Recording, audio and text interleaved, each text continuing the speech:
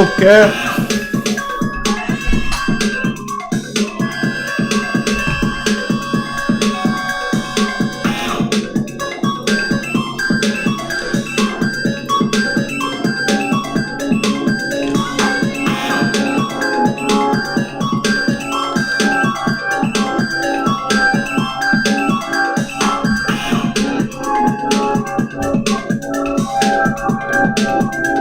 Bueno, ancora che suono.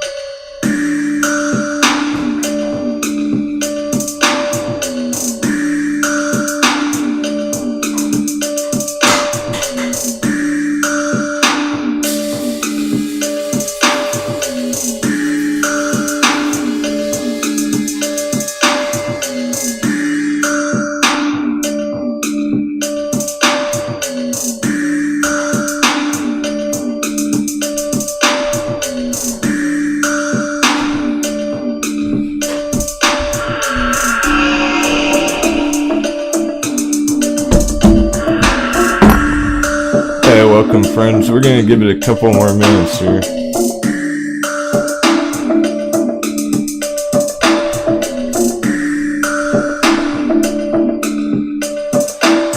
No one's been shown up for the pre-market analysis, so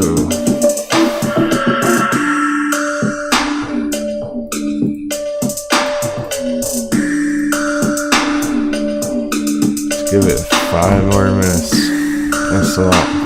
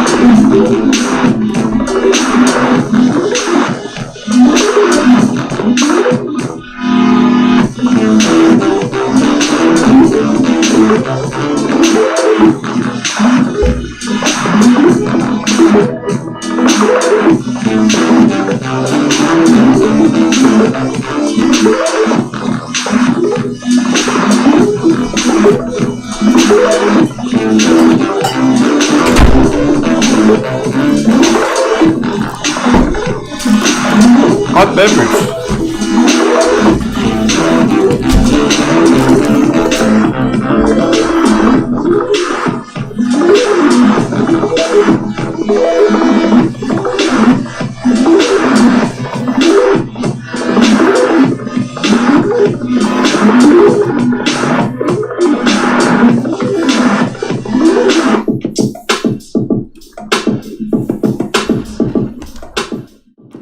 Good morning, Stock Pirates, coming at you live, 6:12 a.m. West Coast, USA.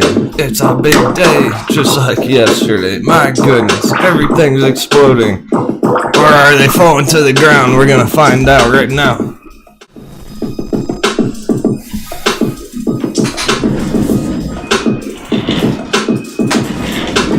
Jumping into the Matrix.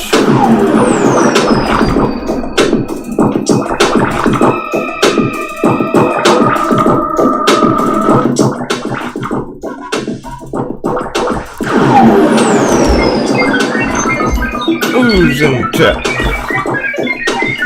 Todd Bigsley, Eastside, West Virginia, Tupac, Ben Hopewell, Snap, Robert, Chuka Batman, Pertman, Nicky Swaby, Firefly, Chloe, Air Bear, Bill Watson, Hornet, Hey Big, Matt the Tech, Jamie Murphy, Top Pirate 72. That's how you represent Eastside. I got NAOV. I love everyone. Cool. I'm here for you. Let's do this chat. Everyone else sleeping who wants to make some money.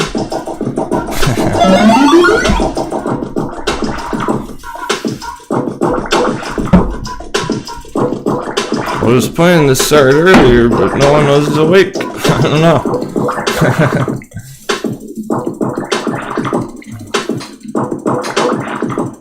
So, this for you, people in the chat. What do you want to know? I'll tell you all the secrets.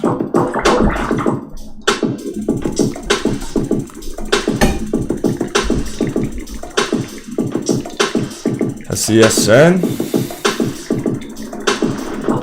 Boom. Congratulations.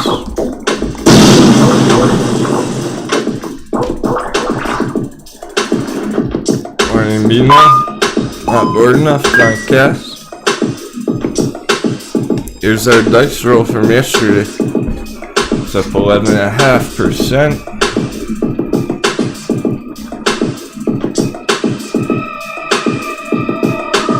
We're still finding bangers. Oh, hey, thanks a lot. Not bored enough. Yeah, dude, I saw that. Talk about that. But first, here's a win. Here we go. Pre-market that orange line, orange dash line. Resistance. QLGM with cliff diving last night. Just like our projection. SESN. SESN Bio. Absolutely hammered the other day.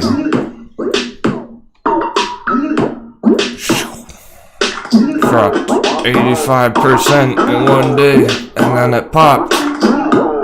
It dropped and then it popped. 175% right after. Now we're right in the middle, starting to go green pre-market. QLGN, here you go. I was looking at it actually. I pulled it up myself. Alright, check it out. It got hammered, to say the least.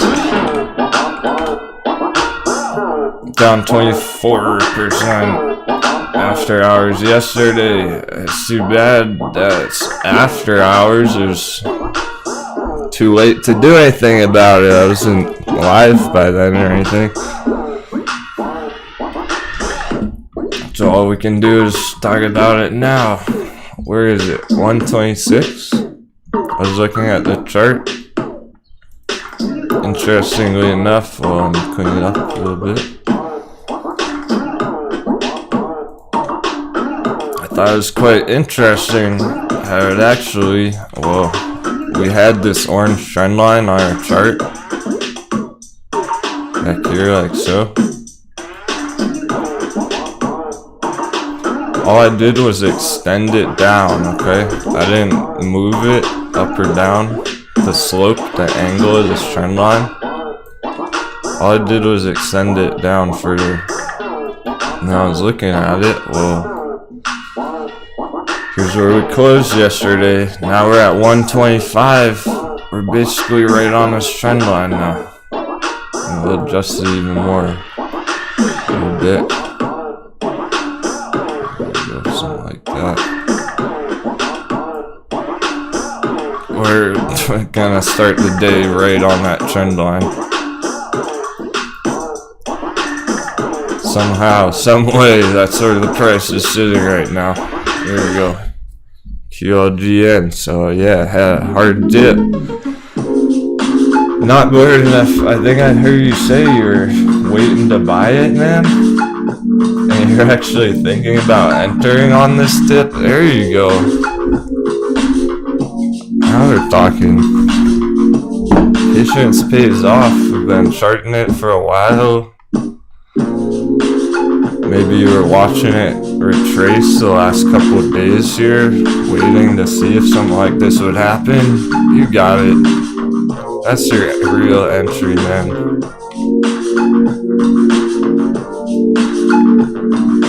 If you wanted to enter it previously, it's so much better right now. It's so much even better today on that dip.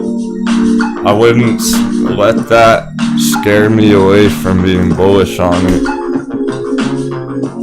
That doesn't tell us that it's crashing, guys. That doesn't mean it's gonna go to zero or anything. It's a hard dip. And I'm actually gonna be looking for some sort of bounce from this trend line. I think it's gonna bounce from there today. But for now, that's just a guess, because we gotta see how it goes on the opening. It's really hard to trade pre-market after hours stuff like that, because it moves before you can even do anything about it. So if you are holding it, I would keep holding it. I would not be taking a loss right there. It doesn't make sense. There's no reason to exit your long on a short-term dip like that, unless you really think it's going to go down really far. It already has, though. How much further can it really go before it hits zero? Right, so if you're bullish on it, I would say bullish on it. If you're looking to enter, today's your chance. This is the best entry we've ever seen on it. It's literally the lowest price it's ever been. It's now a hot beverage. It's just like Ride. For Ride went the lowest it's ever been.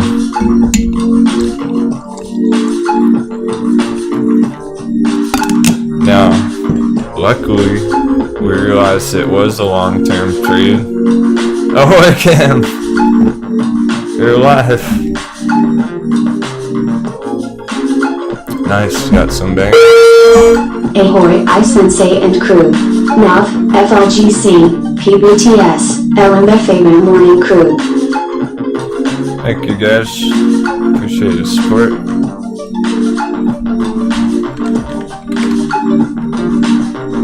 Oh yeah, this one was going wild back there.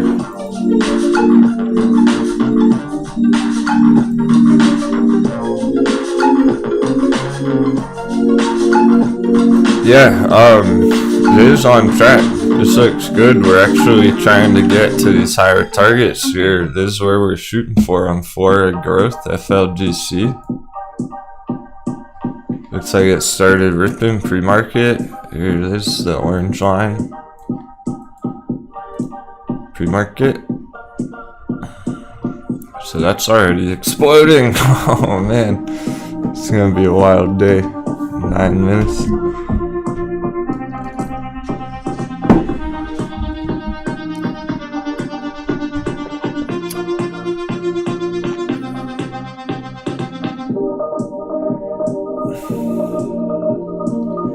chat for a second.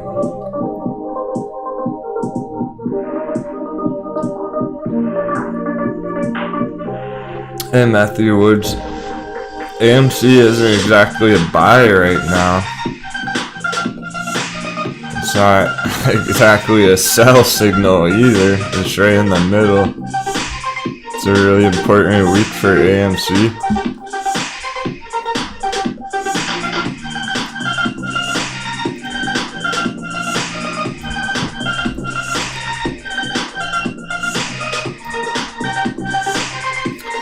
It's right in this hard resistance in red, this whole red box, calling it a bear box. If it gets above there this week, 37, it'll look a lot better. Until it does, we're gonna have some healthy skepticism about it, because that's just so much resistance right here, going way back. It always has been, and it's acting as resistance currently.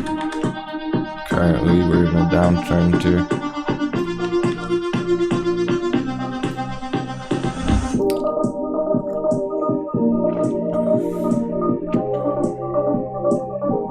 Yeah, I understand there's concern about QLGM because that was like a 25% dip after hours. That's very large. Maybe too large. What do you think? Maybe too much of a dip, if you ask me. It looks like a shakeout. looks like a fake out shakeout if I've ever seen one. I wouldn't doubt the bullishness of this chart just because that hard sell-off yesterday. It's just some news cycle BS. It's a long-term chart. It's too late to even get out of it down there, essentially. If you didn't yesterday, if you're holding it, you should think about continuing to hold it, at least for today, see if it can recover some of that red today. Yet the earnings coming up September. Wait.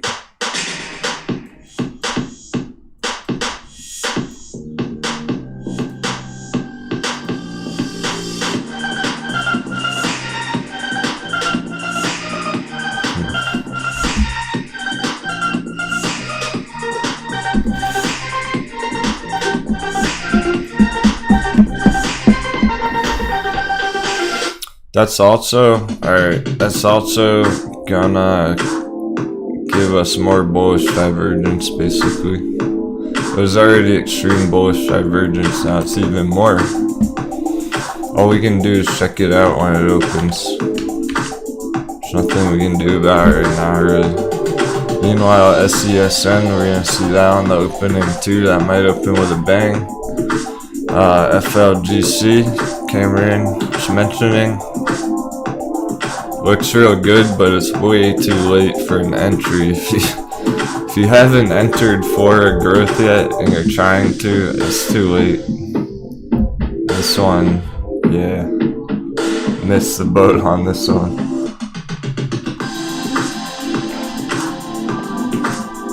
Oh, good luck with the job interview, Colton.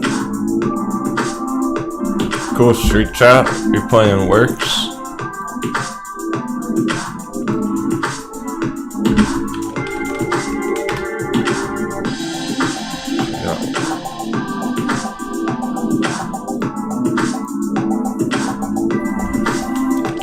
This is what chat's talking about.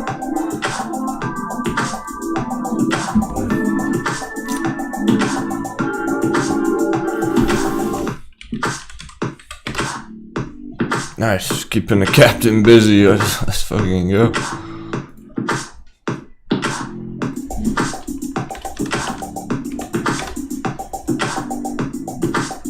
You know it's gonna be a good day when I pull up 20 tarts for the market to be open.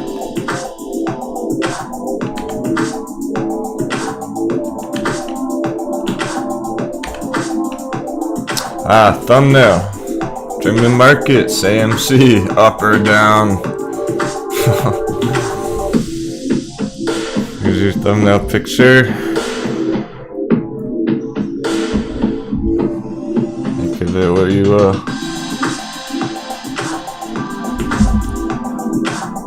Could go either way, but you see how critical it is here. Just gotta get through this resistance. Has not done that yet. It's very, very close.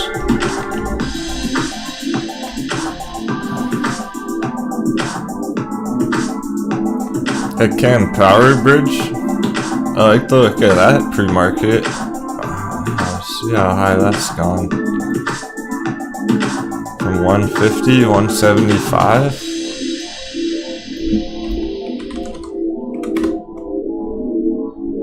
Nice. 16%. This is a brand new one. I like how bottomed out it is down there.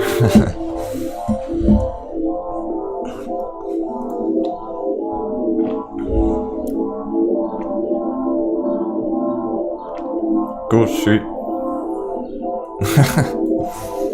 You say he's horny for a discount on AMC.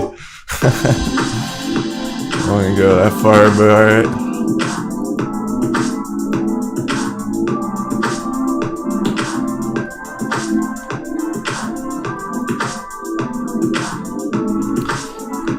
Cam, you probably already saw some nice things on this chart.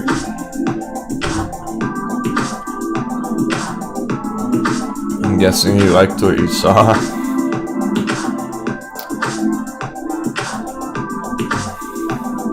Maybe one of these breakouts. That's valid to me. That looks good to me. It's getting going there pre-market. So you have a breakout previously. It already broke out through the resistance. It's not a hard resistance anymore. It's about to open the day right there on top.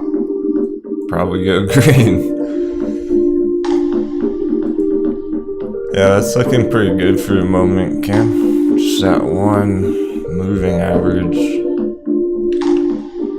But I think it could get through there today.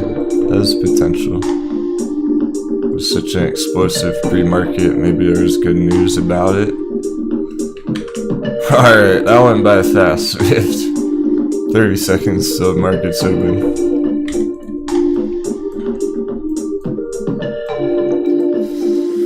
I was hoping to start today earlier, guys, but it took a few minutes for people to tune in.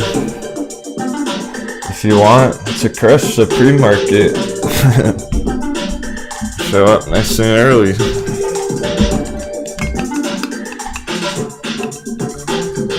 I'm not going to do the pre-market show if there's only 20 people here.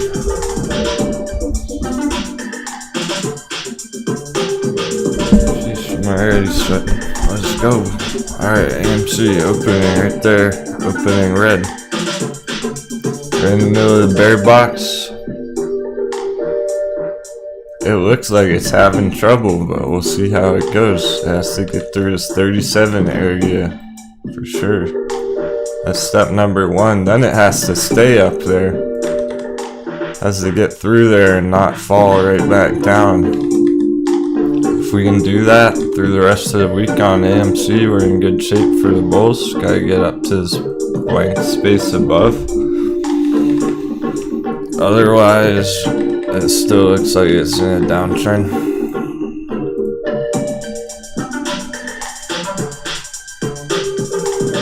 I have a feeling we'll be referencing this chart again at some point today, this German market chart.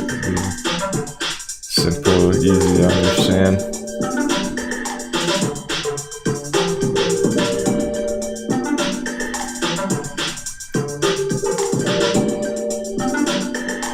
Oh, I had dollar. I keep forgetting to post this chart, but any day. It's today the day, maybe. Oh boy. Dollar's very green right now. Yeah, it's been stuck in between these two blue trend lines. In this corner area, anytime between now and next month, we're gonna see a breakout either above or below. it could happen today and just shoot right up out of there. It's bouncing pretty hard right there. That's going to be interesting, be relevant today. Definitely have to keep some bit of an eye on SESN, my friends.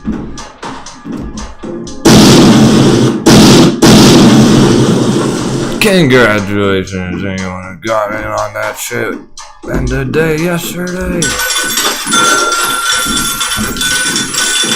That's what I'm talking about, 20%. Here's our breakout entry yesterday. Right there. With the tight stop loss. It was such a tight stop loss. Powderhound crushed it. I talked to Powderhound. He said, hey, the SESN was interesting. I got in on the breakout and used the stop loss you were talking about. Never got stopped out. Open with a bang. Kelly, J. Bake, Cameron.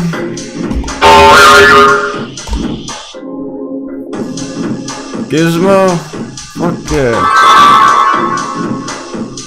Oh snap, cool as deep. Oh, this is sick. A bunch of people got in on it. Fuck yeah. Let's ride. Johnny Gas.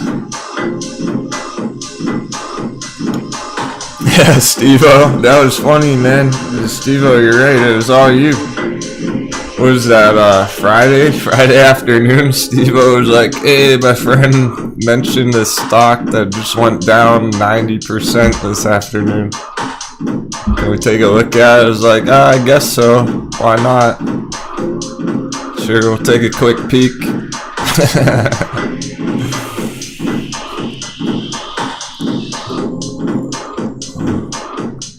Yeah, that is going good. That's a great start. We didn't take it that seriously until we saw the potential. It didn't mean as much until we saw it bounce 175% in 15 minutes. Once we saw that, it was like, alright, this chart's hot. You can't argue that giant bounce right there, 170. Thanks for the SESN hot beverage. There he is. My pleasure. Cheers, Powder. That's a great start. Because it's a start. That's looking like it might keep going way higher. Let's give it some time. Check back with that in a little while. I have a breakout alert on it. 150. QOGN going green!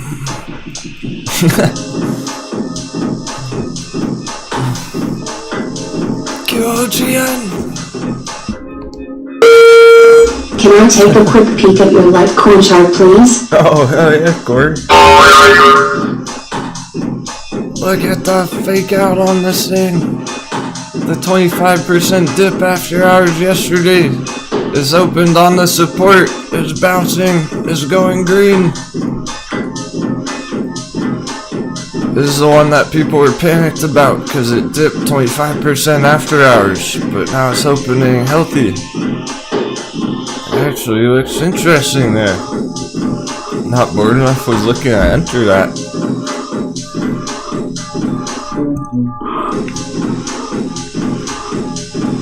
Hey, let's go. Bill Watson, you got some of this one? PBTS, Power Bridge, our brand new chart from this morning. Cameron scouted out. Looks pretty good, man. Alright, go look, guys. Power Bridge. Indicators on fire on Power Bridge. Wherever the fuck Power Bridge is, the indicators are exploding.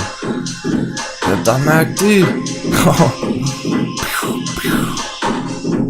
Power Bridge. BBTS. That's looking interesting. It's a day trade. It's a scout. We don't know the due diligence. We don't know the fundamentals. We don't care. It's a scalp. It's popping. It's up 20%. It's starting to break through that resistance. It might go higher later in the week.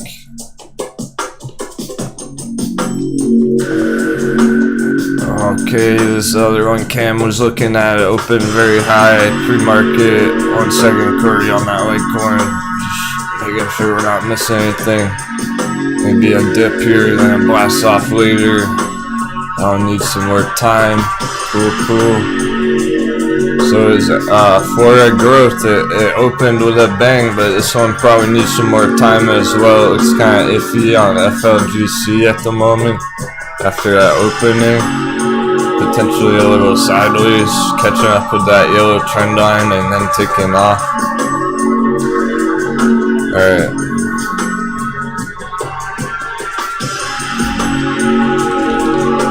I don't know if we ever made a Litecoin chart, honestly, dude. Oh, we did. We did. We had the bounce from the 236 fib on Litecoin. $100.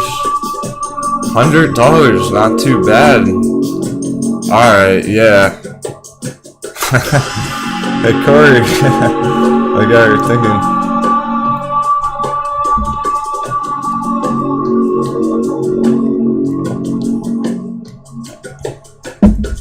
Corey, this is good. Litecoin's looking good. 200's fairly reasonable. 100 was a nice dip entry. That sounds about right. That sounds pretty fair for Litecoin's value, considering 2017 it was at $350, $400 up here. It also did that again a few months ago. It really belongs at that price. It wants to be $400 and it's at $200. So it's not the worst entry there. You're basically getting in half off. PBTS still ripping. Power Bridge, whatever the fuck. Power Bridge Technologies, go. What even is this? It's up 23%. We just watched it go up 10%. Top of the morning, Captain and crew. What are the targets on OPTT and where is XPUS traded? Smiley face. Go crypto. Oh, this is lit. Crypto crew. All the AMC people tuned out already. We already lost some AMC viewers. I guess because I didn't talk about it the first second of the day. It's at resistance. Crypto crew. Thanks so much, Foo Angel. ICP. Oh, it's holding. Oh, I got an alert on it down there on a dip. I'm interested in it. It might blast the fuck off right here. I don't know if we even have time to get in on it down there. It might not go much lower than that. I'm hoping it does, but I'm not counting on it. It's too short term. That's very short term right in there. And this is a long term. It's a Bart. I think I see. Who's that? Is Bart Zipton?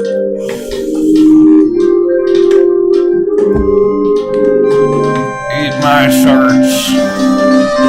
Eat my shorts.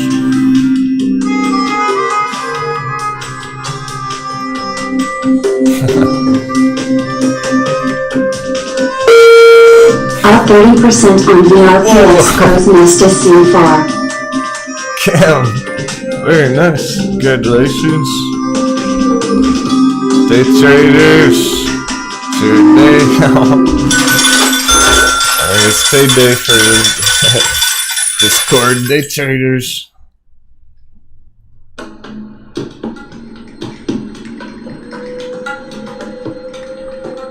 Nice, Foo Angels, thinking big.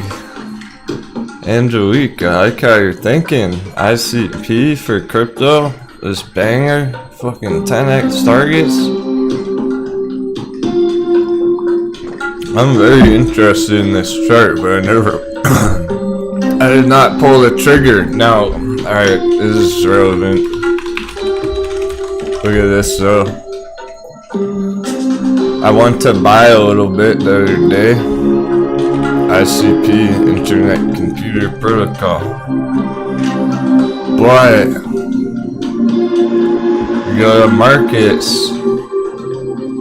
Here's the markets it's on. It's not on, well, that looks like a lot of markets, but it's actually not on a lot of the markets. Maybe Coinbase there, but it's not on Gemini, and it's on Binance, but not Binance US.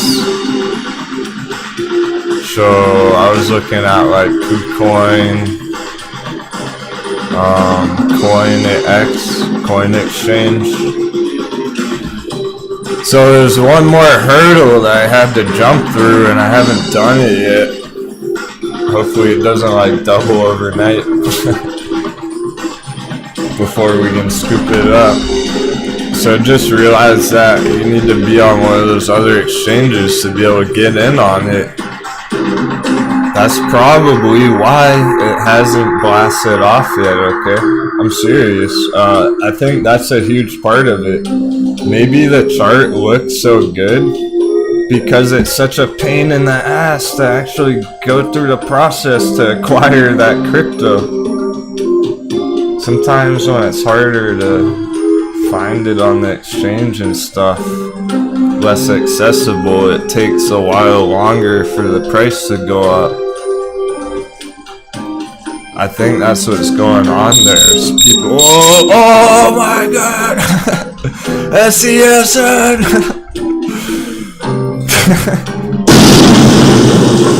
155. We have a major breakout on our dice roll. You gotta be kidding me.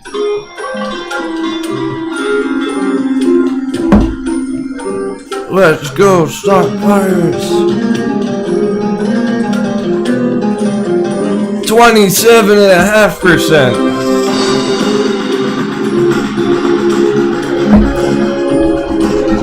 Woo. How's that for a start to the day? How's that for the first 15 minutes? 2% every 1 minute, guys. It's going up 2% per 1 minute. Let's fucking go. Keep it going. Keep going.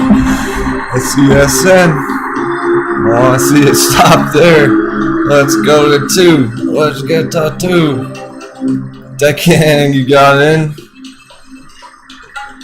Badass. Alright, Food Angel. OPTT you're asking about? Nice, you're talking about putting in your sell orders already.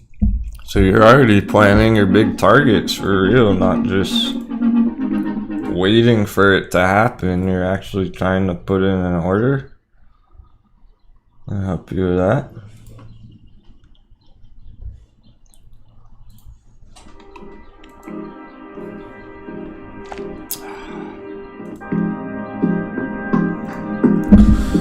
Let's do the thing. Not financial advice, not a financial advisor, for entertainment only.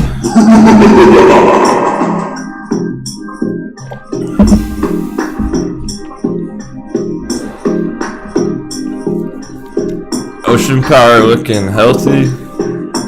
I like the look of it. Don't be fooled by a tiny red candle yesterday. It hardly did shit yesterday. There's nothing.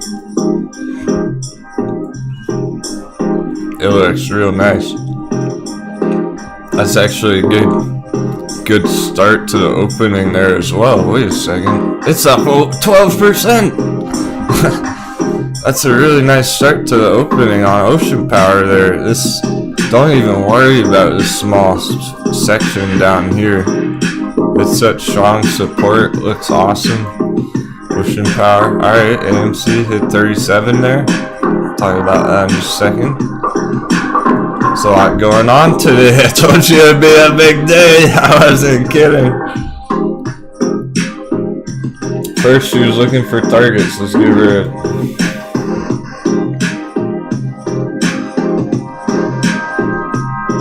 We got a lot to talk about. One more. Crow's Nest Cam say he's crushing on VRPX. Okay.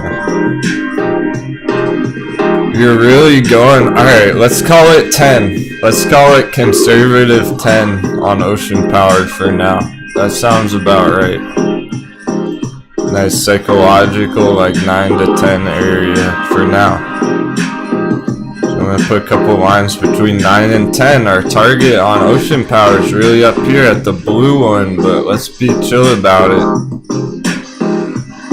Go something like that. 9 to 10. From 2 to 10. 5x.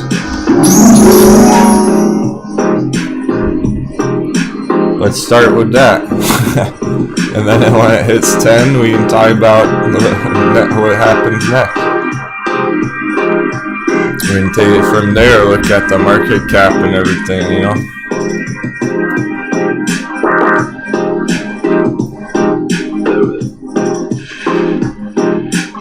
Nice street trout. Crushing on this one. There's some AMC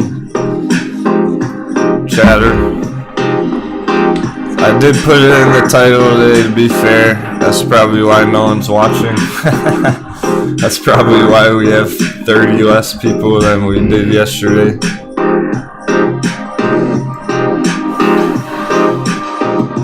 I think I'm just done with it now. Just fuck it. Let's just never put AMC in the title again, shall we? I'm trying to keep people like excited about it, but it doesn't seem to matter. They just want to hear about the short ratio and stuff. They don't even care about the charts. This is an important spot. Tech-Hand goes, honestly, I'm done trading it. Appreciate that, guys. Ladies and gentlemen, keeping it real, go shoot the captain. It's this weird dilemma, because it's like, the Moon Boys want to hear about how do I grow the channel if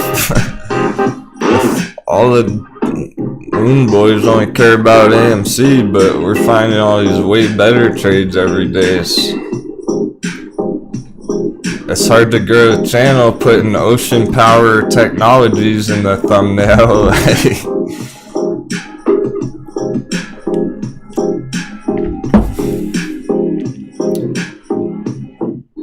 Sounds good, Bill Watson. You're okay with not having any AMC? You did well with it already? For sure. It's a new age. We're moving onwards and upwards. It's taken AMC a long time to do that on the chart. To be real. Don't forget, it was $45 a couple weeks ago.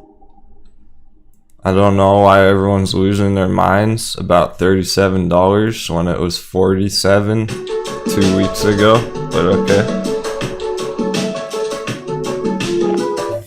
Technically it's dropped $10 in 2 weeks, but no one's really talking about that part.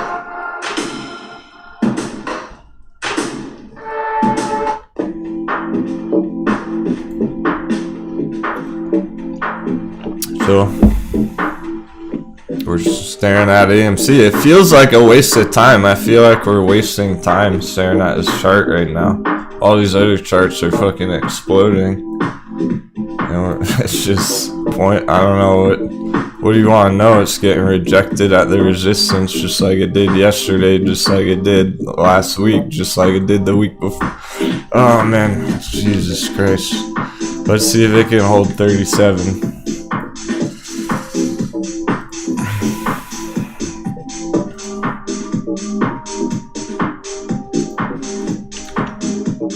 Whoa, VRP, the day trade, fucking go, day trade, holy shit, what is this doing now? 110%, that's what I'm talking about, we're missing stuff, guys. Why the fuck stare at AMC when day traders are 100% up on the morning? Camera, let's go, man. Dude, nice, 110% pump.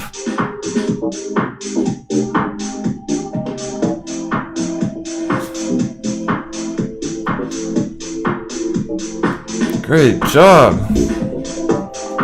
See, we did miss something. We literally missed this. Go up 100%. Cameron was asking about this pre-market. We didn't have time because some moon boys had to ask about AMC. We were about to look at this one. Everyone was like, AMC, AMC, AMC. How about VRPX? 112%. Some of the day traders are fucking crushing this. I didn't even see it till right now. Sorry guys, I wish we could please, I would like to start the day with a pre-market technical analysis. I really do, because look, we gotta start nice and early before the market's open so we can find stuff like this. It's too late, it already doubled. This one's gone, it's already in space. Please do your best. Maybe tomorrow morning we can all try our best to meet up 30 minutes before the market's open so we have enough time to find charts like this. I've been having to run the countdown longer, waiting for people to wake up and stuff, and we might have been able to get some more people in on this one before it exploded. In the series.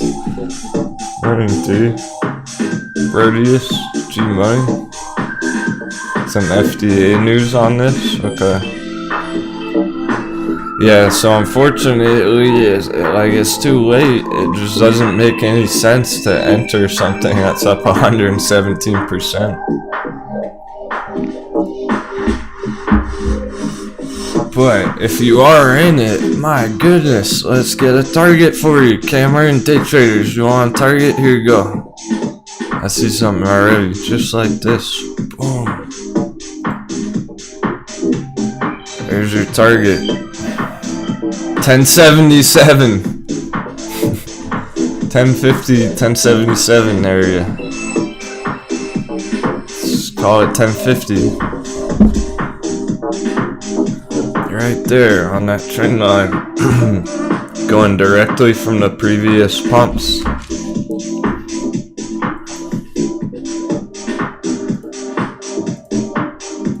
That's the best you got. That's all we got, man. There's nothing else to work with here. You don't have any other targets, really. So that's your target for today. Anything around there, around 10, whatever. I get in on that. You don't want to wait and then watch it go straight back down on you. It's between, you're already getting there. Between 9 and 10 basically. 9 and 11, whatever. This is the target area. See what happens tomorrow, but you don't want to wait and find out. You don't want to risk holding it too long and tomorrow it gets hammered again. So definitely, if you're up 122%, you know what to do. Lock in that motherfucking green.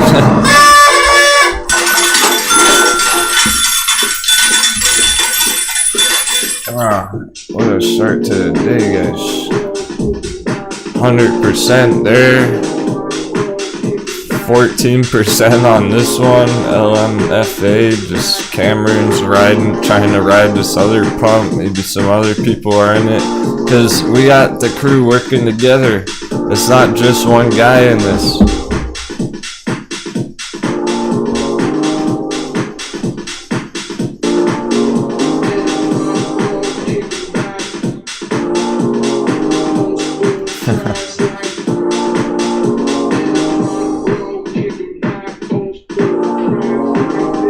Oh, Johnny Wad just sold your NAOV. Check that out. I'm reading the day traders. Let's go, day traders. That's how it's done. Cam posted it pre-market right there. There he is. Well, early VRPX.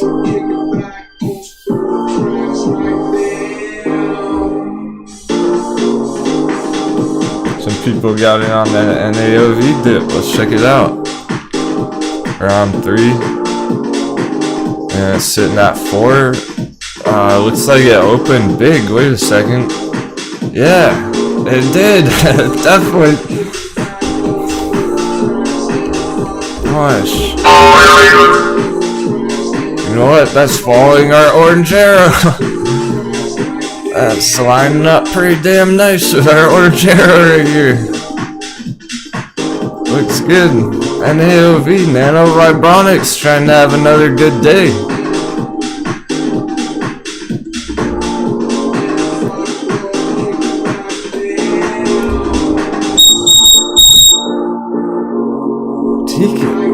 Whoa, is this a hot beverage? I think that's a hot beverage on TCAT.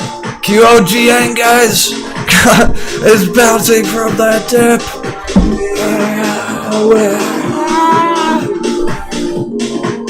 Let's all lose our minds. So much green, we haven't even seen this much green in months. What is this?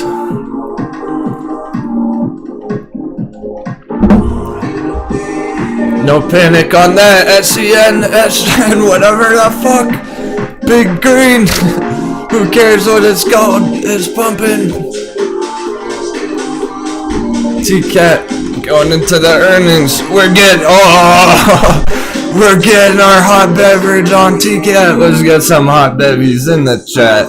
Robert knows what's up. Drinking those hot bevies. We need some hot beverages emotes in the chat. Pronto. Holy cow. Battle stations. Sharpen your swords. Reload the cannons.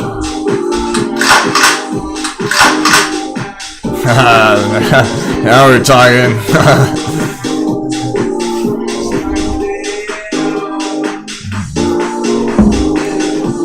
Oh man, I'm buying this dip. I'm gonna buy this dip. Hey, Powder Hound.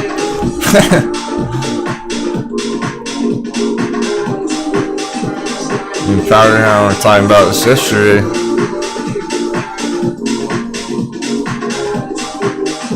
Smart money's ready to buy the dip on TCAT. We're getting it. I'm seeing it. It's happening. Earnings coming up like today or tomorrow.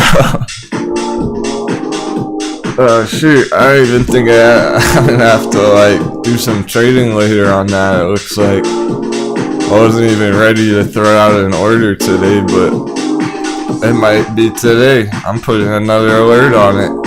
Let's see if it breaks under 5 here today. I'm expecting it to. We're looking for closer to $3 on our entry on TCAT. So from $7 here to $3.50, $3. It's looking to drop in half in just like one day. 1 or 2 days. Get absolutely devastated. That's when we're gonna be plundering it. That's when we're going in for the kill.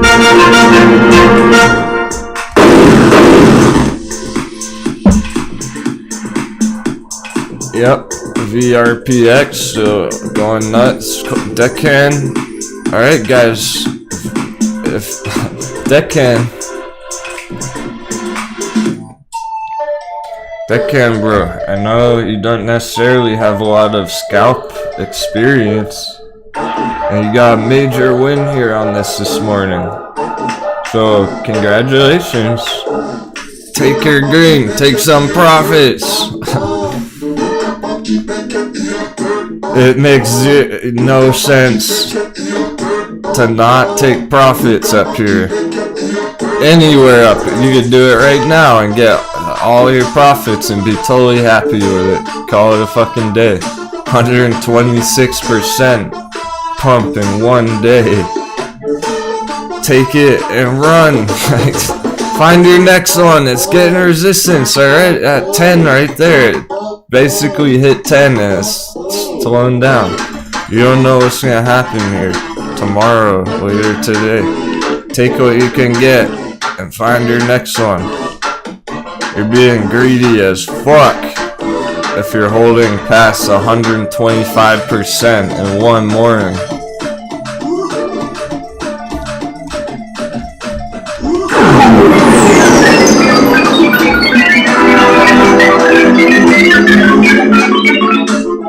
I can't help you if you hold it beyond there.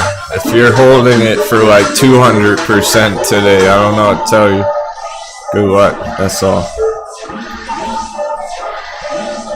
Meanwhile, NAOV, alright, so this one, it opened up nicely. We have a bunch of traders holding this right now. Some people bought the dip, so that's a, hey, if you bought the dip yesterday, you're off to a good start already. You're already up a little bit. It's look at that, it's holding this yellow support trend line. This looks fine. No problems with this NAOV. This looks nice. If anything, you're getting a new entry for today right there for higher prices later. That's a dip, not a crash. Looks fine. I don't have an issue with it. Just gonna take some more time. Maybe later today it'll start hitting these bigger targets, 450 area.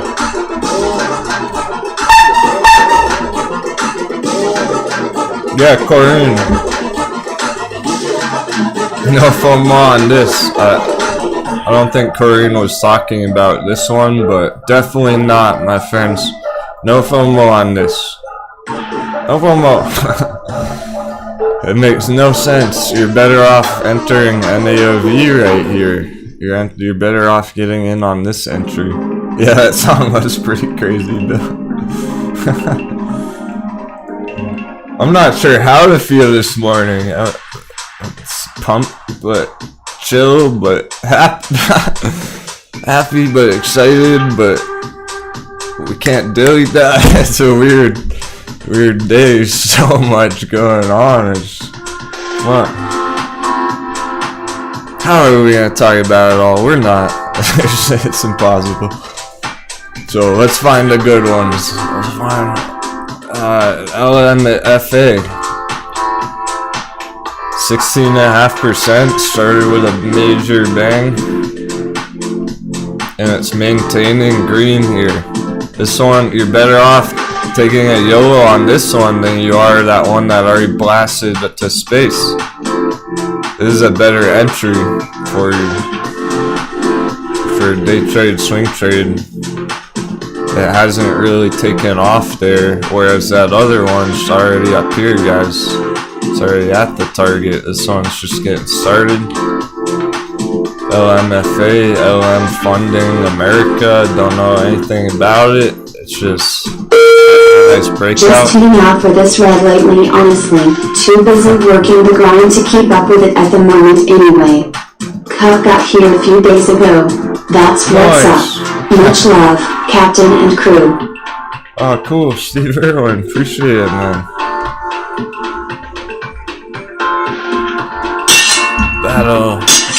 Battle gear. Every trader needs their magic cup. The secret's in the cup. Didn't I tell you? That's where the crystal ball is. Yeah, that's unfortunate to hear about your red position, Steve Irwin, though. And, well, it's nice to hear that you're just kind of chilling on it. I know there's definitely a lot of traders from last month on some of those positions taking a beating, like on SPCE and whatnot. Guys, you're hitting the target on this pump. Time to take in profits. $10, $10.50. Lock in that green. Don't be greedy. It's up 135%. That was an emergency, but emergency. Take your profits.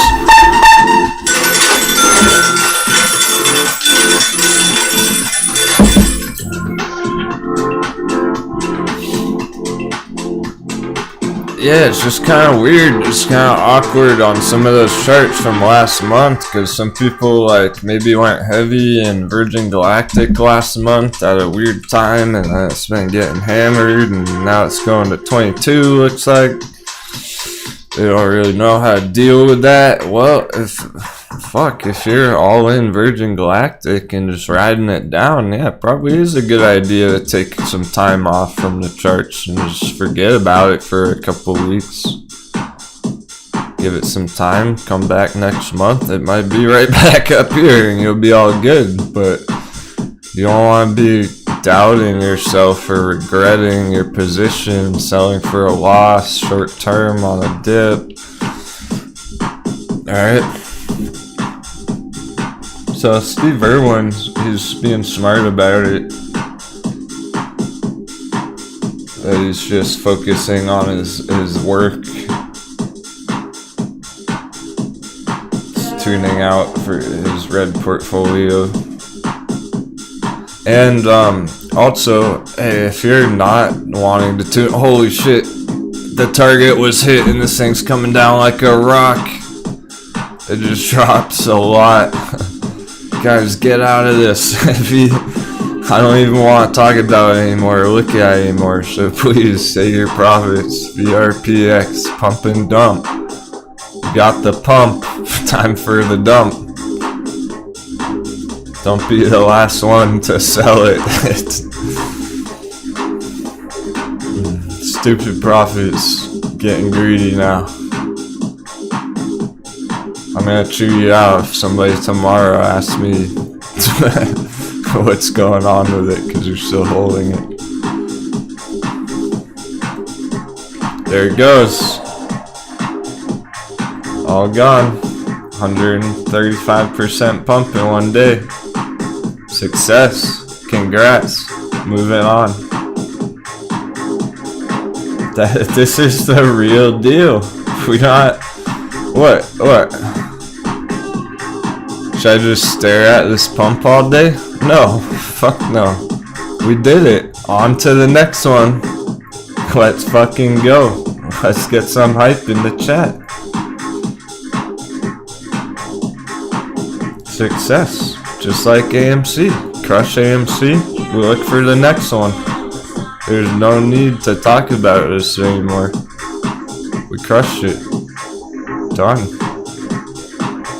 Let's find another tomorrow. Let's. Pertman, fuck yeah. You're up 30% on your SESN. On your sensational trade. I'm gonna need another hot beverage. We don't even have as many people as should be here right now. I don't know if it's because it's Tuesday, if because it's the AMC title, if people are struggling with their I don't know. Day traders are fucking killing it. So I need some more coffee because I'm here for you in the chat. Whoever is here, we're gonna crush it. Let me go make some more coffee. We're gonna have an early intermission. Happy trading. Best of luck. For real. This is gonna be a good day. It's already starting with a explosion. This is excellent. Very nice. Spartan Fitness says, thanks to you, I'm killing it. Yeah, no, I guess I'm done with that title. Fuck. Because AMC had a nice green day yesterday, so I was like, you know, I'll be nice to AMC. I'll give a throwback title, you know. AMC up or down, critical moment, critical spot. If people want to talk about, no one in the chat cares right now. And it didn't bring in any new Moon Boys, so forget it. We might as well be private on live stream on Discord right now.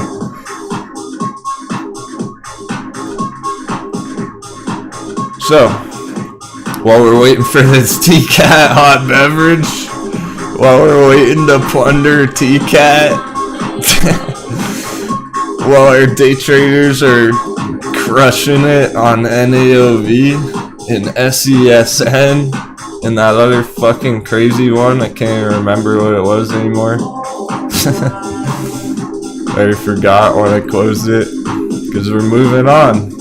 Whatever the hell that 130% chart was. Yeah, there's good opportunities. Let me make some coffee so we can keep finding them. I drank that one quick. NAOV on the left. Hot as fuck. Blast it. Let's go, Bulls. Nano Vibronics, Bulls. It's been one of the better looking charts for a while. Oh man, there's so much more to. Hey, Balancer! Balancer, Bulls! Looks like Balancer's been climbing up as well. Balancer's up 8% today. I didn't pull that up on purpose, but there you go. Crypto crew, hey. This is very good.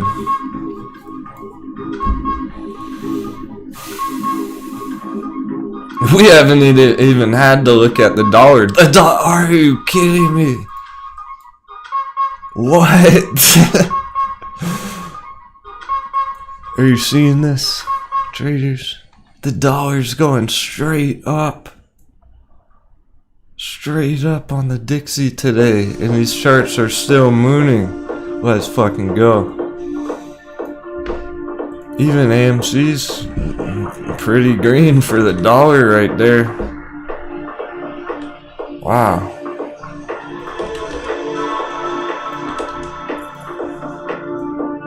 There's the dollar pumping. Holy crap.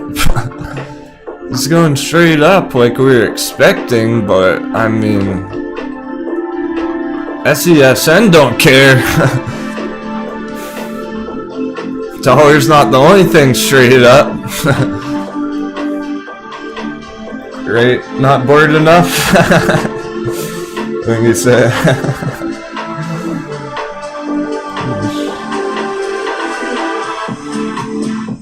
whoever said they were horny for AMC this morning. It's not the only thing straight up today, huh? Oh, fuck yeah, Street. You're already up 15% today? Congrats. Never disappointing us.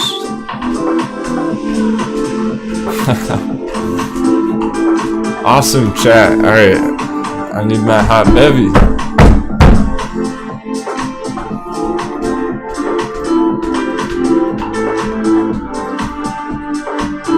They're like all still going. This looks crazy. Not much slowed down. Okay, NAOV, let's get SESN for the day traders, dice rollers, gambler, traders yesterday. We plundered it in the purple box here on SESN. It's popping.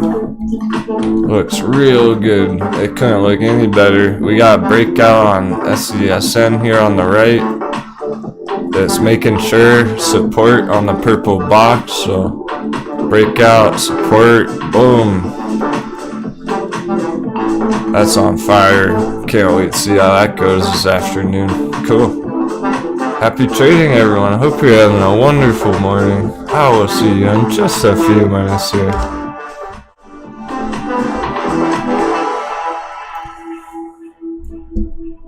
Stack that green.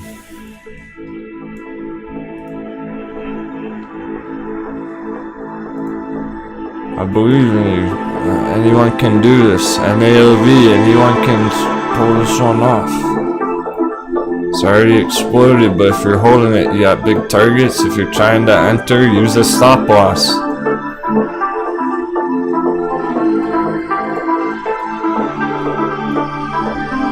SESN has not gone too far for an entry on the right. It's just getting started. Anyone can win it.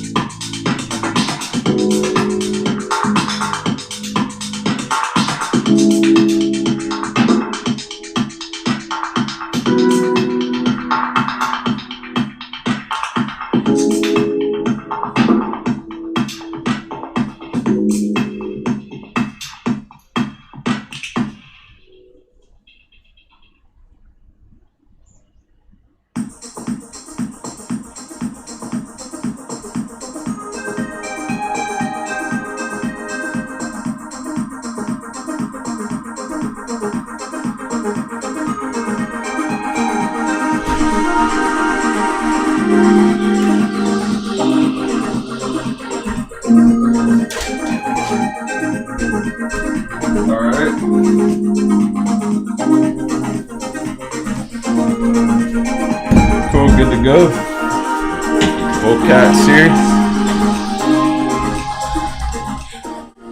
Jumping back into the charts.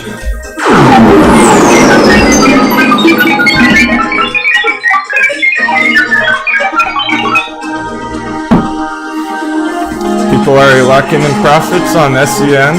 That's SESN. Alright, cool. Congrats.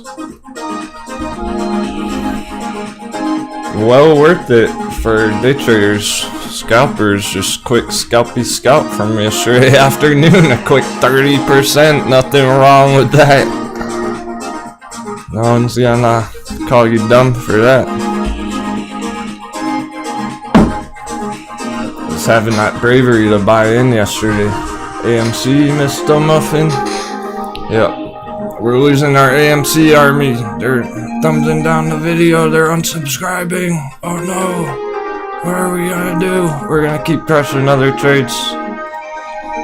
See you, Moon Boys. But yeah. There you go. Breakout retest. What is it gonna hold? Is it gonna hold Bear Forest? Slay the bear. Gotta slay the bear. Gotta fight the bear first. 40 big ones. That's a big number. Big round number. It's gonna take a lot of strength to get 40.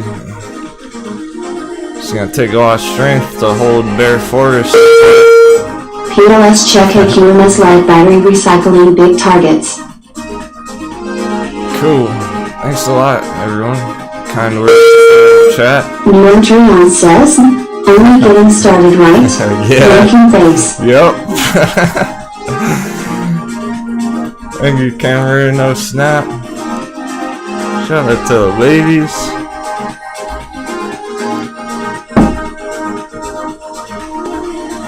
SESN new entry. You got that right. Some people took profits. No one's gonna call you dumb, but you might miss out on the next pump. You might miss out this afternoon if you exited already. I'm looking for much bigger targets than this. I'm looking for $3. Got to forget too, we're trying to get to 3. Another 100% here on SESN. So yeah, man, you're at the support level right here. It can easily bounce right here. Rest of the day. Top of the box.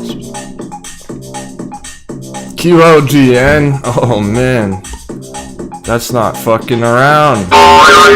It opened horrible, but we didn't doubt the bullishness. Remember the crazy bullish divergence all over this chart. Holy cow.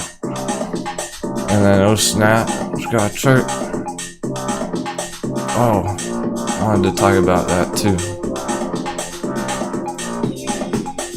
What's not pumping right now that we're... Fuck yeah, Nano Vibronics. Very nice. It's almost like whichever one of these you're in, you're doing good right now. It's looking good for you. If you got like any of these last week. The QMS, Aqua Metals. Interesting name. I like the sound of that. I don't like the chart right now. Just going through some stuff. It needs that miracle bounce. Not quite here. It's too hard of a downtrend at the moment, making me doubt it.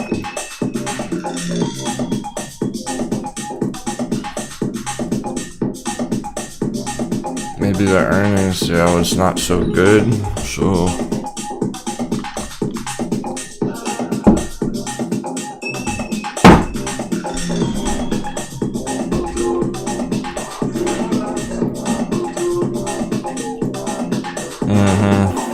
Indicators pretty bearish there at the moment.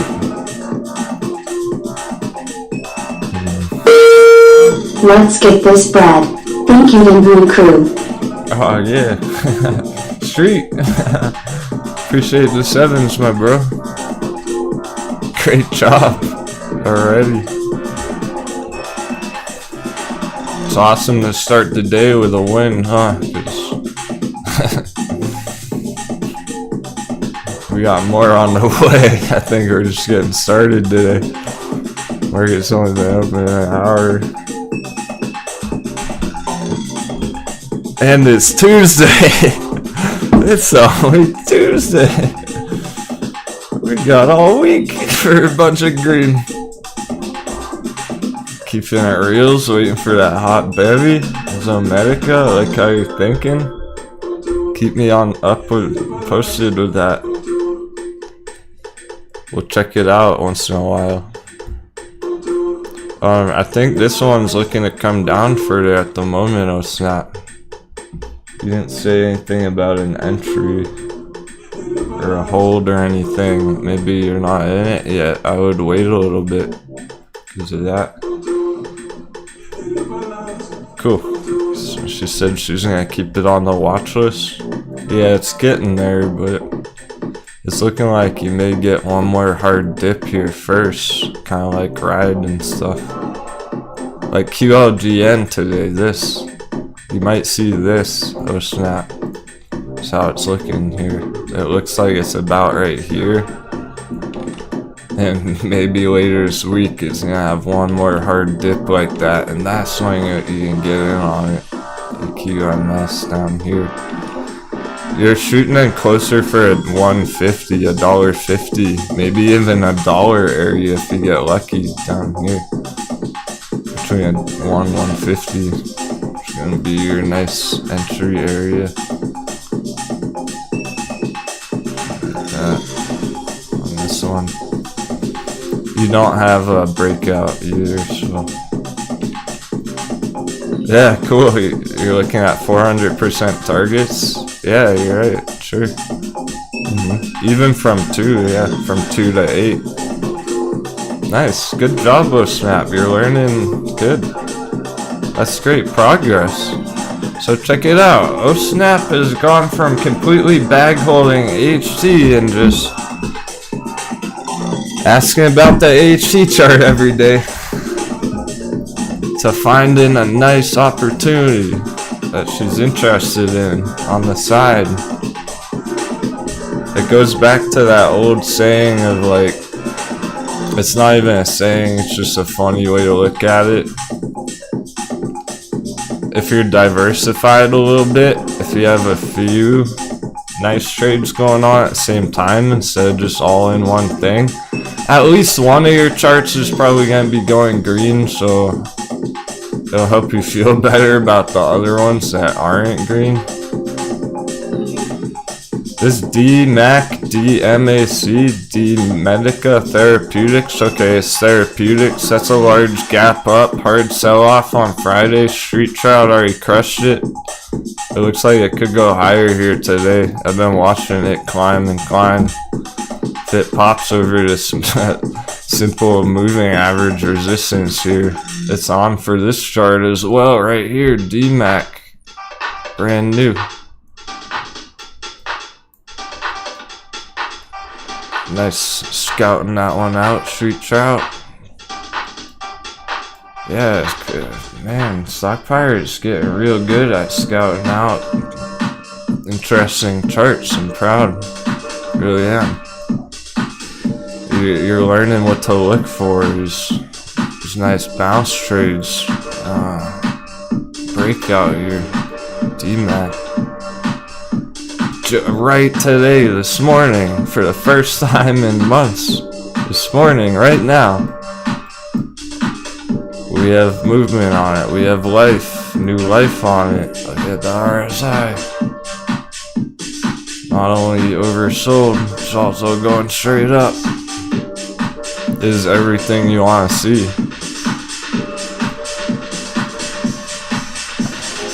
MACD, strong as fuck. So I wouldn't have seen this, I wouldn't have known about it if it wasn't brought up this morning. It's really cool to find nice stuff like this with the help of all you out there.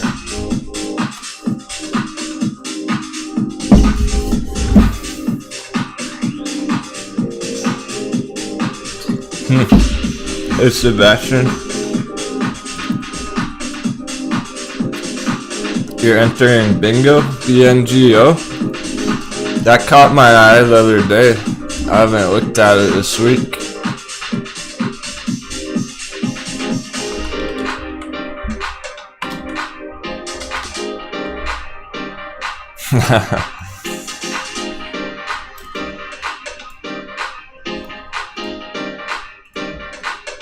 Right around 5 area. That's where you wanna try and get it. Maybe a stop punt, $5.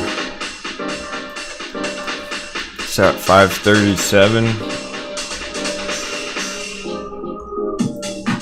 Yeah, man, I'm watching this blue parallel channel. True. Sure chat said D-Mac had all the classic Denwo signs. It's very cool, man. Yeah, it really is. It's like all the stuff from the training course videos.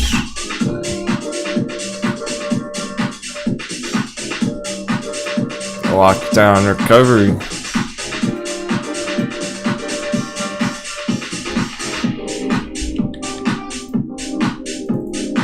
Very oversold. It's bouncing.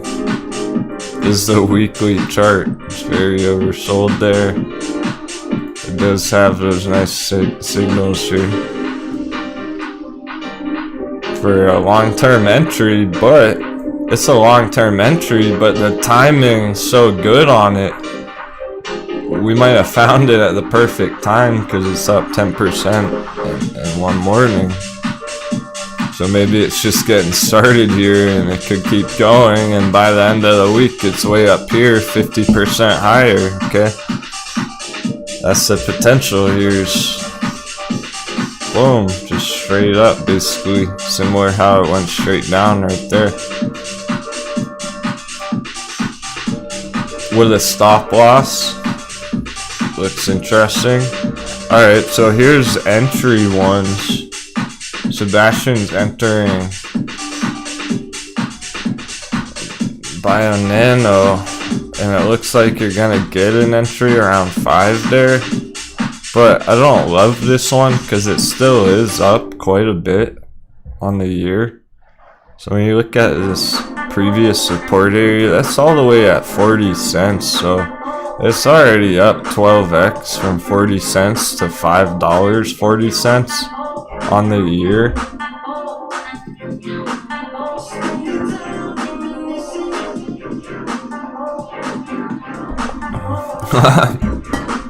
Komodo. The D-Mac with the Mac T.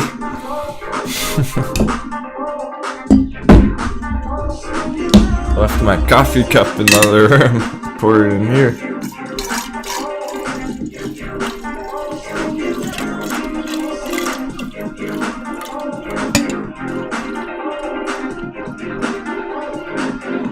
Strong black coffee. Strong enough to kill a man.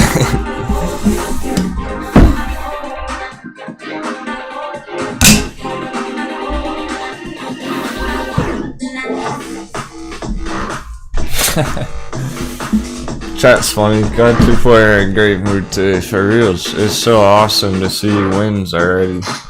Good results today already. In just an hour here, people are already winning some good trades. The bullish divergence is real on QLGN, guys. I have to point this out again because we talked about it pre-market. This thing got smacked after hours, crashed 25% when the day closed, and we were looking at yesterday accumulation long-term entries.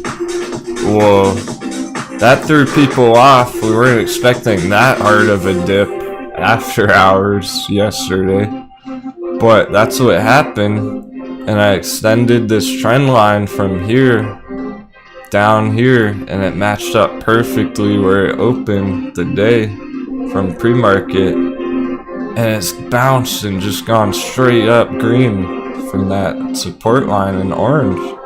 So even though it dipped like crazy after hours, it's recovering all that value already. On QLGN up 16% from that dip. So I think somebody entered, yeah, not bored enough. entered that this morning.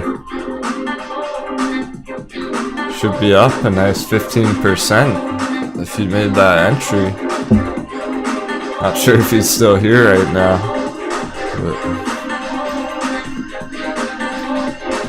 So, when everyone else panics and sells it for a loss, Stock Pirate stepped up, bought the dip. Why is it even going green? Because of this crazy bullish divergence. John Cass. Let's go. He got in on the dip. Very nice, man. That was a nice chance. He didn't have long to do that. He had 1 hour, 1 day.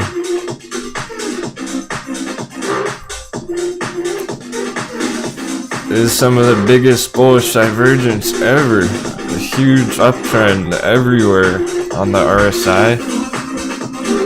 Huge downtrend on the price. So the bullish divergence only got stronger here. Just more bullish divergence there. Yep, here goes AMC. We're looking at that $40 psychological and that's Good morning, Captain. Thank you for the juicy hot beverage, SESN yesterday. Oh yeah, you got in on that, River Ninja. Sick. Welcome, bro. I figured some people would be interested in a quick dice roll like that. It made sense at the time because we were able to get a nice entry on it at the very perfect time there with a tight stop loss, so people didn't even risk that much on this trade at all. Only risking a couple percent on a stop loss, and that went straight up. It's badass. Great job, River Ninja. River Ninja Pirate.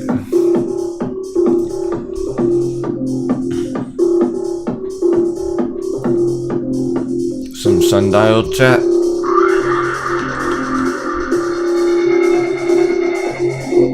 Nice. Nice green coming through on sundial after the earnings in our buy box. Somehow it's just perfect. Somehow it's just perfectly followed our box. Treasure chest. You know what to do. You know the plan.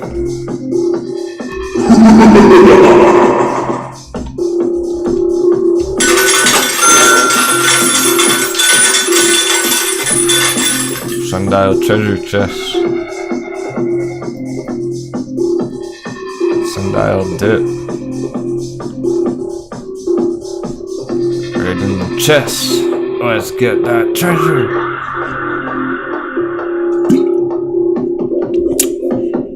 Moon boys aren't gonna understand, guys. They're not. This is what moon boys are seeing. Moving averages pointing down. That's what they're seeing. Panicking.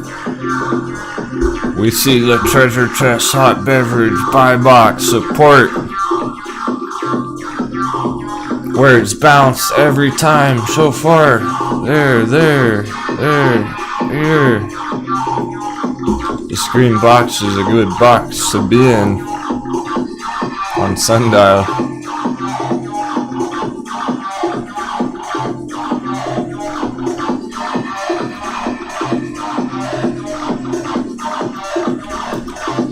Check out some of our other trades lately. CVM, nice spot in it. That can. Good radar alert. We were watching this throughout the day yesterday, waiting for it. We were just waiting for this, like, when's it gonna pop? CVM going for another test. This could be it today. I have an alert on it right there on the yellow trend line. Sell side cooking up here. Definitely makes sense to still hold it. I'll tell you if they're looking like they're gonna crash or whatever. Otherwise, don't doubt this chart. Any day it's looking to pop huge here. CVM, that could be today. Johnny Cass, been holding CVM for like a month, now you're just waiting. Sounds good. You might not have to wait too much longer, bro. We gotta check the Dixie. Oh, holy shit. Dollar's going straight up still.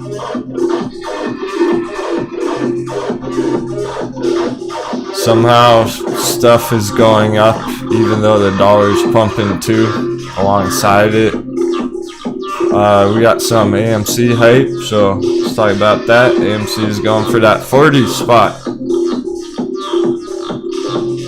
See, we didn't want to make a hard prediction on it yet because we didn't know how we're going to handle bear force. Now we're finding out. Today's an important day here because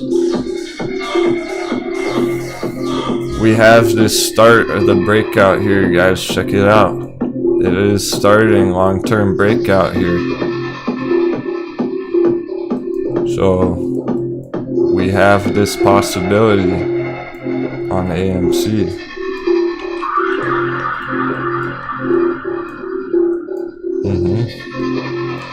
However, we don't know for sure just yet if this is real or if it's a fake out breakout. It's just starting today, right now. We need to be a little bit careful. Well, no, not really, because we've had so much time to plan for this. I don't even think anyone's trying to make a move. Like, people are either already just holding it or they're waiting, hoping for a dip. There's no move to make, really. You're just keeping holding it if you're holding it. It still doesn't really make sense for a new entry because, alright, let's say it smashes that target. Great. It's really more like 85 euro here. Like that. Let's say it does smash this target. Well, for a new entry right there on the breakout, yeah, it's very nice, you know. It could be a couple 100%, but it's not the same as entering at $5. It's not that kind of a trade where we're talking huge multiples, right? Hundreds and thousands of percent from those previous entry areas.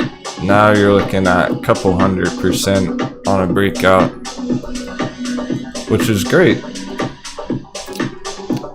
Not exactly the hottest trade to enter at the moment, though. It's great for holders, happy for holders.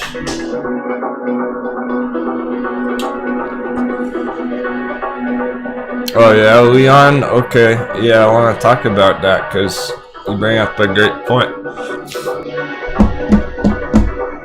Leon Teddy saying took his profits on AMC already from that $5 buy box entry a long time ago. He's re-entering it now.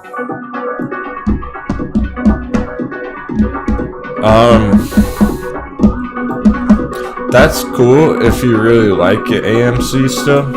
If you're really about the hype and you feel like you're missing out, then you're getting hit with the FOMO. Like, by definition, you're kind of FOMOing in. But if you don't have any AMC, even I'm holding a little bit still for long term. So I understand if you have no AMC and you want to buy some small position back, but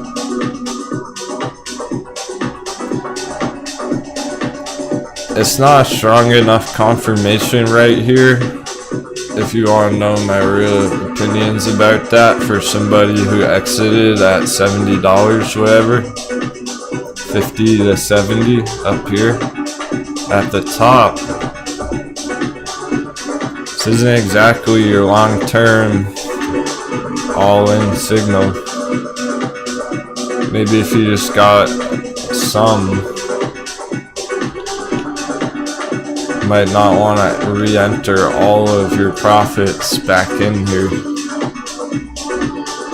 You probably will at the end of the day still want to lock in some of those profits and move them elsewhere from out of AMC completely.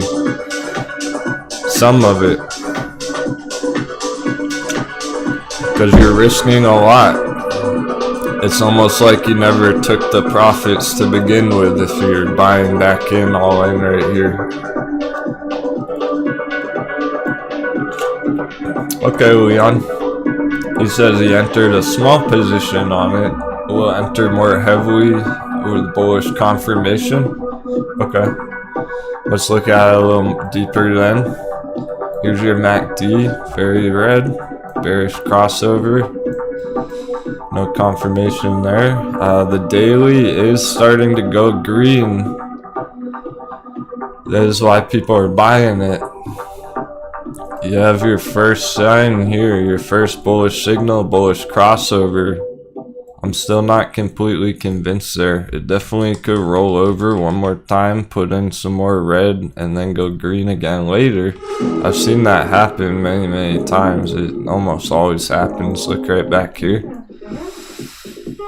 It started going green. People bought it, then it went red, then it went green again.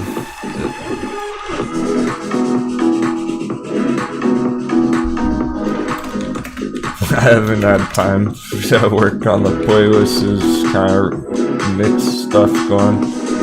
Song requests for our River Ninja. This is the one that the ladies love. So I think I have to play this song. Can't skip their favorite one.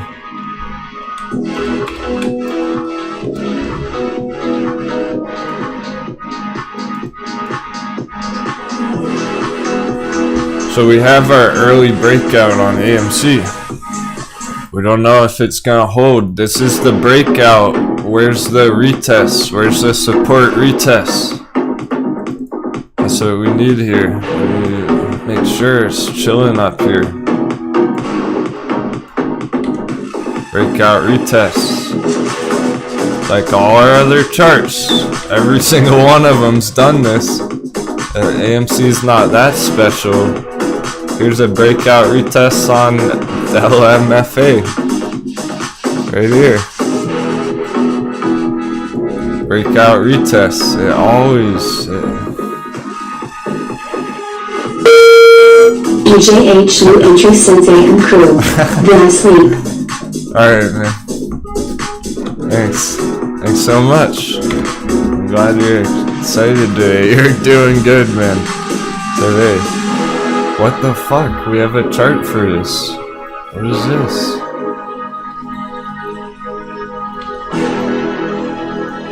We're looking at that $10 area. We probably were talking. Wait a second. 10? Okay. Yeah, well, we're looking at it, but it broke way through. Look at this red line.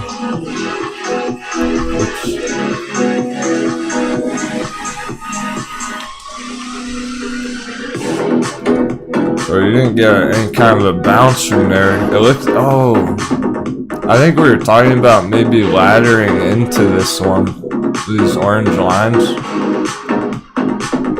Laddering down in entry. Now it looks interesting though. It's way different down here. This looks cool. It looks like DMAC.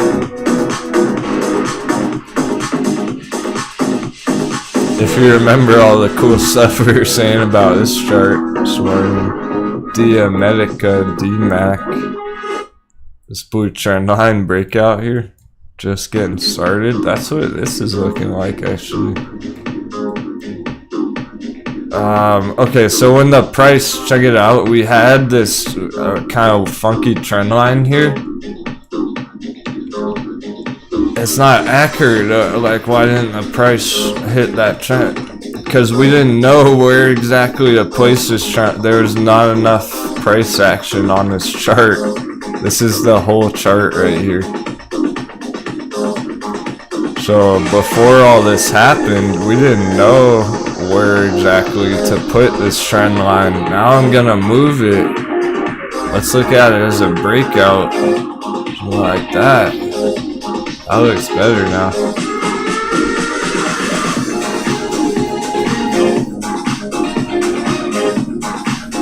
I like the look of it way more than the last time we pulled it up, whenever that was. Check this out, side by side.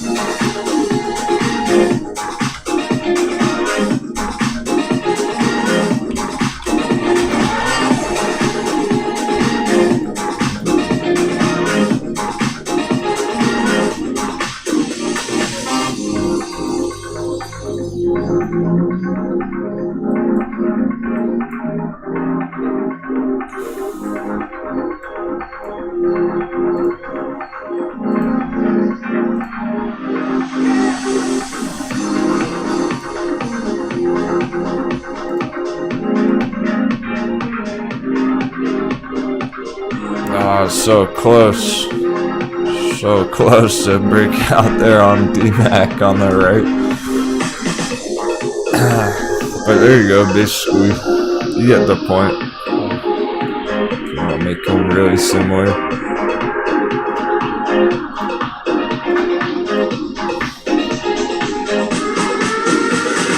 Just because it's a downtrend doesn't mean it can't explode from here.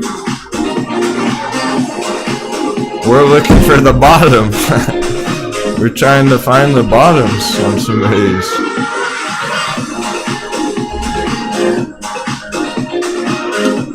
And you have a chance there. Not sure what you like about it, Cam? eHome Household Services Holdings? Maybe it's some sort of lockdown recovery thing going on. But I like this area where it's been trending down. Looks like not much volatility, not much volume, so just some fuckery going on basically. Now it's starting to deviate from that hard downtrend. It's not crashing anymore. Starting to even break out right there. If it holds over 4 cam, you're good. You could have a stop loss pretty reasonable, but be ready to hold this one for a bit. It's gonna be hard to time that perfectly. It might not go green like tomorrow or anything. Should probably have a stop loss just in case. It's a tough one though. It's actually a big stop loss. This is a bigger stop loss than you would hope. You'd have to put it below here. It's like 17%. Pretty high risk there on that stop loss. If you're gonna use a reasonable one. So I would be, if you really like this, dude, be ready to sit on it for a little while. Don't expect it to go green immediately. So that you took some profits on your other one. Okay, we have a CVM breakout alert, so I'm just gonna keep cruising. We'll check that out again later. Oh, nice, guys. Fuck yeah. Cam took his... That's right. Dude, you got this. That's why I'm proud. He took profits on this. 950. It's come down like a rock. That's why I was like, get the fuck out of this. We're not even gonna look at it anymore today. This came straight down since I said that. Get that green. Lock in those profits. You're up over 100%. It's getting ridiculous in one day. You gotta lock it in up there. You learned your lesson. That trade's this, it's out of steam. Crushed it. Great job. I'm glad you took profits on that, Cam. Maybe you learned your lesson on BTBT. Maybe you held this one way too long or whatnot. when I was saying that about BTBT last week, like this shit is pretty topped out. It went so high. There's a bigger long-term target, but oh, it's crazy. You had to take profits if you're up 400% in 1 week. Like,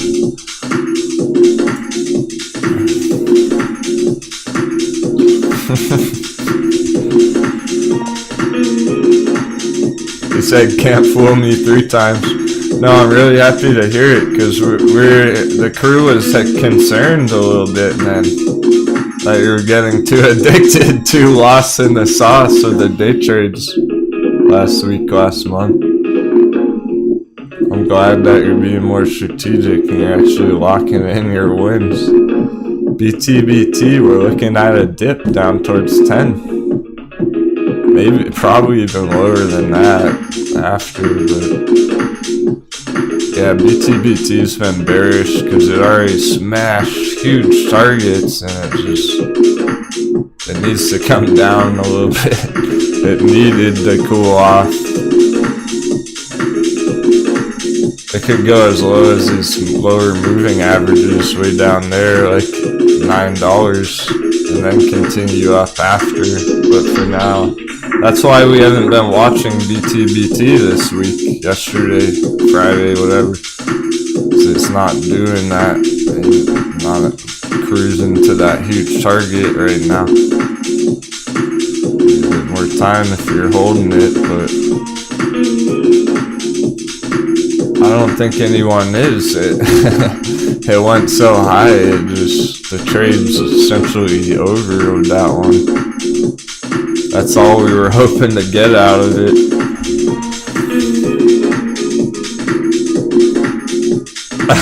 Street trout. Oh man, you're going back in. We got a live catch. Where's River Ninja? Reeling in the fish. SESN. Street trout's going in for the kill. Some others spot the dip on SESN already today. Just right here. Starting to go green there again. Oh yeah, Bill, you're still holding BTBT? You might just have to buckle up for a while on it. It's not that the chart looks ugly, it just looks like it might slow down for a few weeks, you know? That's the risk here. It's not going straight up anymore.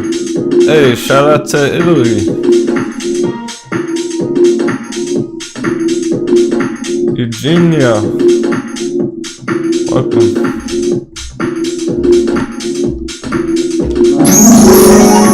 Shall we check on the AMC resistance? It's resisting. The AMC resistance is resisting. That's why this isn't an all-in entry yet. Even if you really love AMC, it's not that major confirmation just yet. There's still a battle here. Big battle here today, AMC.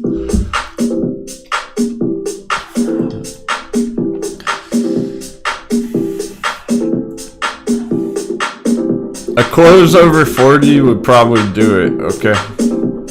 If it does manage to close the day over 40, I think that might just do it. That might be enough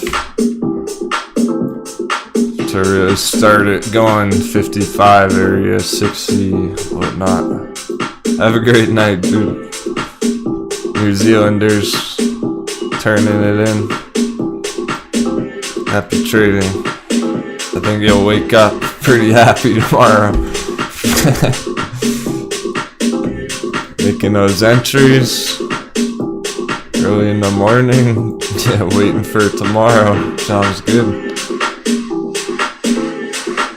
Keep in mind though, US folk, US audience, we've been seeing some big things later in the afternoon lately. I'm talking like halfway through bearish lunchtime hour. So that's at 12 in the States, 12 Eastern, lunchtime for the hedge funds and shit. At 12:30, we've been seeing some pretty big turning points, like every day. Right around now, this is usually how it goes, is stuff opens with a bang, and that slows down for like an hour here. People get bored, impatient, they call it a day, and then an hour from now, well, an hour and a half, 12:30, we'll probably start seeing some big things again, almost out of nowhere. And then like 2 hours before the markets close, let's call it pre-power hour, right before power hour has been pretty important lately as well. I think it's catching people by surprise, like they're making their minds up too soon on the opening. You see something big happen on the opening, you see AMC open big green, and it's like, okay, AMC is going green today, I guess I don't have to worry about it. We don't know if that's gonna hold up yet, like that could change any minute. It's gonna be a big day, the whole day long. Uh-oh, Komodo. That's a problem. Music's not loud enough.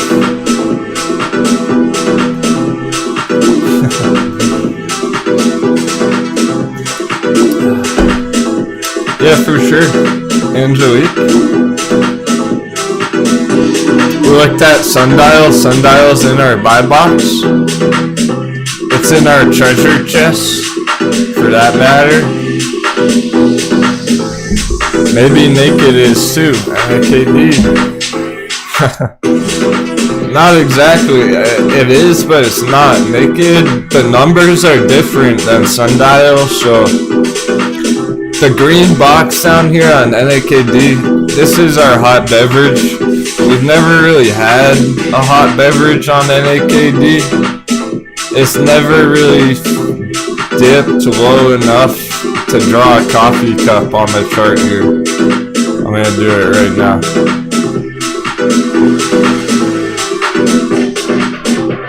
Hot beverage.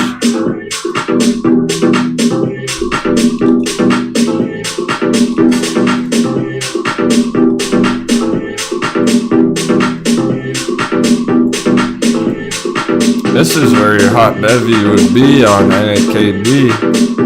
It just might not make it there. It might not ever go that low. It's holding the purple accumulation box instead. We're just waiting for this thing to explode any day. Yes.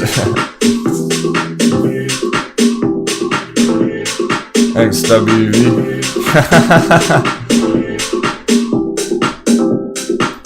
Yeah, I appreciate that feedback, John Campo. He said, I bet you'd have thousands more followers if the music was off. Your info is so good. Well, thanks a lot for the backhanded compliment. Glad you find the info good. Secondly, if the music was off, we would be shitty at charting, and I wouldn't be able to tell you what's going on, because I need music to chart, because I'm a real fucking trader. So I'm not here to just talk the shit all day, man. I need music to crush some charts.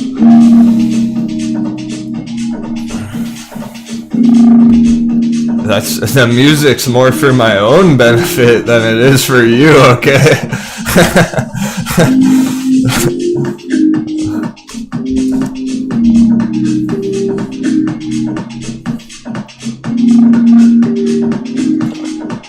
Unless you want me to be bored and not be deep in the matrix, and music stays forever. Yeah, thanks ladies. Angelique, Shakara. Please don't stop the music. Food Angels Captain needs to have fun too. That's right. Purser the Sea Dog. Here's his mellow song again.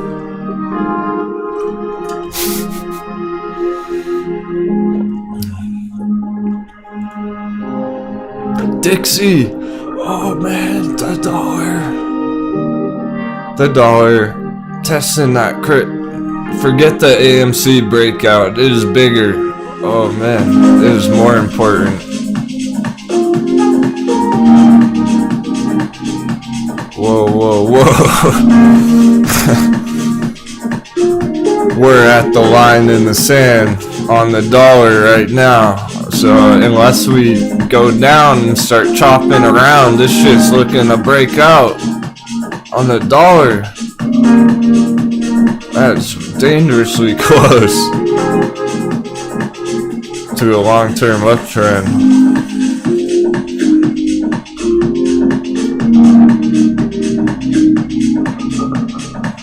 That's big.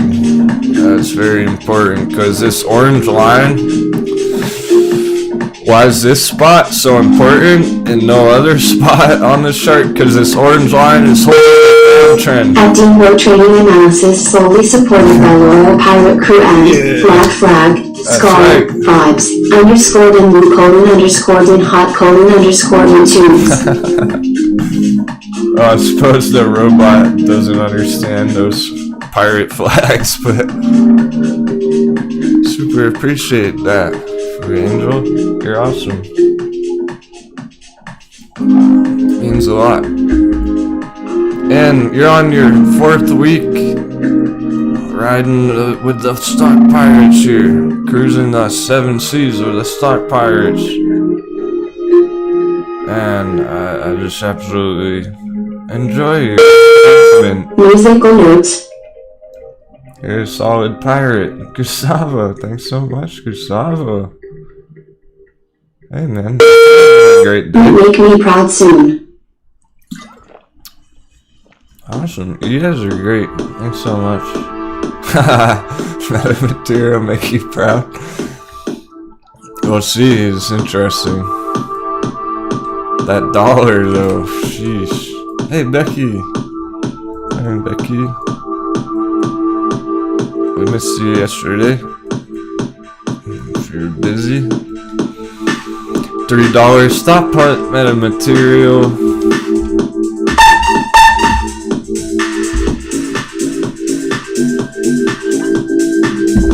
Loving the support. Awesome chat.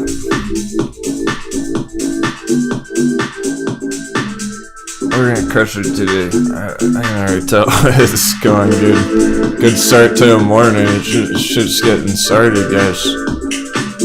We're looking for a TCAT hot bevy as well. Any time today. TCAT dumping like a rock. We're waiting for this one. Possibly this afternoon. Anytime. We might have to ponder TCAT here.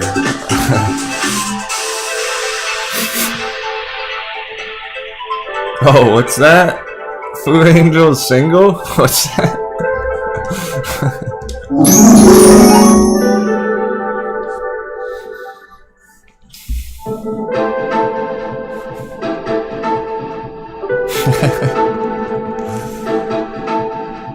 Oh, definitely Arthur. Yeah, that's valid, bro. Says, don't forget the AMC chart has ripped. It's showing $15 swings. Strap on your seatbelts. I agree. That's why we're not making a hard call on it just yet. Some people absolutely have. Some people did already buy back around 30 there. To be responsible though, to stay focused on our long-term TA, it's getting interesting here. I'm not completely convinced unless it stays here for a little while. So I'm talking like, basically, I want to see AMC chilling here on the day, the rest of the day. I want to see it stay above here. Not only that, I don't want to see it go red and come back down tomorrow. I'm basically still if you're caring at all about the long-term chart here, swing trading, you're not just a day trader, FOMO, whatever, if you really want that confirmation, you need to make sure it's holding this as support for real. It can come straight back down tomorrow and then crash. We don't know for sure yet. There's just an early breakout signal. Just getting started here.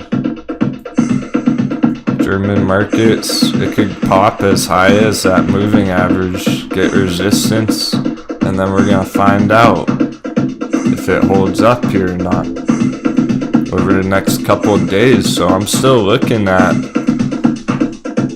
it almost, unless it closes above $40 today, we're not gonna have a full confirmation on it today. It's just heading in the right direction.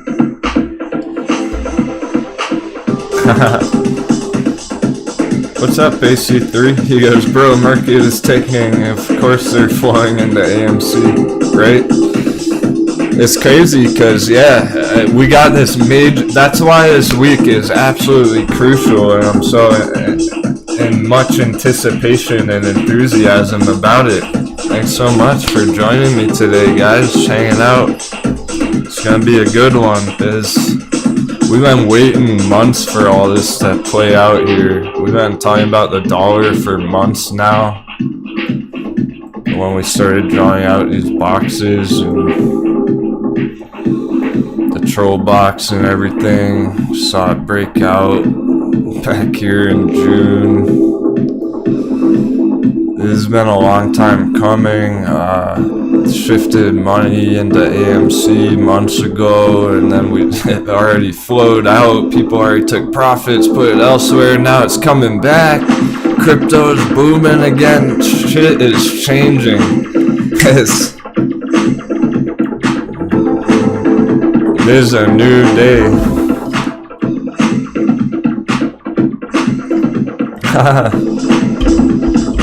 Thanks a lot, Robert, AC3.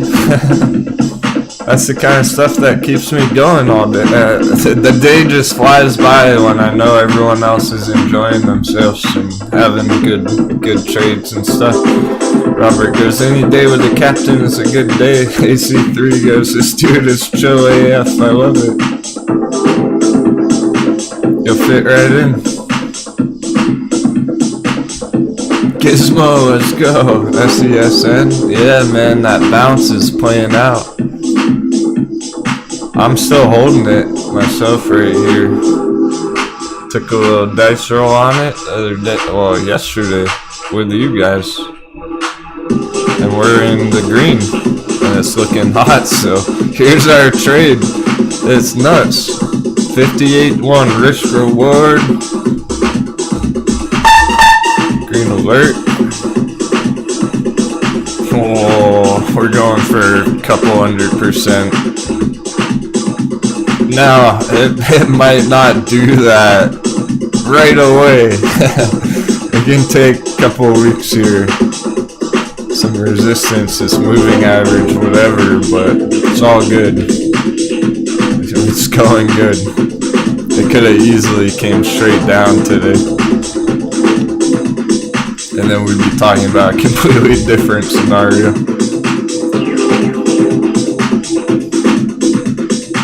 Yeah, Arthur, it's not the only altcoin that looks hella bullish on the monthly chart, long-term charts.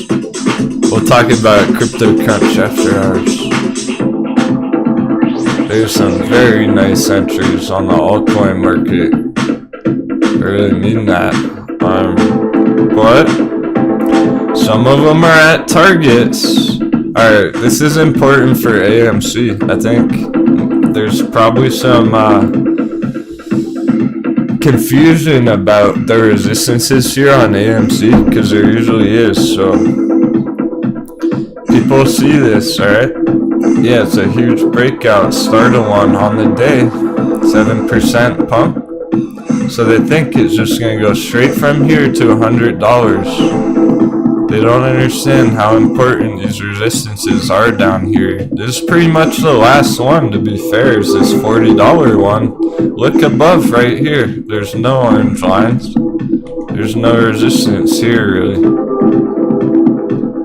So that's pretty much the one. If it closes over 40 today, that's in good shape, because then it can pop right up there, right to 50, 55, 60, all up in this area. Just that last hard resistance at 40, okay. Not quite there yet. So I think there's generally confusion out there about these big numbers, like $40 psychological level. That's a very important spot for it to get past.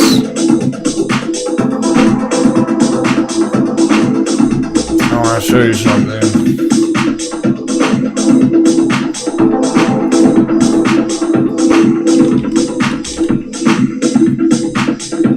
Cardano coming down hard. Why is it coming down hard? Because it hit the target. It hit the resistance. We have an epic crypto bounce. Altcoins are exploding. Well, guess what? The number 3 altcoin's getting hammered right now. It's coming down hard. Because it played out. It hit the resistance. Resistance, very important. Long-term resistance means a lot. So you had all this FOMO and Cardano here. And now it's going down. The trade played out already. It's too late. It's like AMC. Everyone FOMOs in when it's starting to pop, and they don't realize, oh shit, we didn't actually get through that long-term resistance yet. So be careful. No matter how bullish Cardano is, it still needs to get through this resistance for long term, just like AMC needs to get through its resistance for long term.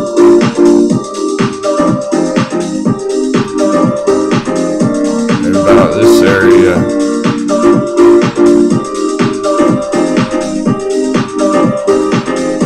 Bear Forest. We're in Bear Forest. It's treacherous, it's dangerous in Bear Forest. Gustavo, it very well may, bro. Great question. He asked, what happened to crypto going down for the rest of the summer? I hope it does. Some of them are going to. Some of the altcoins are gonna go to the moon. Some of them are gonna come back down to earth.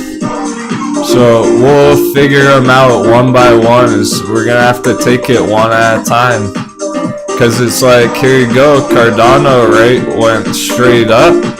Well, TCAT, it's a stock, but it's in the crypto sphere, crypto space, and it's coming down like a rock. So not every crypto is doing the same thing. There's some nice entries, there's some nice profits targets getting hit already. You got a little bit of everything going on there right now. So yeah, Bitcoin's critical area around 50K, just like AMC right here, guys. It is very similar. That's gonna come down to the dollar.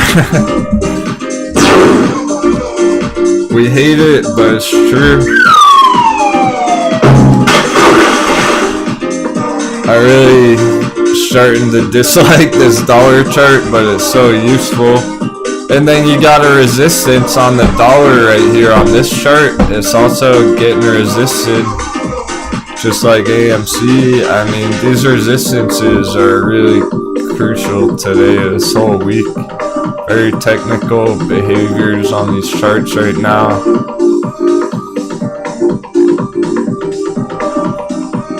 What? Dollar hitting resistance right now on the day for day traders. This looks good for continuation on our pumps. On our breakouts is actually looking pretty good right now for these other charts. Okay, there's more I want to dive into, so let's keep rolling. It's looking good for SESN. Going until later in the day with the dollar hitting that resistance. We just don't know for long term. We don't know AMC for long term. We don't know Bitcoin long term. or GameStop long term at this current spot on this chart. It's all because of this right here. Until we see it go above this orange line or below the yellow blue area, we're not going to know for sure. Critical confluence, let's say, compression going into next month, next couple weeks, we should find out. Really important week. And why we like this chart. Alright, I see some green. Technically it's red on the day, but it's actually okay. This is a fake guy. This is faking people out right now, guys. ANY Sphere 3D looks good to Captain. We're at the green support trend line. We didn't need to move anything and change anything. It's the same line we've always had there. We like that green support trend line on Sphere 3D. Earnings is tomorrow. Joel, maybe a bit of chop for today, tomorrow with the earnings coming right up there, but the we have the apex, of the resistance and support in yellow and orange here coinciding with that earnings tomorrow. What? You can't make this stuff up. So I guess people can't make their minds up either, for that matter. Apparently, investors can't make up their minds on AMY with that earnings. They're waiting to see what happens there. I wouldn't wait too long. You're looking at either continuing to hold this from the other day last week, if you're riding the waves, or hot bevy on a shakeout with the earnings tomorrow, but I don't even expect that at this point based on this nice uptrend. It already started breaking out yesterday, end of day, so it looks like just a fake out. Slight dip on the morning, but hasn't changed the pattern at all. Looking for targets on this? Oh, let's get excited about some nice targets on. Okay, first, we figured out why it exploded. So this thing went crazy, went pretty wild back here a couple weeks ago, right after a bunch of stock pirates plundered it. I'm really happy about that.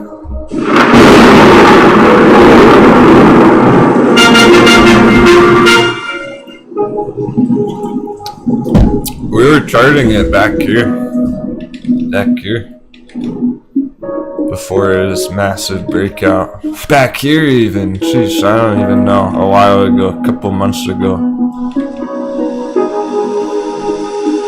So we got in at the perfect time, or at least started analyzing it at the perfect time. I'm not in it, okay, but some of my friends are, or whatever. So we got in on it at the perfect time. The chart looked really nice, and I was like, okay, this chart's looking real good here, but I'm not really expecting it to double overnight. I was wrong. I'll be the first one to tell you I'm wrong. That shit doubled in like one day there. I didn't know why. Now I know. Sphere 3D announces agreement to acquire exclusive rights for assignment of cryptocurrency mining assets. They're going into crypto mining. What?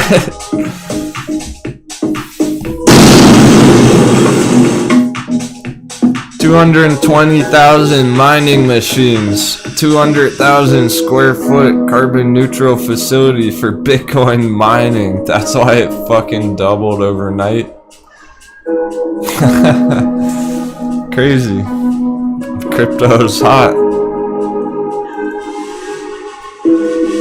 So we didn't even know exactly, we were just charting it, and then that news happened and boom. So, hell yeah, this chart looks right on track. I wouldn't worry about that profit taken from the other day there. That's what you have, is profit taking. People doubled their money, they sold it, it came back down, support, now it's in an uptrend. Long-term bullish crypto mining.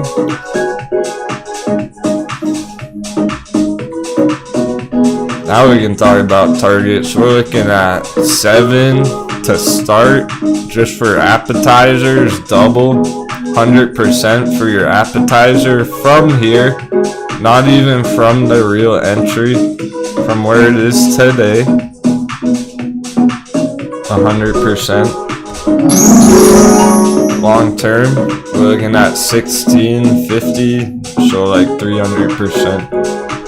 Major green alert, keep that one on the radar. This is a midterm swing trade, basically.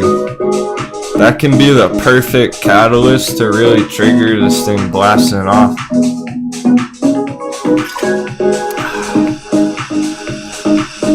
Looks nice.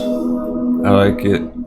I liked it before, I like it even more now that I know that about it. There's your due diligence.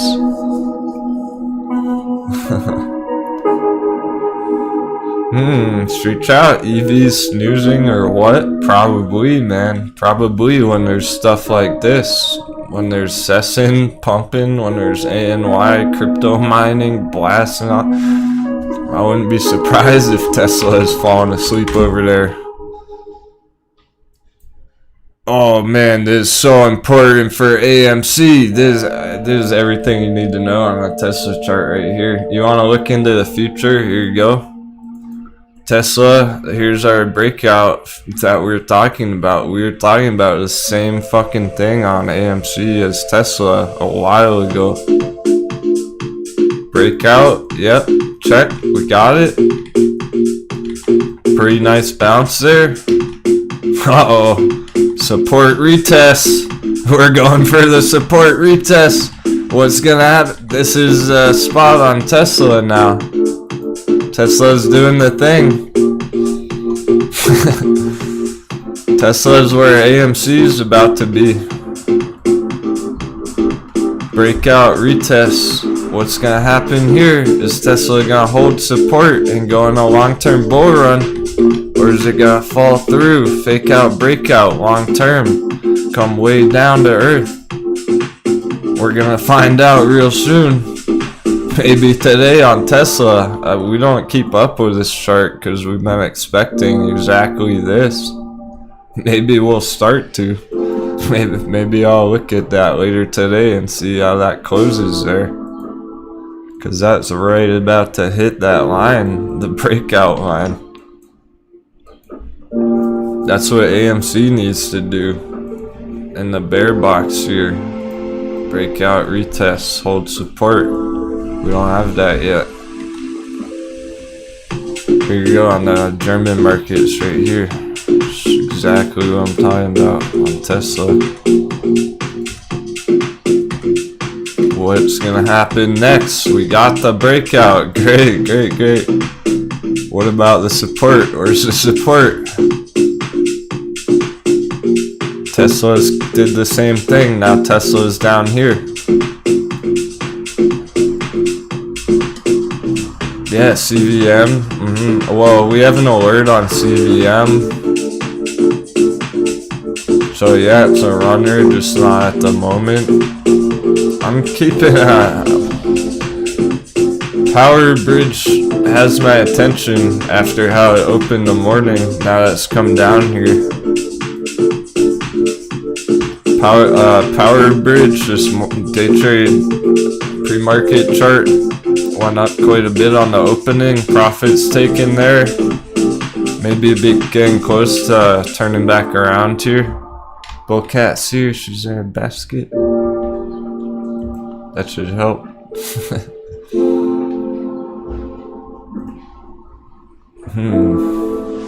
Let's check the indicators on SESN real quick. Since is the hot day trade a bunch of you are holding. I think we're good on that. Hey, not bored enough. Did you just enter metamaterials today by chance?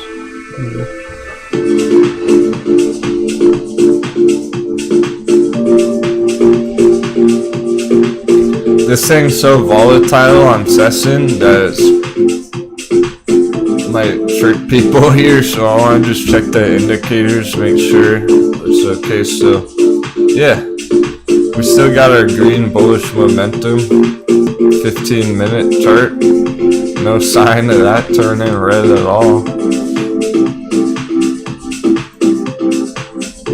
30-minute, the 1 hour not yet.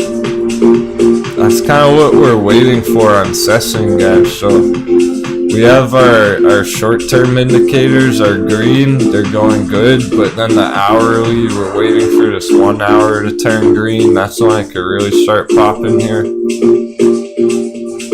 But it looks good enough. Still on track. RSI there. Still working its way up there, higher and higher on the RSI as well. So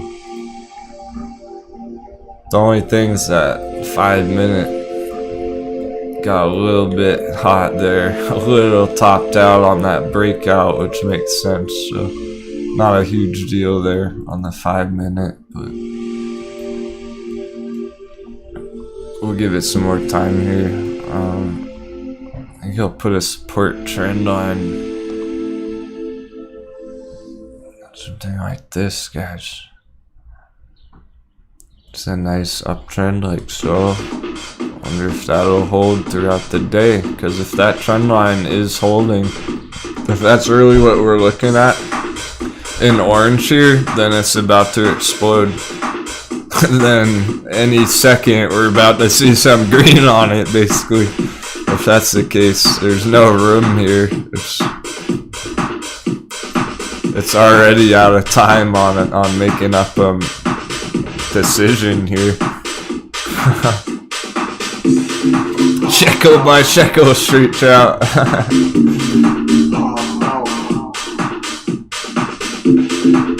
Alright, let's throw a breakout alert on it. Let's say 170. That's pretty high from where it is now, but it could instantly just pop right there. Or drop a little bit, we'll see. So throw an alert on it. Running out of room.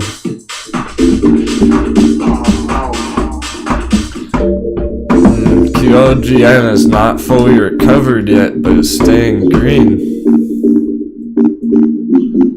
This long-term one, hard dip on the morning, it's recovering very nicely here. Hasn't quite made it there yet, but it still looks great. There's no red there. Big bounce on that. Still working out. Alright. Saw people talking about NURO, works, etc. Works looks fine for now. I'm gonna readjust this trend line just a tiny bit here. Not much. Just like that. A little bit. Yeah, that's right.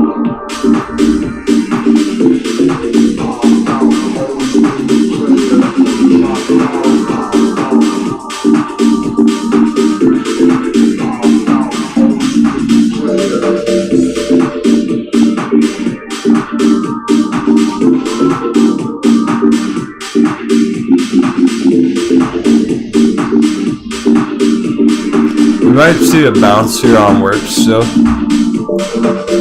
Yeah, that's not over yet on works.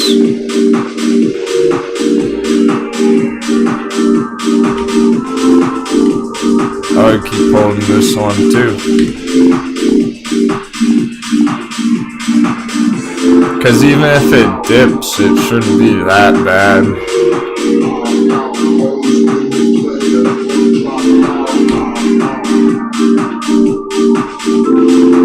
I'm looking at this uptrend here on the 4-hour. Pretty savage uptrend on the 4-hour chart on works. Going for this bigger target later on, so whatever it does on the afternoon shouldn't be a big deal down here. Maybe it goes sideways for a few days. Not too bad on works there. Works Tomas Cremata. Mike for real. Oh, CTRM, Mike for real. Yeah. He asked if it's bottomed out. It looks like it, according to our green buy box. According to our buy box, it couldn't really be any closer, any more perfect. It's at $1.99. Stop hunting $2 on Casser Maritime. What a joke. It's almost a joke nowadays. If it was gonna go to 0, it would have done it already.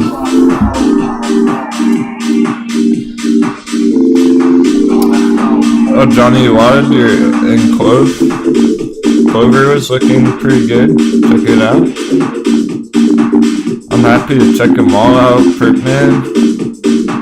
Okay. Good suggestions.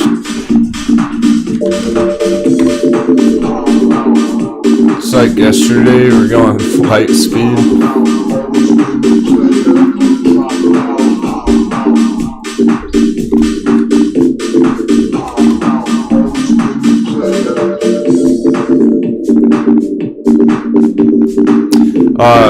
I mean, okay, so let me clarify. I mean, CTRM's like a joke, not because of the company or the stock. I'm holding it. I like it. Lockdown recovery play for sure. Long term lockdown recovery play. Huge targets. I like CTRM. It's like a joke because we have a massive breakout year. Breakout, support, retest, almost like everything. There's so many things that have broken out and they're now at the support level. I really think it's the dollar's fault mostly. It's almost like the dollar at the resistance while the charts are at the support. If the dollar goes to the support, the charts pop and go to their resistance. That probably made no fucking sense. Oh. I'm not a teacher, okay? I'm a trader. I'm doing my best to explain it as understandable as possible in like everyday terms, everyday language, but it's hard sometimes.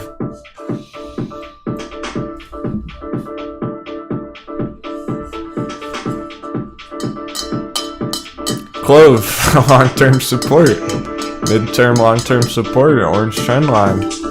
Maybe one more stop hunt, might get a liquidation on it, a hot bevy, but it's bounced from this orange trend line on Clove many times as well. Moving average is completely squished together here.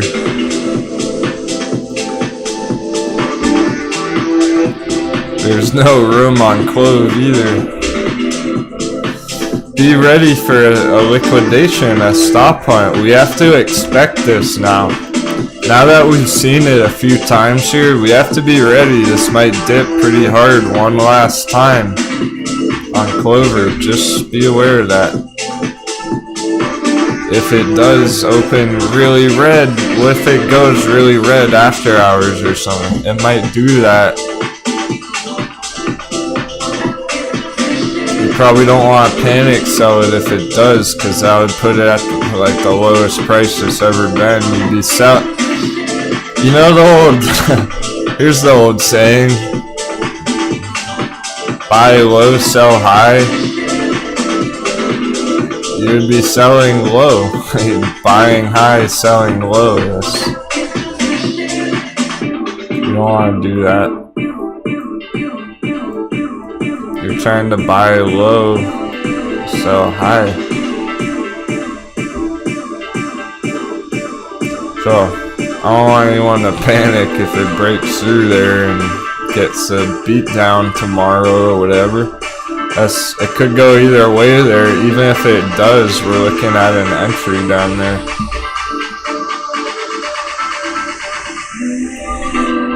It just might do what Ride did, that one last hard dip, you know. last red red correction. Retracement. It's basically a crash. It would be a crash. I would call that a crash on Clover. If it breaks below that trend line and really starts dropping a few dollars there, that's a crash.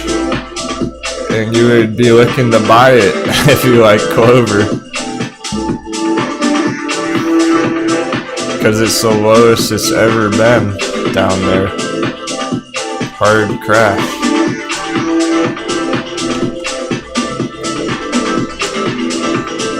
Which is when I like to look for entries. So that doesn't mean it's a panic sell. And if you're really concerned about that, you would be exiting here. You wouldn't even be in it. You would just get out of it right now because you don't even want to deal with that. So we're trying to plan either way. If you're concerned about that, maybe it's not the right trade for you right now. You gotta be ready just in case. Just do that.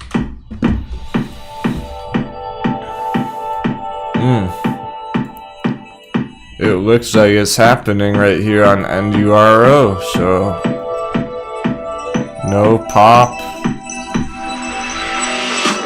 But it's at our line.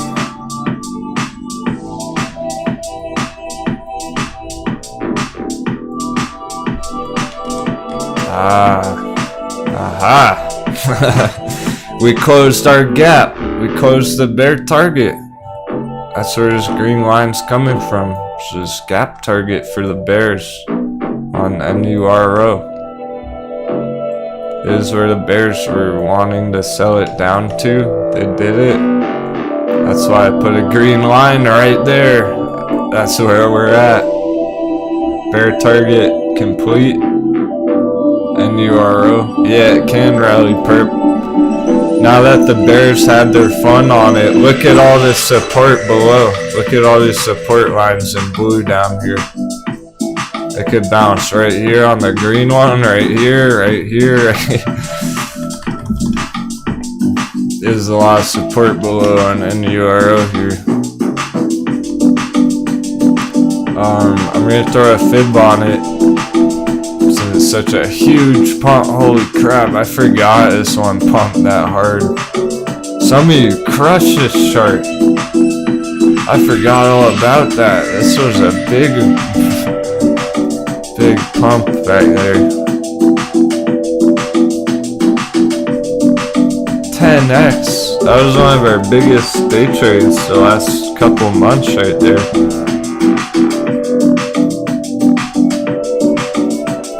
Which definitely explains why it's cooled off, right? Like, no fucking wonder why it's chilled out for a while here. For a couple of weeks of red. Because it went 10x, so... I know people did take profits on there. I think what happened is some people re-entered it last week, whatnot, down here. So yeah, we are looking for this to go again, at least to like $20 area potentially. It might not go all the way back up there, but you should be able to pull a nice scalp out of it because of all this hard support.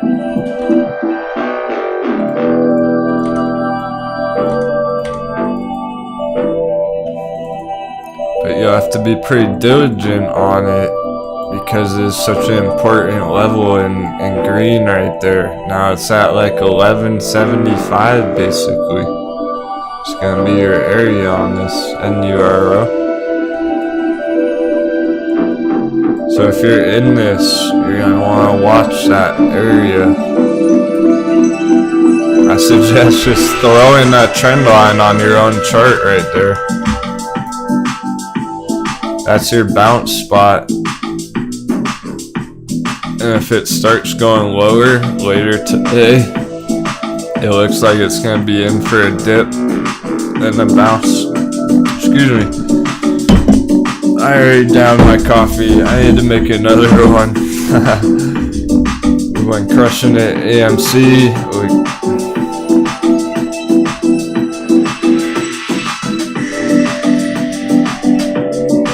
AMC. Hey, Andrew Simpson. Thanks for asking, man. We're very bullish on Sundial. But we're talking long term. We've been charting Sundial for months, and every time it's dipped hard like this, we've been trying to accumulate it. A bunch of our crew has been buying it up when it dips like this because we do like Sundial overall on the long term charts. So here's our buy box. This is what we call it in green on Sundial, and below that, that's our golden entry. If it goes below there, that's even crazier. In the gold area, that would be your insanely good entry for long term. It might not go any lower than this green box, because every time it's dipped into this green box is blasted off right after. There's strong support on this green box here. So we're gonna see how this goes in the green box area. If you're holding Sundial, kind of like that last chart, you got an important number here, about 70 cents.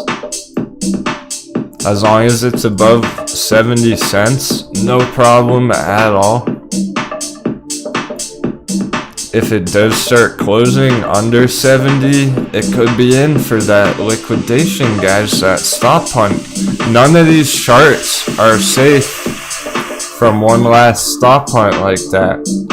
We're just seeing it too frequently. I'm seeing it on other charts happen a lot. Like that. This dip right here.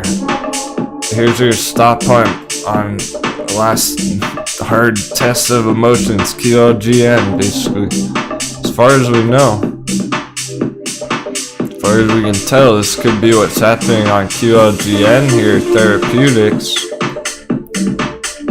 All these charts right now are at risk of doing something similar. Sundial might do this tomorrow. Be ready for that. I wouldn't be surprised to see like any one of these charts open up 20% red tomorrow. They definitely can at these levels. Sundial's not safe from that happening. But maybe that's what we just saw today, guys. That could have been it right there. Maybe it's all over with right there. So that's why we're focused on the long term here, accumulating all the good dips when we can. Staying bullish on it long term. The lower it goes, the better entry we're gonna get, and I don't think it's gonna stay there very long. And it's absolutely my pleasure to help you out in the chat. Glad that helped, man. Andrew Simpson. Basically, we're trying to, Street Trout scooped up 2,000 more shares at 69 cents. We might have some Sundial whales in our crew at this rate, at this point. We've been accumulating this one for a while. Some of us bought the dip back here. Last time it was in the gold box, or the green box for that matter. Some of us entered it months ago before it even broke out originally. Yeah, so set it and forget it. Refreshment break. You can watch AMC test the critical resistance. Is it gonna turn support? Are we gonna be able to turn this box from red to green today? I don't know. We'll see. We gotta fight the bear, the boss in Bear Forest. It's an elite bear, and he means business. Need a whole party, a whole raid going. I'm sending out invites in 5 minutes. Buff up. We're on green alert battle stations. There's big stuff going on right now. NURO is holding that line we were talking about. 1175 line on NURO. SESN chilling out, doing its thing. Top of the purple box. Give it some more time. Dollar's going absolutely wild. It's so...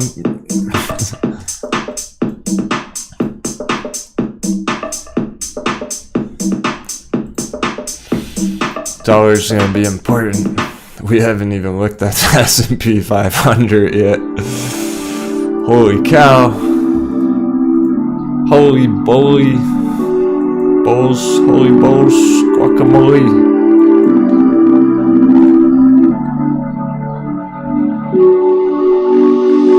What do we want to watch blast off? And it's looking interesting right there right now. People are talking about it. Let's check it out. I'm seeing the bounce already since we started looking at it. Just getting started. Well, it's not that exciting. Yeah, this one's a weird one. It's moving so hard, so fast, you can hardly even tell on the chart. It doesn't look like anything on the chart, but that's a big movement.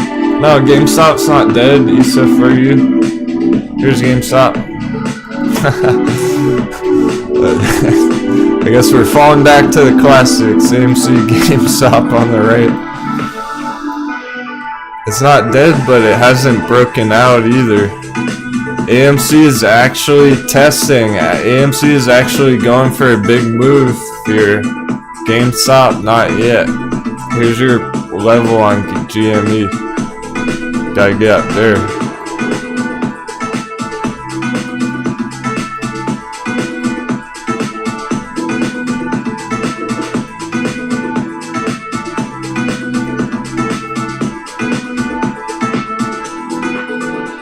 Alright, good luck, Stock Pirates is looking good. Yeah, Becky, don't worry too much about the fundamentals there. Try not to overthink it, because we're just going for a big bounce trade on that chart. For real. Thanks everyone, see you in 5.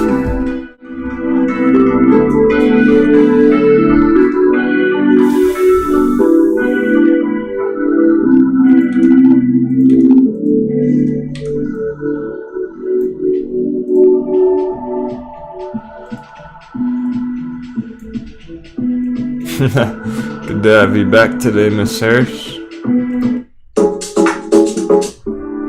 we got some good tunes going.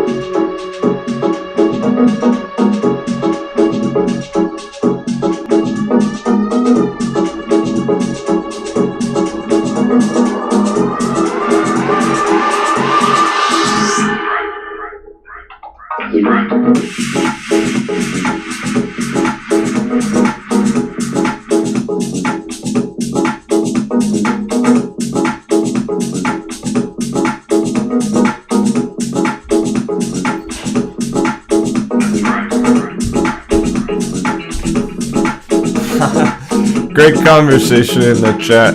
Reading it out there. 2 more minutes on our break.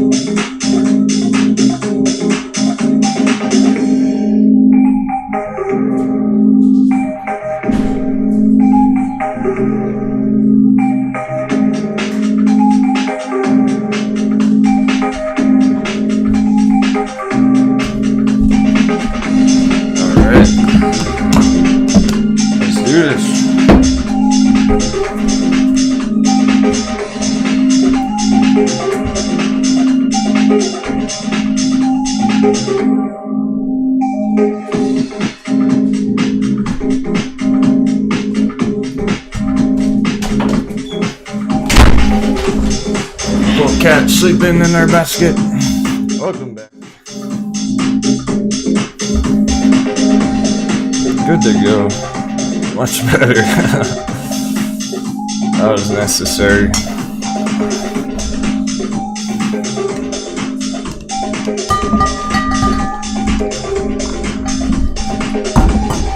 Alright, pounding the hot bevies today. Hey, cheers, not burning up. He is still here. You got that meta materials. Cool. Much better choice than buying AMC at 38, eh?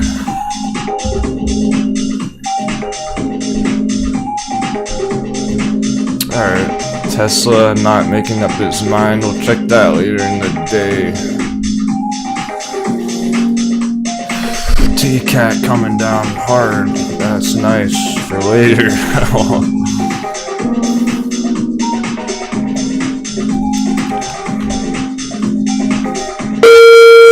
I bought $200 more just now, 1,500 total.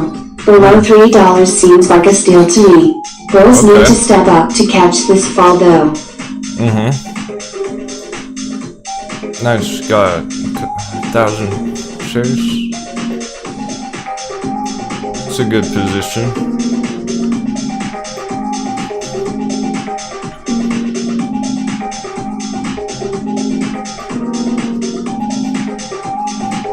Yeah, I wouldn't be surprised with just that hard dippage, you know, on the day there. Obviously, it's doing that right now, so it's hard to say where the bottom would be exactly. I got my eye on that like 285 spot.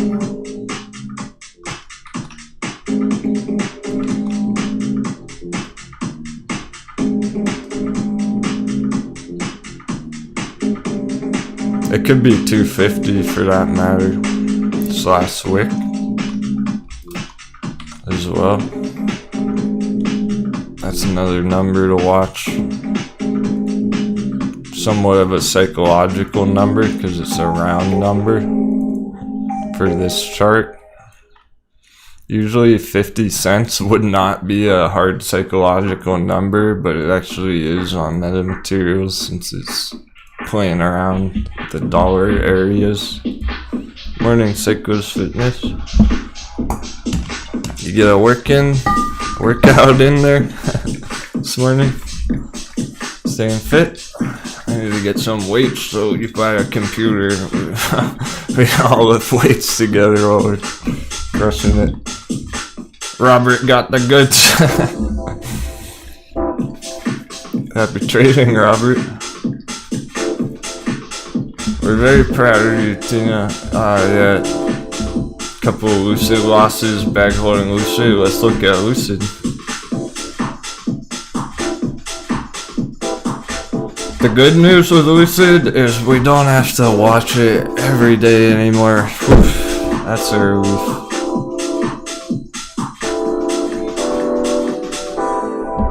Alright, and I forgot Moon Boys care about AMC today. I was like, where'd those 15 people go? Right, AMC.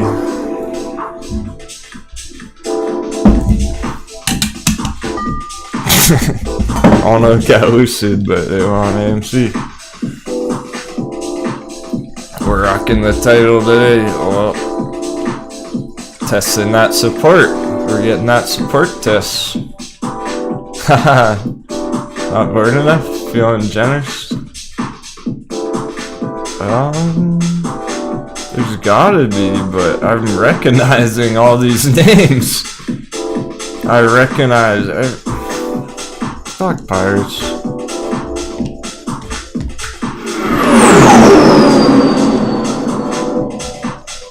Tina, Greenwasher, not bored enough. Robert, Food Angel, Psycho Fitness, Shoot Check. Komodo. Becky. Kelly. Hitman. No, all members. Elegant Carp.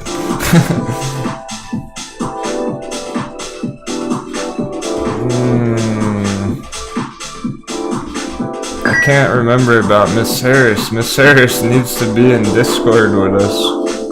If she's not.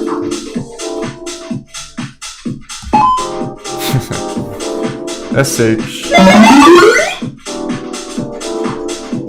Beatles. Hey, Food Angel. What the big sevens? Thanks so much.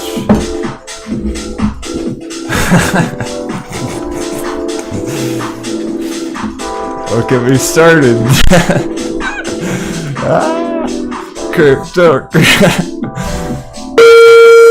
Alright, Captain. Set up on Coinbase for accused crypto. Let's not forget crypto, hedging our swings. Sounds good. Yeah, exactly right. Oh, hot beverage overflow. That's why we're proud of you. You're almost becoming a hedgie here, literally hedging against AMC by holding some crypto. That's pretty badass. You got that ICP? Now I have to look at it. I have no choice.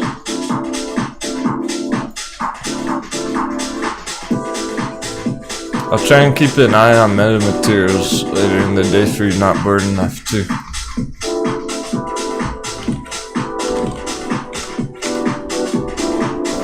Nice, I like ICP around too. Short term, it can dip around 50, 60 to 50. That's not that bad. That's not that hard. Maybe a 15% dip there at the worst. But look at this uptrend. We're gonna try and hold this uptrend. ICP. That's what it wants to do. It's a new age. Oh man. Holy cow. I'm having fun with that phrase lately. Look at the daily MACD. There's not a sliver of red that exists on this chart. What? Where's the red? Where are the bears on this chart though? Are there bears on it? What is it? We haven't seen that before. There is no weekly. It hasn't existed long enough for a weekly to even exist. It's just been daily strong bullishness.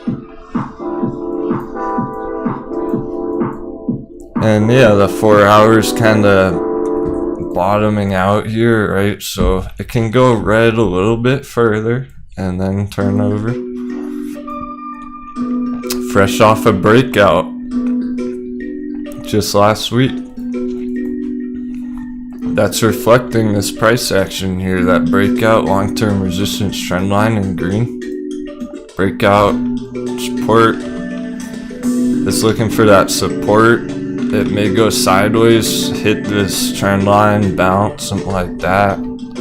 Doesn't even have to go any lower. Because this trend line's not perfect, it might really be like that. And we already have our support retest, guys.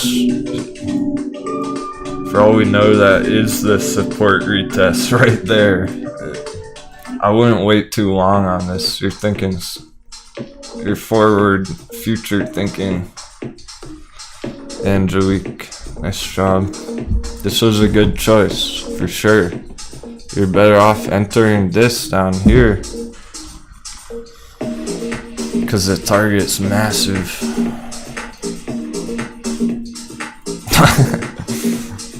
This is our Bart Simpson kind of chart. It's a 10x. As simple as that. You got 10x targets back there. To recover, that simply would be recovering the price that it was for last year. Simply going back to last year's price would be 10x gains. So when you're looking at that compared to Ethereum, Ethereum's already gone up 10x over many times. Ethereum's gone up 25x already. That one can go way higher. That one can go 25x from here. Ethereum's already gone 25x this year. So yeah, you're making a good choice. Buying the dip on ICP rather than FOMO and Ethereum. Doesn't make sense, FOMO Ethereum here.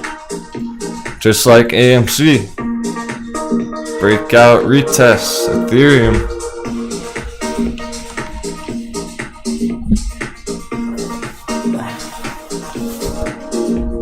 We'll save it a deep dive for after hours.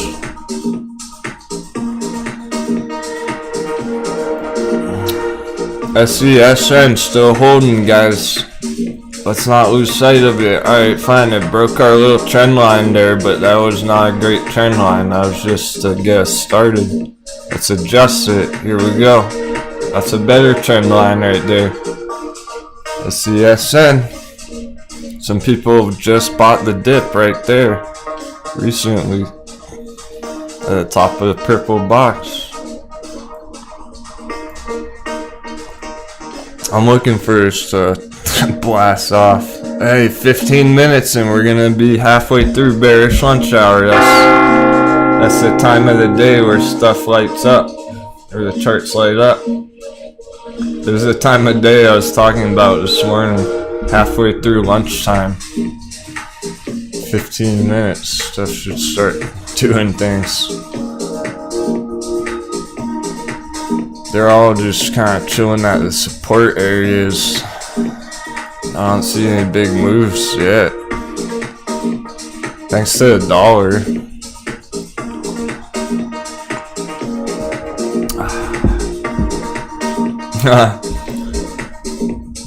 Yeah, agreed, Perp Man. It's kinda weird, kinda ironic on the AMC, because obviously holders want to go to the moon right here.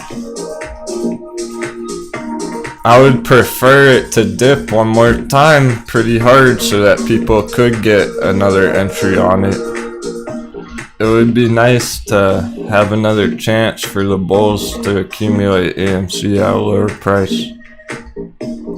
I do hope we see that for the bulls out there who want to get back into AMC but not at this price.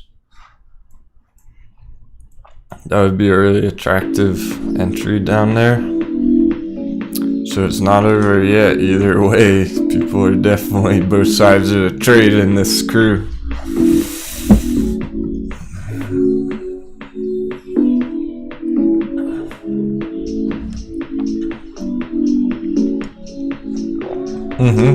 Yeah, when you think about it, because if it gets a hard dip like that, there might be enough new money coming in to really push it $100 long term. I don't know if there's enough right now just yet. Well, there's not. We need more and more buyers stepping up on AMC. Are they gonna step in at $40 area nowadays? We'll see. I'm definitely curious how it's gonna close the day. I'm not ready to make a call on it. I can't until the chart tells us what's going on. There's our German chart. Is the real breakout, the real clear, easy to understand breakout? Is it gonna hold?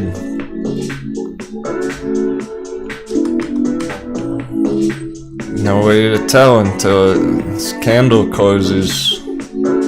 2 hours, German markets candle close.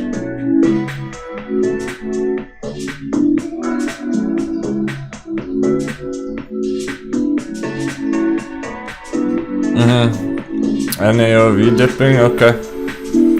Check it out. No panic.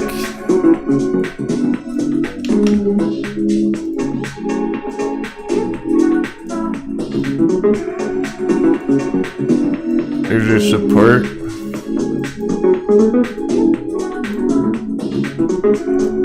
Nano Vibronics around $3.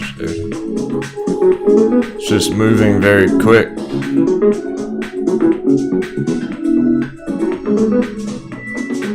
Yeah, this one was popping yesterday. This is that one from yesterday that went insane. Okay, so that is cooling down for now. Oh, SESN too. The dollar, we gotta check the dollar. Okay, day trade's cooling off. We are in bear lunch hour, remember.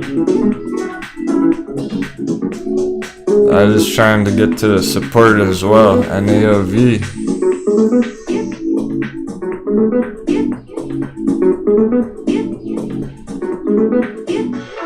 Very big uptrend though. I wouldn't fight this uptrend. As long as this uptrend's holding, it's in good shape.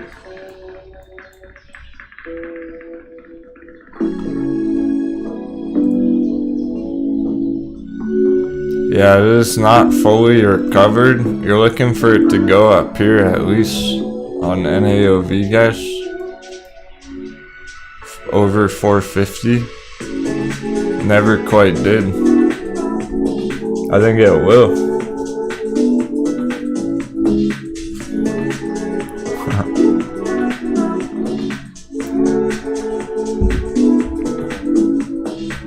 Wow, Matt LaPlante, for real? That thing kept blasting.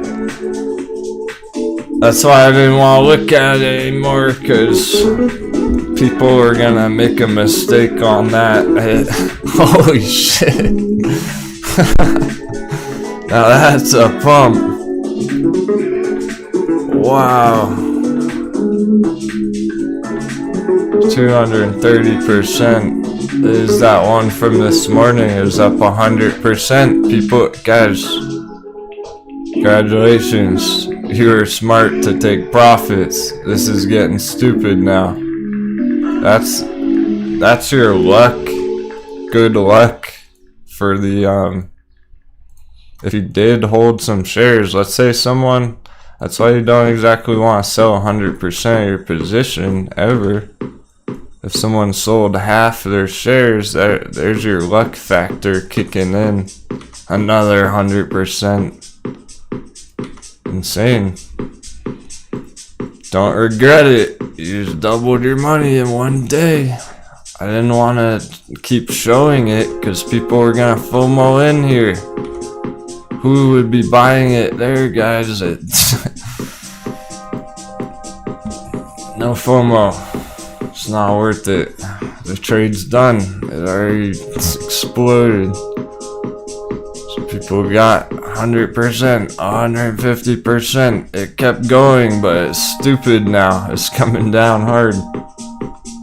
I don't think it can go any higher than that. That's just some good luck pushing it one last step up. Now I would be 100% out of it at that rate. If you were holding half, now you sell the other half, you get out of it completely now. Hundreds of percents in one day. Done deal. On to the next one. Don't be greedy. Pump and dump. Hey William, no, we haven't looked at MindMed actually.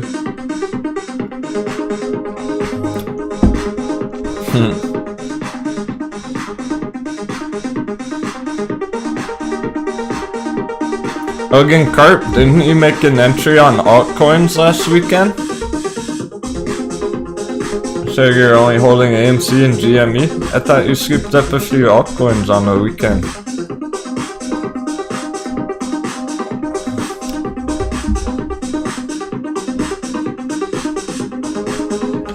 SH, I'm reading what you're saying, so you know.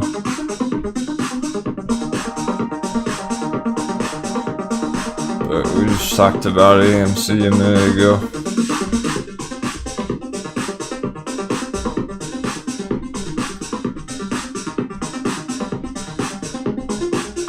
Bitcoin 10% dip, Mike, for real? I wish we could look at it. What number is it? It's the dollar's fault. Dollar's really misbehaving here. Or it's right on track, depending on how you're looking at it. Dollar looks like it could break out. Super critical, so there's much indecision in the markets right now. People can't make up their mind. They don't know what the dollar is going to do here. Neither do we. So yeah, there's some dips, there's some pumps. Good, bad, and ugly. Haha, yeah. Matt LaPlante, thanks for asking, man. I actually do. On Discord. for the members.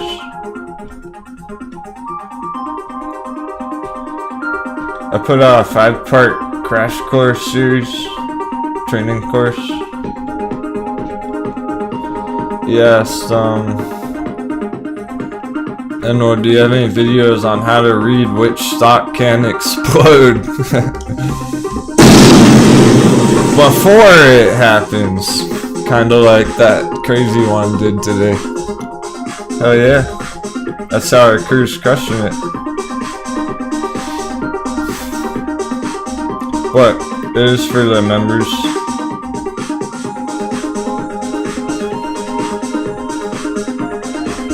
$30 minutes each.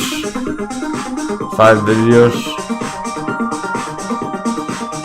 All about how to spot these killer trades.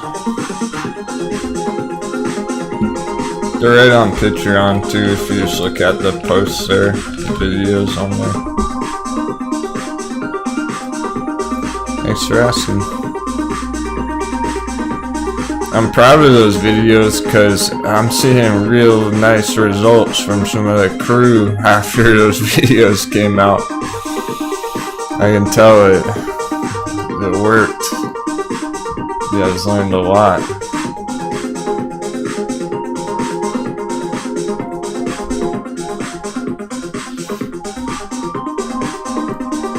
It's right on Patreon too, on the posts here. You can find them there as well.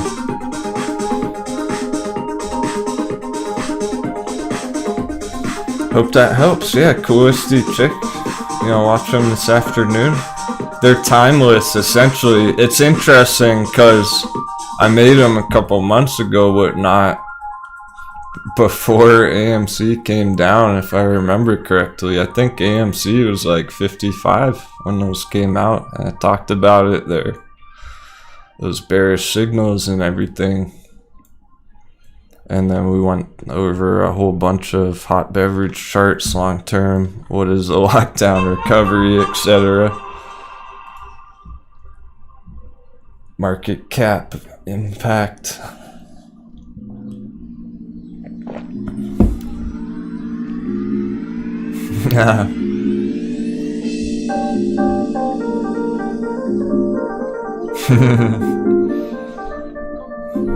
West Virginia's home base.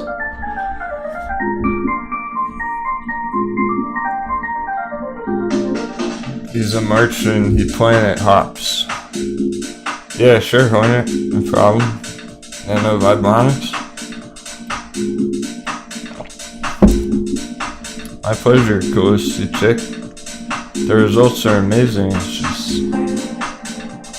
so motivating when people are able to find their own killer trades and everything.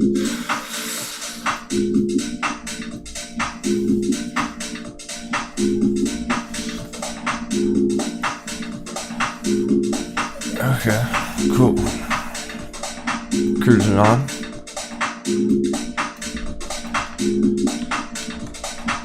Hornets watching Nano Vibronics. Okay, man, so we obviously have a hard dip today. You have some short-term bear signals.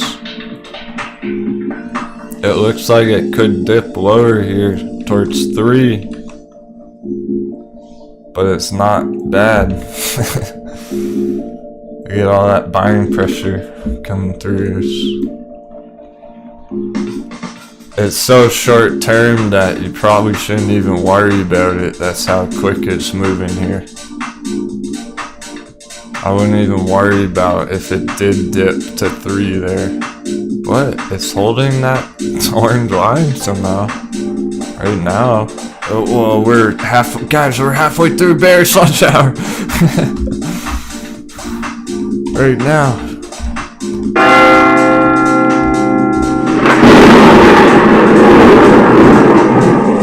Time for the bulls to snack on some green.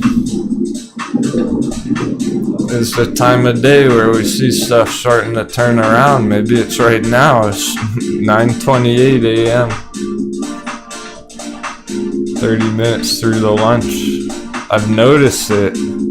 frequently. There's a pattern we've seen this almost every day for 2 weeks. It's bullishness coming through right around this time of the afternoon. So interestingly enough, it's starting to go green all of a sudden. Right at that perfect time of the day for that to happen. So I wouldn't doubt this Hornet. Don't fall for that bear trap. And AOV. Bear trap. Bear trap. Uptrend. Give it some time. Oh, the RSI with that bounce. There you go. That is what we were waiting for on it. Yeah, it looks fine. It looks better than fine. It looks good. And AOV didn't do much yet. Maybe it's just getting going. Let's go.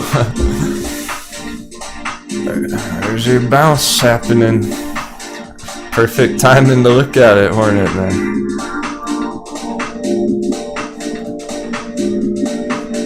Cross my fingers for it. Let's get some sevens in the chat.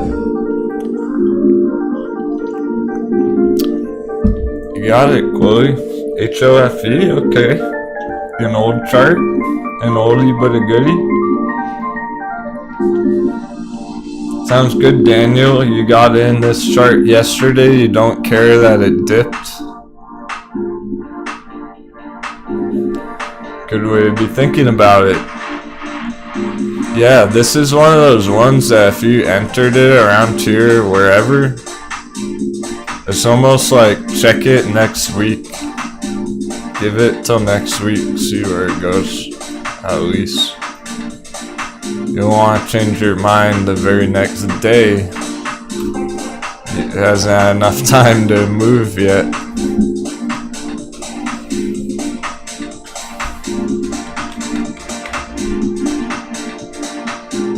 HOFE Hall of Fame Entertainment Resort. Big liquidation there. Okay, holy macro.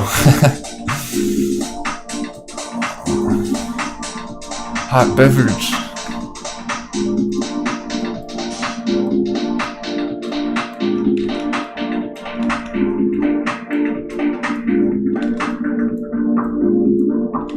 Hey Gizmo, I'm gonna need that hot beverage soon. Yeah, there Gizmo. Saw him this morning. We're gonna need that hot beverage. Special effect real soon. I'm drawing so many coffee cups on this chart. There's another one, keeping it reals, watching Joe Medica. It's crazy.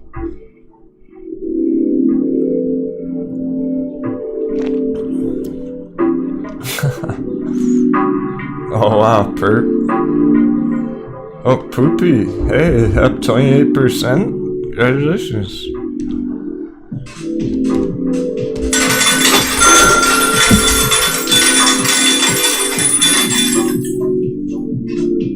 Exactly, Perp Man. We're not trying to get lucky, get rich just off AMC. You need a pretty big position to make real stacks on AMC. If you're holding like 100,000 at AMC, you got a chance to make some big money, but most people are holding less than that. These other charts, very nice opportunity where you don't have to enter with that kind of money. Still make some nice returns. Trying to help the little people, everyday investors, get ahead. Oh man, chat's lit. This is good. A lot of great questions about these charts. Metamaterial going for that 250, so everyone's aware. it's not the only one. HOFE going for 2. Let's drop on HOFE here after a big run already. Long-term bullish on it though. We just delay the party. We had to delay the party a whole like 2 months because the dollar fucking around.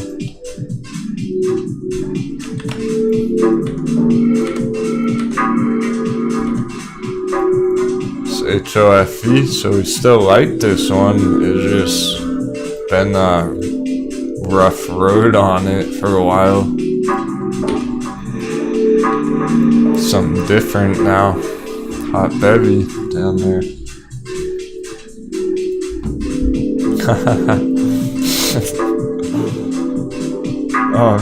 Oh geez. Alright, let's keep going with the hot beverage theme for a minute. Hot beverage on Medica coming up.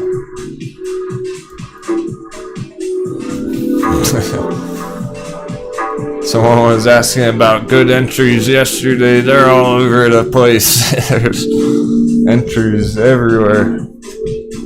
Coming to a theater near you.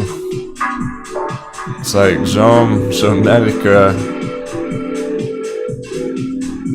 Major liquidations, not in our gold buy box yet. Something to keep on the radar if you like it.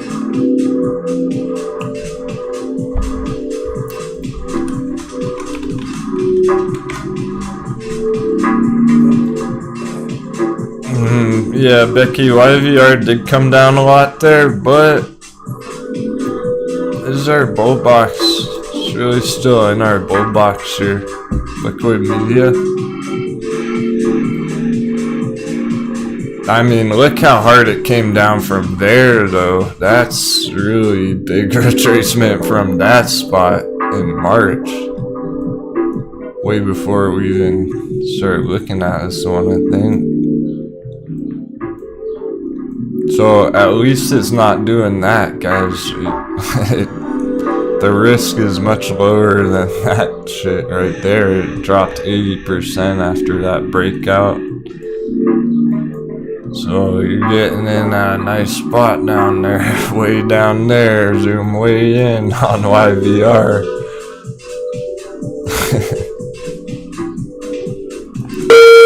Pop. Want to augment my crypto with a mining play? EMI has had a good run, but dropping today. Grabbed 1,000 shares and thinking about another 1,000. Maybe it will drop more. Your thoughts, Captain? Tie. Yeah, nice. Thanks so much for 7 Leverage Lighthouse. I remember you crushed it on one of those coins the other day. That was great to hear. Nice thinking. Great strategy. Leverage Lighthouse.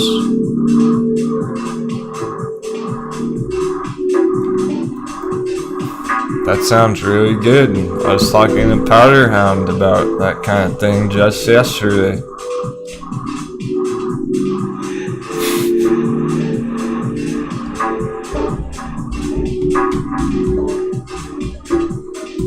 I think you'll feel pretty comfortable, Leverage Lighthouse.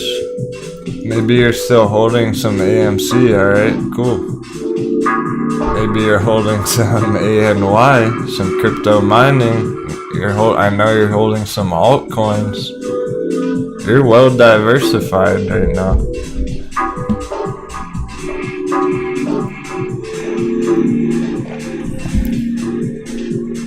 That's a real strategy. It really is. I am planning stuff like that myself. That's why I scooped up some altcoins a couple weeks ago. IDEX new Tesla. I don't know about that. Don't forget about IDEX either, though.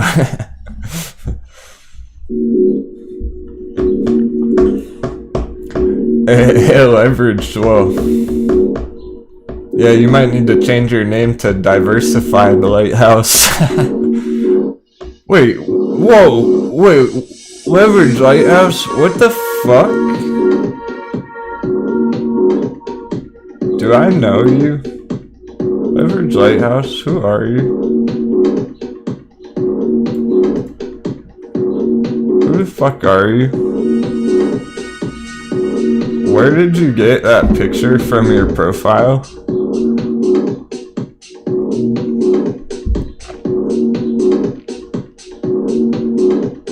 I need an answer. I'm stopping the show until you answer. Where did you get your profile picture of that lighthouse, bro?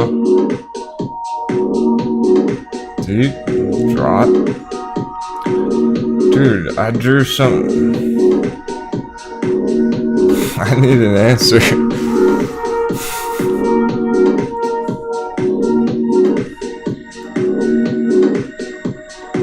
Bro, it said dark web. No, what the actual fuck, man?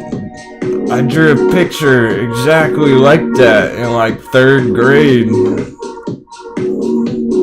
and sent it out on postcards to my family and friends. Some of them, my family still has old picture, like an old drawing. That looks exactly like a picture I drew when I was a kid. What the heck? I remember it perfectly. It looks exactly like it. I feel like he found it somehow. That tripped me out, man.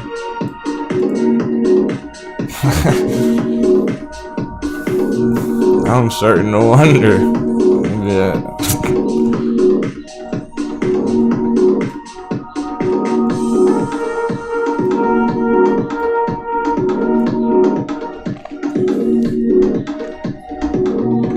I don't know, he never answered where he found that picture. That picture's, I don't remember that picture ever being on the internet. He must have drawn it and it just looks exactly the same. Maybe we're in the same class. Maybe we went to school together in 3rd grade.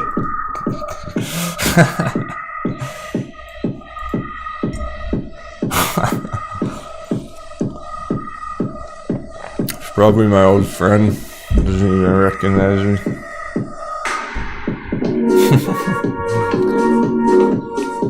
That tripped me the fuck. I'm not even kidding. It looks exactly the same as. Maybe I can find it. I might be able to get my parents to send me that drawing and I can show you. It's exactly the same.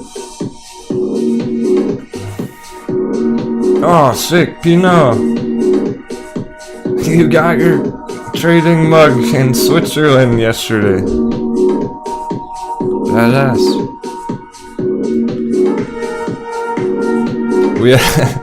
That totally threw me out. No, don't change it. It just tripped me out, dude. I'm talking about this white lighthouse. Little kid's drawing. Unusual picture for an adult trader to have on their profile picture. VERGE Lighthouse. I don't know where you found that. It looks like my drawing. One of my first memories of a kid was drawing that lighthouse picture. What about ANY? I got you. I'm looking at it. It's holding support. You asked if you think it's gonna dip anymore. Not really. No, I don't. I really don't. Because it's bullish as heck. That Bitcoin mining news is big stuff. That's all the spark it took to go 150% back here. It's come down a lot from the peak already. That was your retracement dip. It hit the 236 fib and bounced. That's a perfect retracement level on it. And it's been in an uptrend ever since. It actually got rejected from a Fibonacci level up here. So it's playing around these fibs. I'm not worried about it. That looks good. I don't think it is going to go lower than that at this point.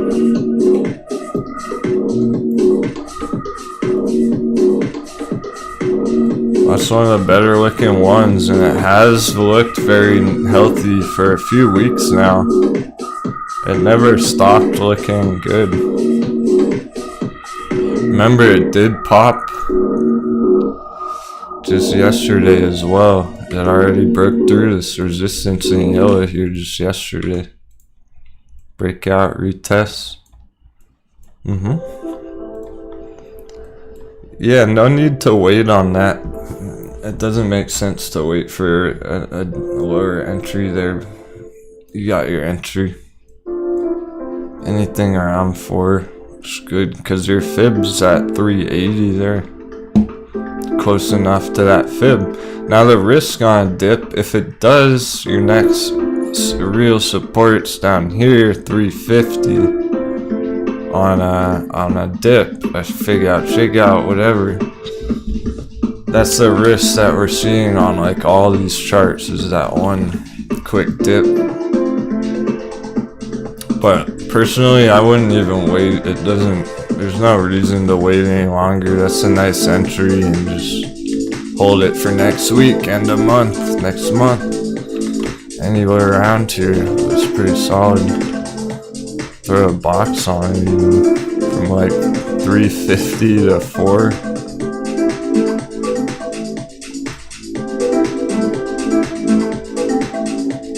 Let's see, it's this whole area.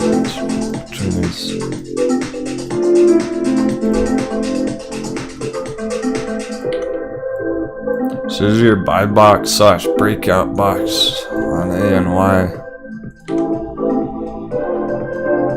Is the real buy box on green, and it already bounced. It already hit the buy box and bounced. Cool.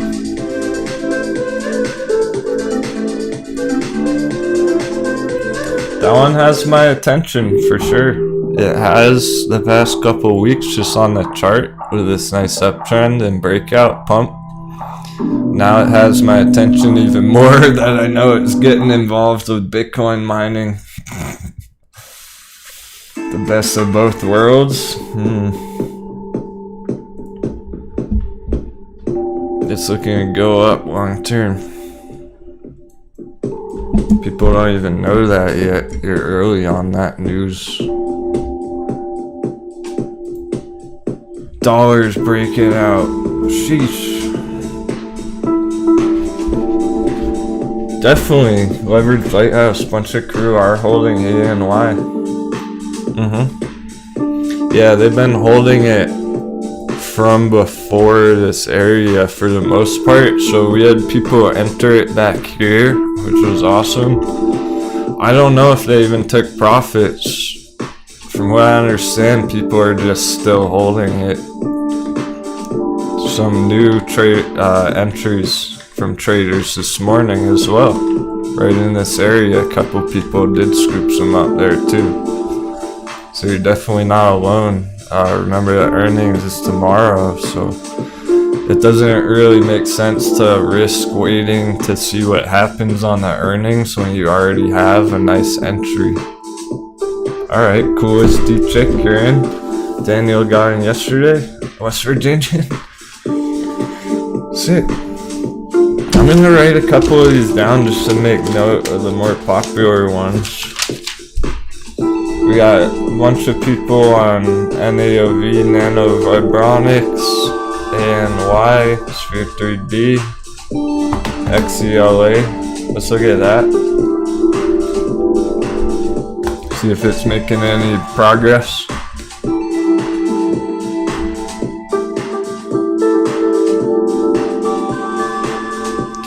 Yeah, that's very bullish news for this company.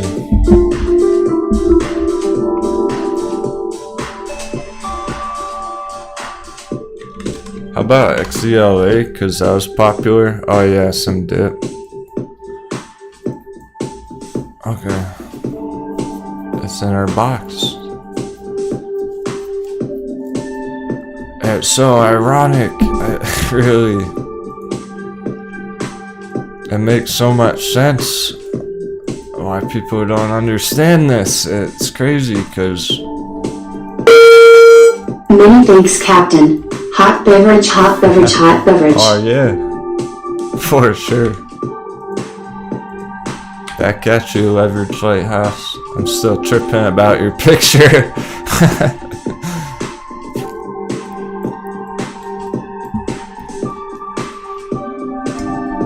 I'm glad that helped.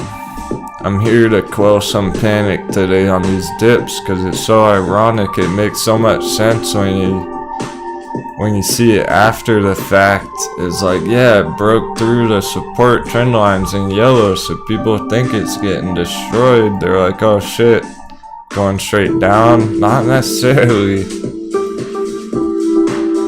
And some of them look better and better the lower they're going, so it's like, it's ironic because sometimes the worse it looks, the more bullish it actually is. You see that first glance and it's like, wow, that's terrible. And then you stop and analyze it and draw some trend lines and it's like, wait a second, look at all this confluence. Look at all these lines coinciding right here. So somehow it looks more bullish than it did the last couple days there, even though it's red. That's your critical spot right there. It's all those trend lines connecting together. But that's hard to understand unless you really dive into it, really draw it all out there. So don't lose track or sight of all these trends. They're in nice uptrends. They've been popping. They exploded already. Just need some more time for that next one. It's still in an uptrend, for sure.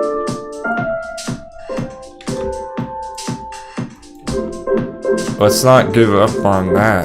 Yeah, XVLA. Remember the dollar, guys. The dollar's gone straight fucking up today, so that's a big part of why we're seeing stuff like that. That's not helping some of these charts. And it does make you wonder, well, if, like we've been discussing for a long time, okay, you're starting to see it.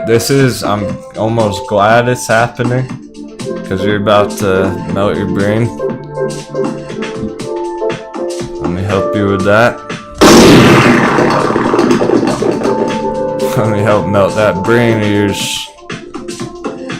Now you're seeing what I'm talking about. If this fucking dollar goes up here for the next couple months, AMC's coming down, alright?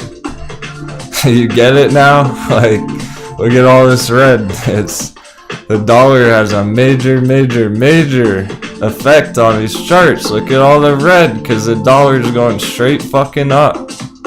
If the dollar keeps popping, AMC's in trouble for long term. Now you see how important this dollar spot is right here, because just that bit of red on the this bit of green on the dollar today, it's not much on the long-term chart, but just this move was enough to really hit some of these charts hard. So it's like, goddamn, that keeps going up as hard as it's going. Some of these charts are gonna tank, basically. So be careful that you're not too heavy in any one thing that's having trouble.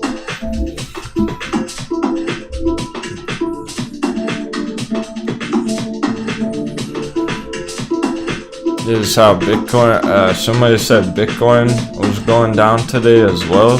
Makes a lot of sense with what this is doing. Great question, Kelly. What controls the price of the dollar? Everything. It's such a mishmash of everything in the global macro economy. So there's some interesting spots. Let me point out this spot. We were watching this real time during the live show. Federal Reserve announcement on TV. Jerome Powell went on TV. Dollar went straight up that day. It never really came down after that. Still been up since then. That had a major effect that day when those fuckheads went on TV. Excuse my language. And then back here, where did the dollar find support? Back here. Guess when that is? When in the United States, presidential election, presidential turnover. That's where the dollar bottomed out this year. So, Becky says the Fed's gonna talk tomorrow, so I guess we're going straight up then, huh? I guess the dollar's probably gonna break out then, huh? Federal announcement tomorrow. It's getting closer and closer to that real uptrend. It's barely in a downtrend anymore. It's not really holding this downtrend anymore. Just barely.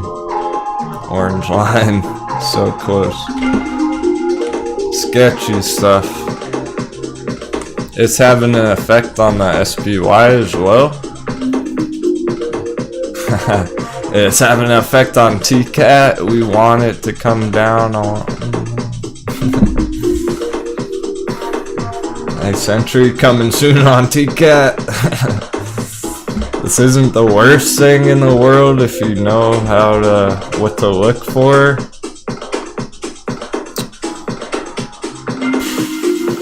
S&P. Wow. Oh man. Look out below. S&P bears munching the fuck out of this thing. There's our breakdown. It's happening. That's getting wrecked. Holy shit. Today's the day. Blow off top. It hit. Oh! Look how perfectly it hit our hot beverage, our upside down coffee cup. We did it again.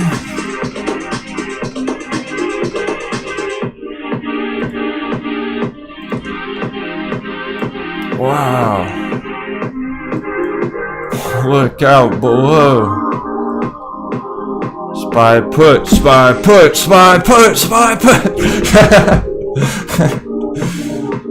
Some of these savages did it.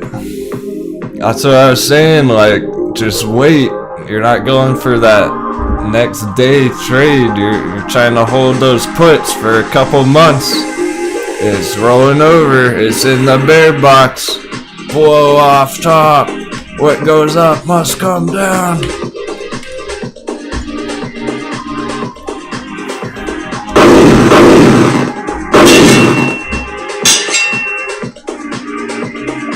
Wow. Hey, sick JPEG. We got Salty Bear JPEG in the chat. He made 89% on his puts on General Motors today.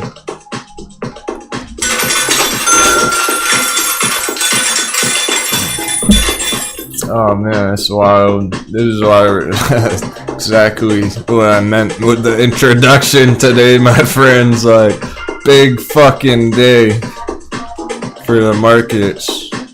Never before seen prices on the SPY yesterday.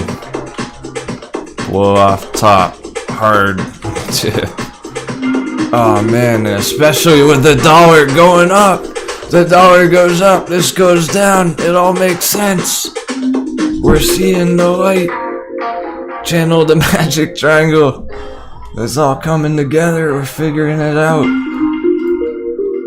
All the pieces are coming together. It makes sense now. Everything we've been talking about for 2 months, like waiting to see what it's gonna do, is coming down. The dollar's going up. It's all coming together. It's making up its decision. Fed's talking tomorrow. I think is gonna be crazy. I think this shit's topped out then. As long as the dollar keeps coming up, this thing is screwed. This is in big trouble. At least you guys aren't holding this. If you are in your retirement account, that's gonna take people by storm. Oh my goodness.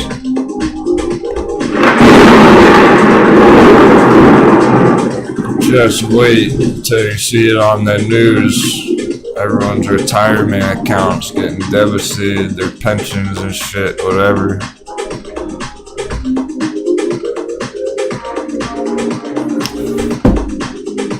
Mike, for real, talking about inflation, well, you know, long term, that's why we got this long term chart on the dollar, my man. Here's our long-term dollar chart. We'll never forget about inflation. Inflation's gonna catch up one day. We are expecting a major downtrend on the dollar in the future, but for now, with the presidential turnover, the feds have cut off the spigot. They've slowed down the money printing. They're not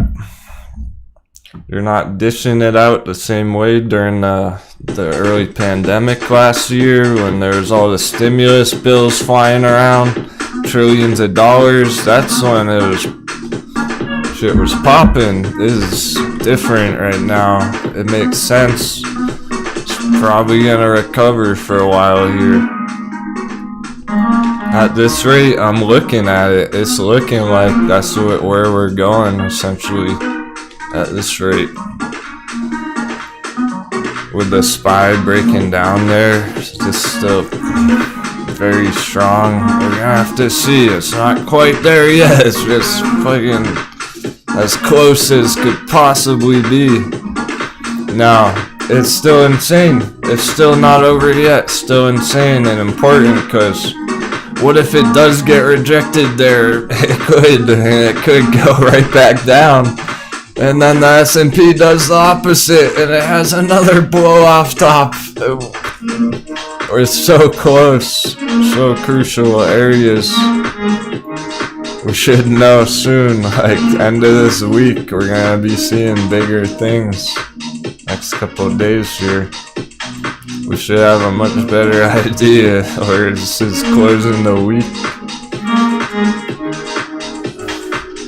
Oh man, so the SPY also, check this out, I'm on the weekly candles now. Last week, it closed the weekly candle at the very top. This week, it's a big fucking red candle coming in. That looks like the top last week on the weekly chart right there. That's a big red one. Getting started there.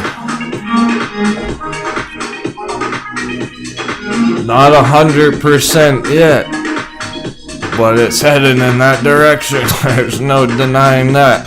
There's no arguing that.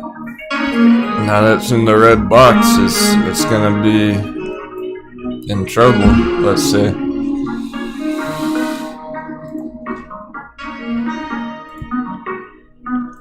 Day traders, how are we doing? DMAC still healthy. DMAC has maintained green, 8% on the day, if anyone got in on that.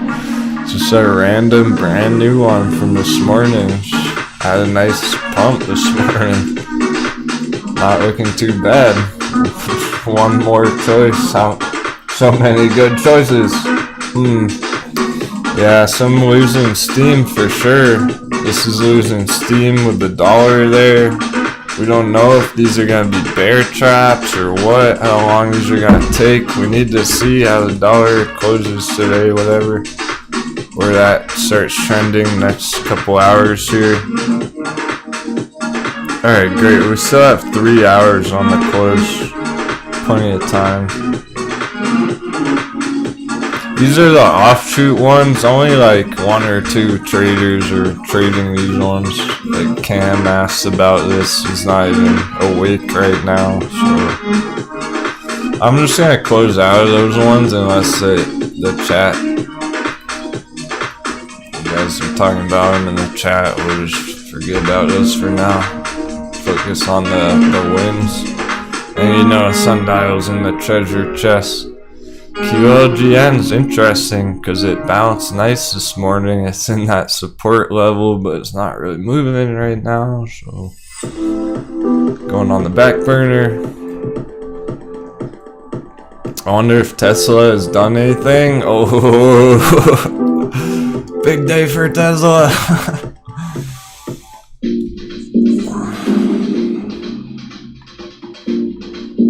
My goodness. We got a big day for Tesla here. Being the fact that it's a breakout retest of support and it's at the support right now. What is gonna happen on Tesla here? Is it gonna bounce or is it gonna fall through? That's the most important spot on Tesla that exists. Just like AMC, if anyone cares about Tesla, this is the biggest right now. It's biggest number, most important number ever. This is the absolute most important spot on the Tesla chart.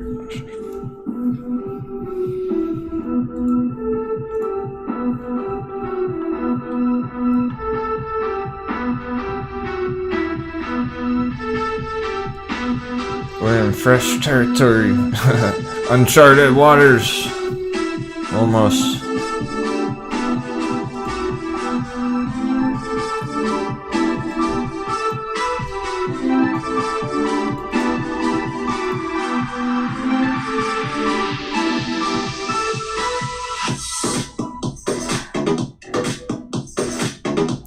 Music discovery.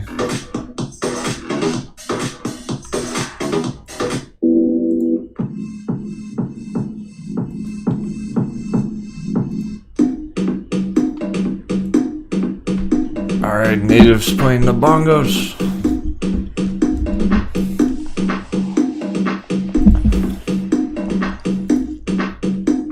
I got your chat before we check out those charts. I almost want to put an alert on it, but we don't really need to.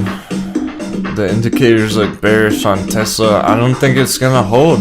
I think Tesla's gonna come down too. I'm bearish on Tesla here. Unless it really holds this area and keeps trending up throughout the rest of the week. If it goes down here, it's in big, big trouble. These are some of those overbought ones. It makes so much sense with the S&P because it's one of the top 10 gainers on the S&P. Tesla going down is part of why the S&P is going down right now.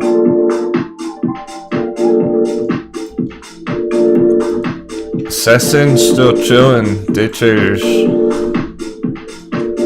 made entries on this. It hasn't really moved. Still at the top of the purple box.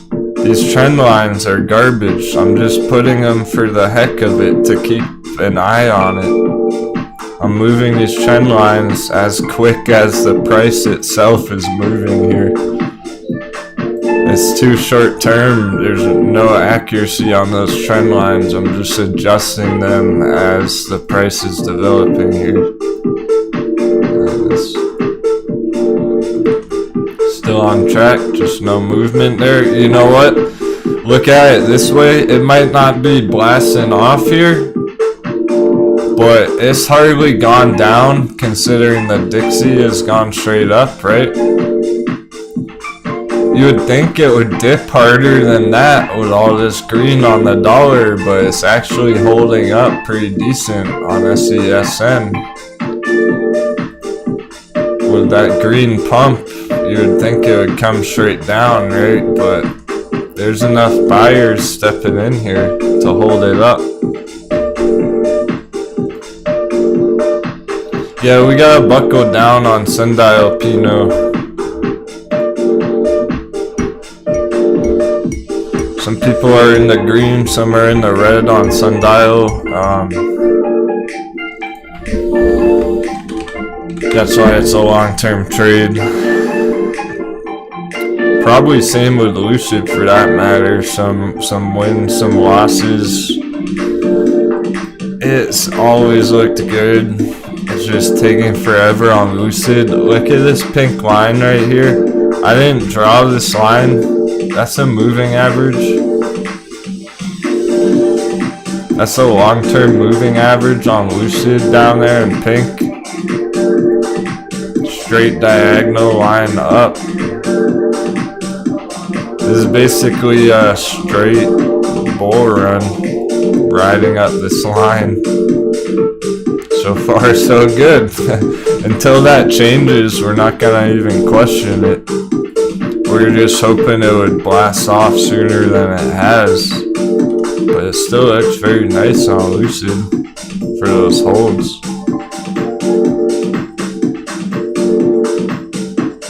I don't have a problem with that chart. It doesn't look like it's gonna drop to 10 or whatever.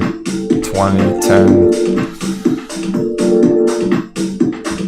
I think worst case maybe a double bottom at that last entry. But even that's looking pretty unlikely here, because that would be a deviation from the trend line, which it's never done ever. It's never deviated from that trend.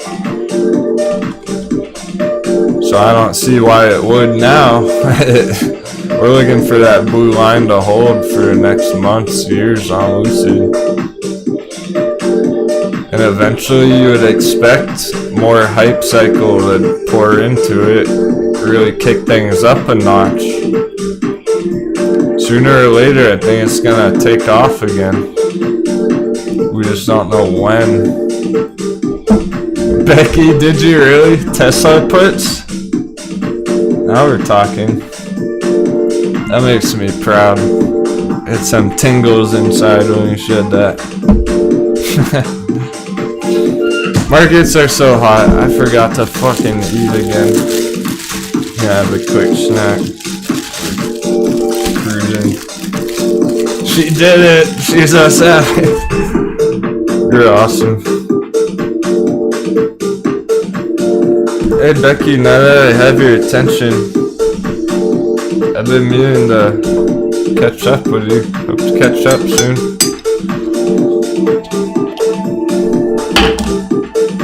Been very busy.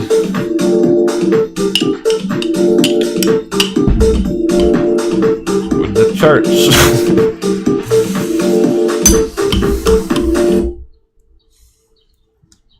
But I hope we can talk soon. Yeah, you're still alive. So she lived to trade another day. I wasn't too worried about you. I knew you would do it. SESN. Oh, what's that? What was that? You hear that?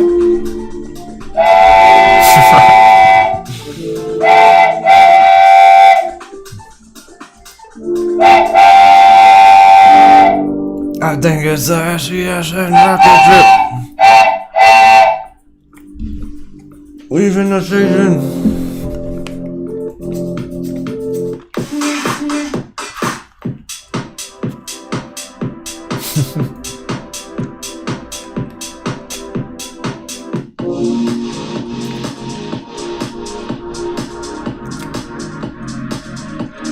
Man, I'm on camera so much every day, I don't know if there is any new music. We go through so many playlists every day. Literally like hundreds of songs every day. I'll work on that real soon. Put together some more fresh playlists.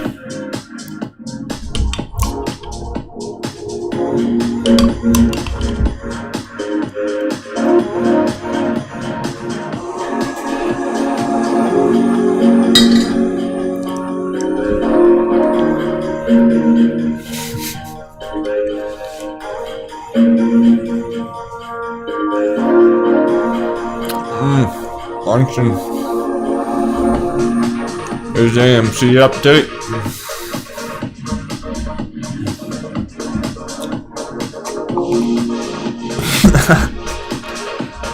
Your indecision candle brain, Becky.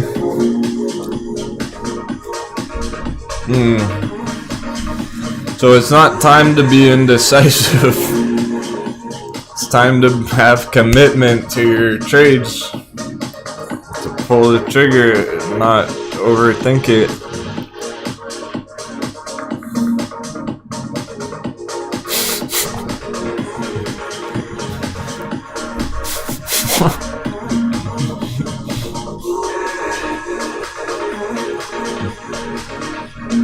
Hey, that would be amazing, coolest check. Some homemade jam. Sounds great. You can get Firefly to pick some blackberries for your jam.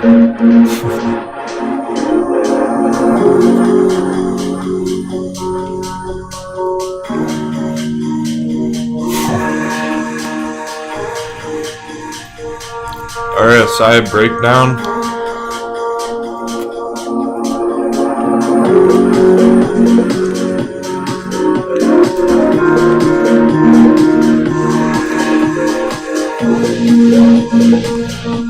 I'm seeing a lot of resistance up here on AMC still. That's not very decisive right now on the chart. Yeah, how did you even get here, Becky? What are you even doing here? We love you. Such a perfect fit.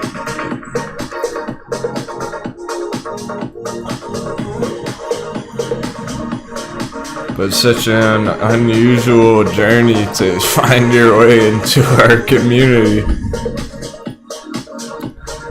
I gotta say, it's an amazing story. I remember I was laughing my ass off back in the day because Becky was one of the OGs from the very first videos. You were one of the first crew on Discord. You wrote me some comment on one of the YouTube videos like a month or two later. You're like, hey Denwo, I forgot I'm even in your Discord. And then you started getting all into trading. After you found all the secrets on Discord, then you were in.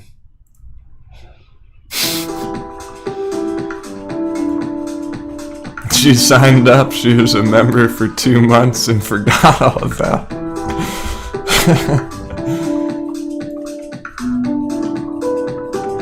She was like, I think I'm one of your members. What do I do?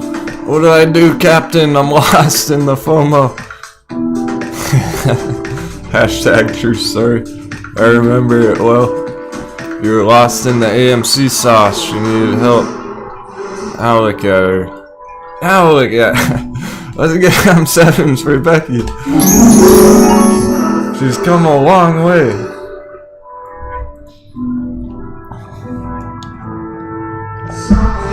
That's progress. She's fucking crushing some options trades and nice scalps, day trades, SESN. Anyone can do it. I believe in you guys. Totally. You got this. Here's a banger. I'm showing you the bangers. Captain won't lead you wrong. You just gotta protect yourself. I can't help you with that part. I can show you the entries. I can show you the targets. I can't set a stop loss for you. I can't decide how heavy you want to enter. I don't know how much other stocks you're holding. If you're all in or what. Everyone needs to figure that part out. But I'll show you where it's trying to go. I'll show you the treasure map. X marks the spot.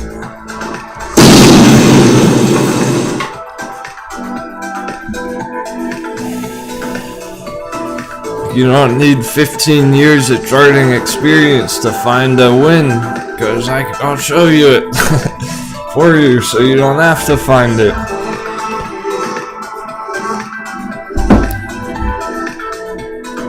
We've been finding nice ones every day. We're not slowing down anytime soon, no matter what the fuck the markets are doing, no matter what SPY's doing. We got people going bearish on SPY. We got J-Big doubling his money on General Motors puts. Becky's going on puts on Tesla. There's so many ways to crush this right now. It was awesome. People are accumulating some crypto. That's why I believe in your success, because it's not, you're thinking smart, you're thinking long term. No one's really panicking on CTRM after 2 months of riding it red, right? We know this shit's gonna take forever. Buckle down. On CTRM, we gotta be ready for that. That's part of what we've learned from it. That's part of adjusting and adapting, is like, okay, CTRM, it's gonna take a while, let's just accept that. It still looks nice.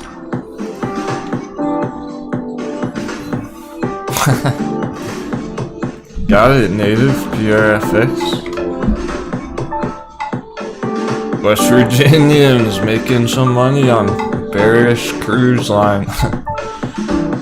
Bearish on the airlines. I want to take another look at some of those airlines. Oh wow, this is a way old chart. Yeah man, it's interesting to look back at some of these like months old charts, because we had a possibility, or did it already do that? I don't know if we drew that like before or after or what, I can't remember. But you had a chance for that to keep blasting there, and then the dollar really fucked everything for that whole 2 month period, guys. July. Basically all these charts are red during July. Wait, this pump happened very recently, July 22nd? I'm having trouble remembering this chart, I don't know why. I have no idea what we were looking at on this, so let's hit it fresh.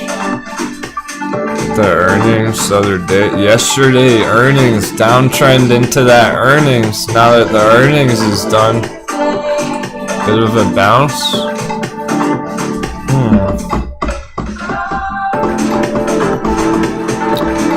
You do have big targets up there. Pain Reform Limited.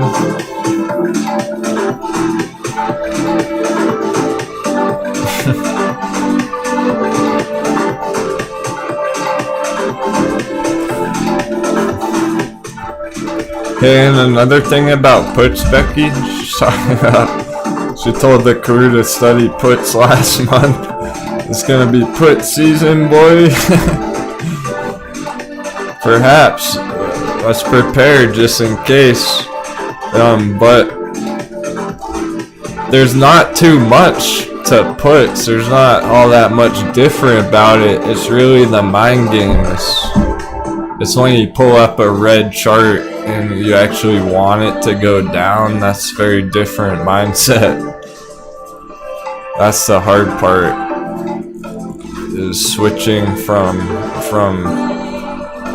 going for pumps. You're trying to get breakouts when you're bullish, and when you're bearish you're wanting it to go down, so you have to look at the chart completely.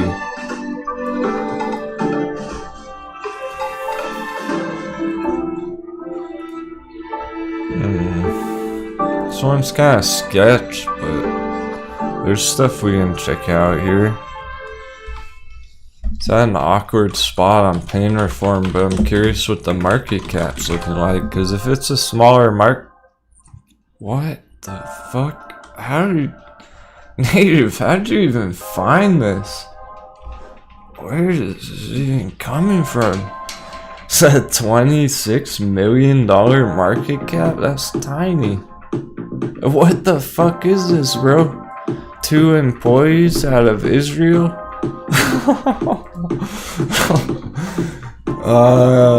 Guys, fuck is this? 2 employees at Israel with a $27 million You need to do some due diligence on this. Their website's not loading. Fuck is this? Some surgical thing? How? What? How? That there's only 2 employees. So who's that? Who's those people? That's not the employees. There's 3 of them. I don't know. Yeah, this one, that's kind of fucked. This is the worst due diligence we've like ever stumbled on. They're showing the chart and stuff. Yeah, watch out for this. Native, I don't know about this, bro. These are major red flags. I'm sorry to laugh. Alright, he's laughing. I'll try to laugh if anyone's invested in it, but what the fuck?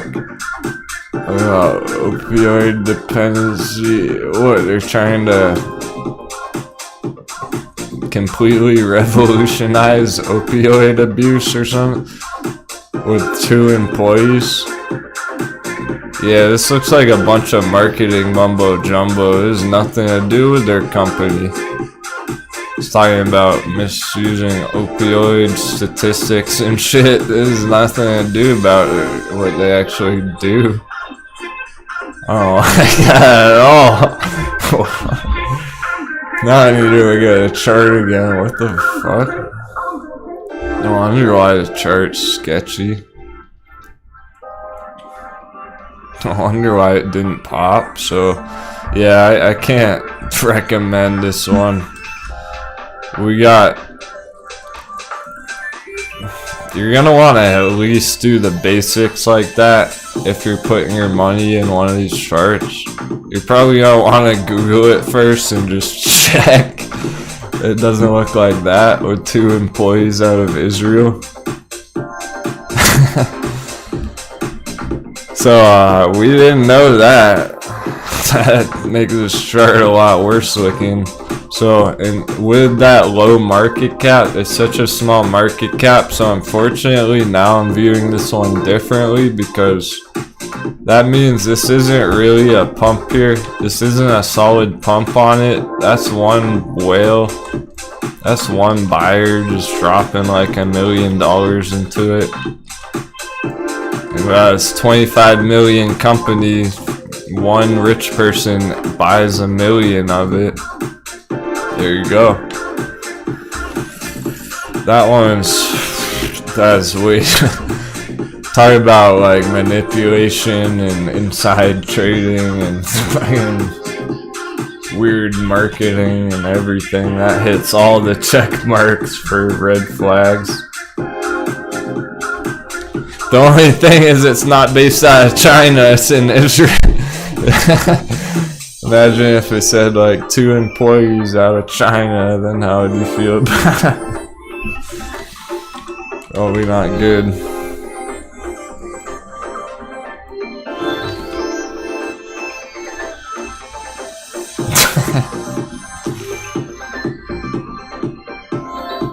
Well, that was fun. That was a fun chart. Let's never look at that one again. Pain Reform Limited. Can we just cross that one off the list forever? He's wearing a Green Bay Packers hat in the operating room. What the heck? That was totally a stock picture, stock photograph that they were using on their website. Big red flag. It looks like they just paid somebody to make a website for them, make it sound all good.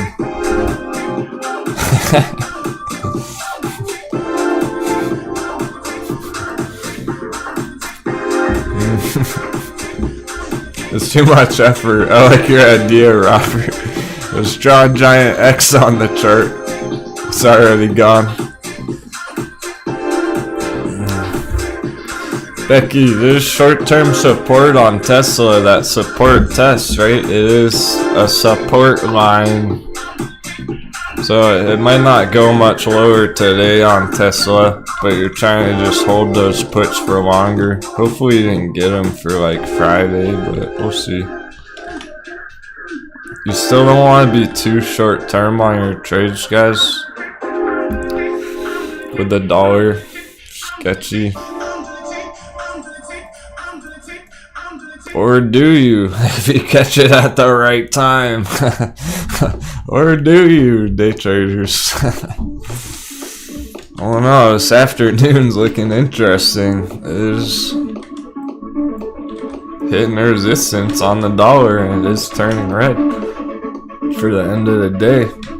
So even if this breaks out later today, tomorrow, we might see some more rocket ships in the next couple hours here with what's happening at the moment. But that's very close, very short-term time frame that we're talking about there. That's like for this afternoon. Good sign for SESN though. Good sign for these day trade blasts off. I want to keep cruising and looking at a bunch of them. If Clove moved at all, a little bit. Clove's starting to bounce from the orange line there. So yeah, we're starting to see a little movement here. XL Fleet Hot Beverage.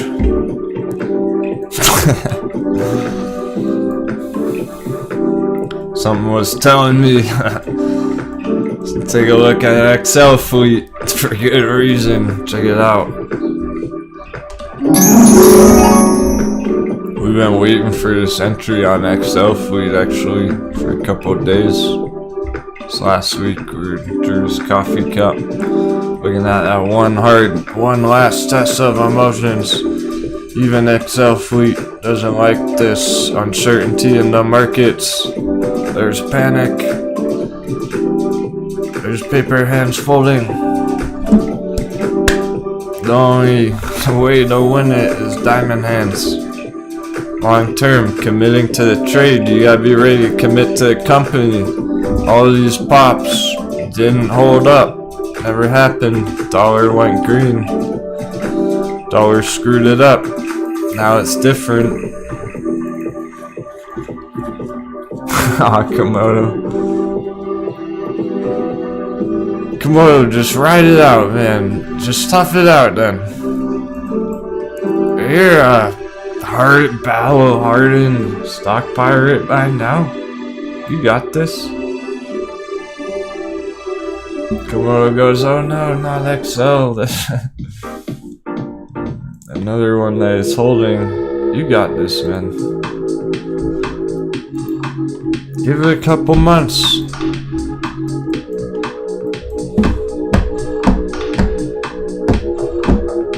Remember how long it took AMC to go up?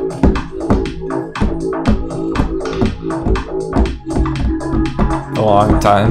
Like 3 months, 4 months. Oh man, do I remember the panic on AMC in the chat back then? Who remembers all that? Who remembers when everyone was losing their mind on the shareholder vote? When it dipped 35%, everyone lost their fucking minds on the internet, except for us. We stayed calm, we held strong. Komodo, you rode that shit out. I remember. You were around back then, weren't you? There's nothing we haven't seen before. That took 3 months right here. It took 3 months back here. It took 3 months back there.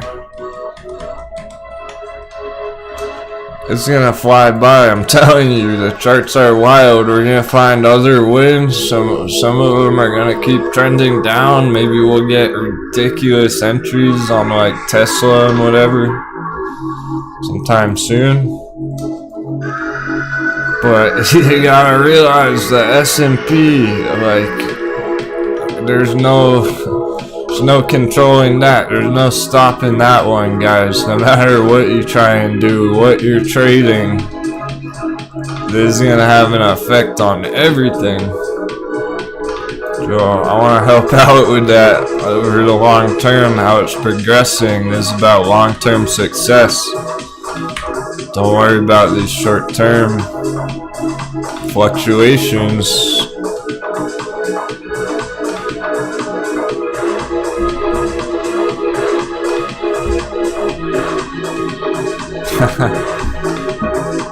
Nice, a green mushroom.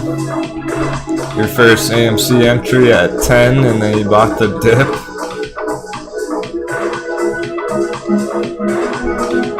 My Zena goes, I remember all of that. All capital letters, yep.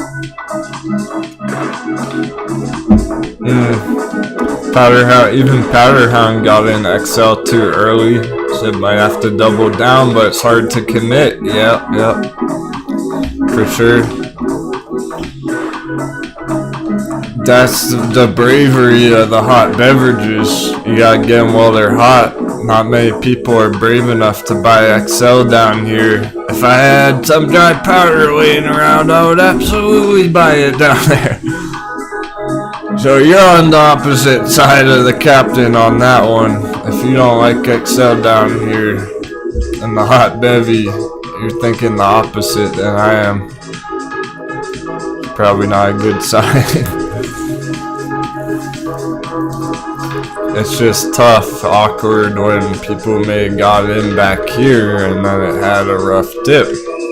That's why we're calling it a liquidation, because people who aren't willing to commit to this long term, you know who's selling this? People who are all in.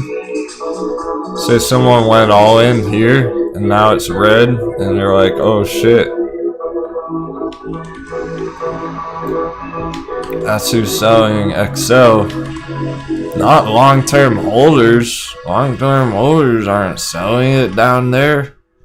They're buying it down. Are you short-sighted or long-sighted? Farsight. Cheers, William. MindMed. Forgot to peek at it earlier. Oh my god, it's the same thing.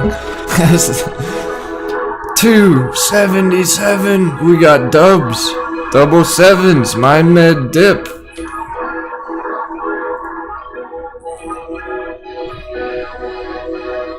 Wow.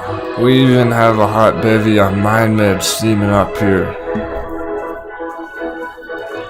Major market shifts, guys. I'm basically looking at the last. This is very possibly. No, I'm not gonna say for sure. As far as we can be reasonable about it, this is very possibly on all these charts that very last test of emotions that we've always talked about. From the very beginning, it's very common. Get one hard last test of your emotions before an epic bull run. It almost always liquidates people first.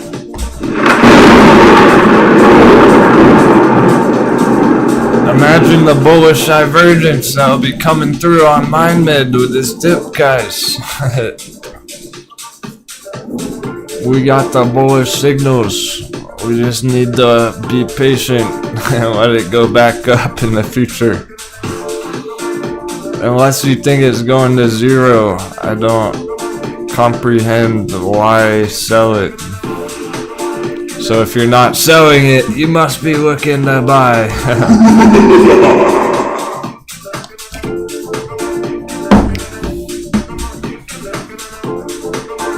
Nice, Becky. You got some dry powder ready to go? Reload.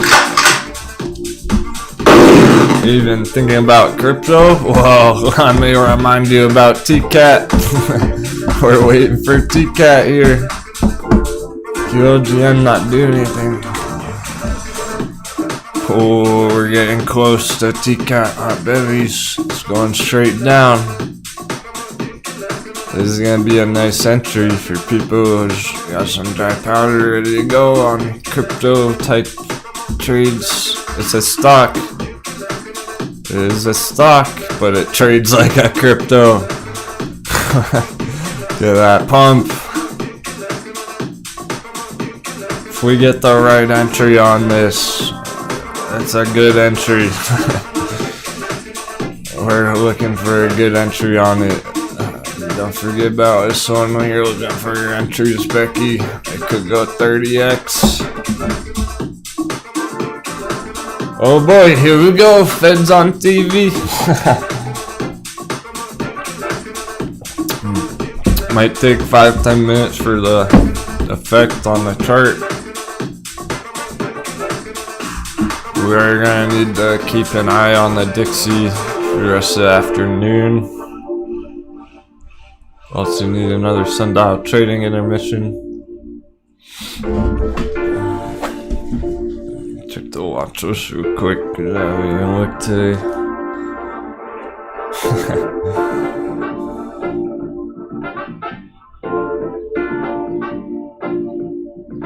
Those are the real world events that are gonna impact the dollar chart here.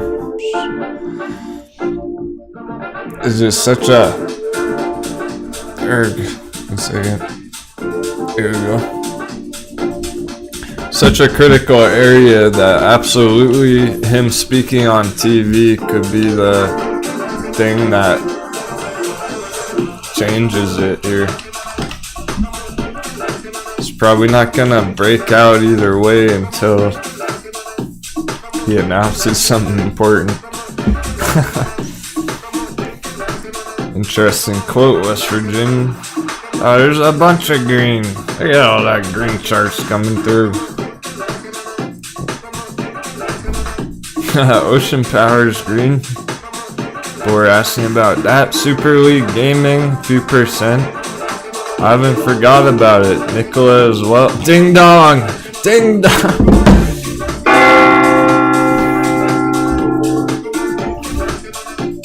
No joke, Ding Dong's right behind SESN.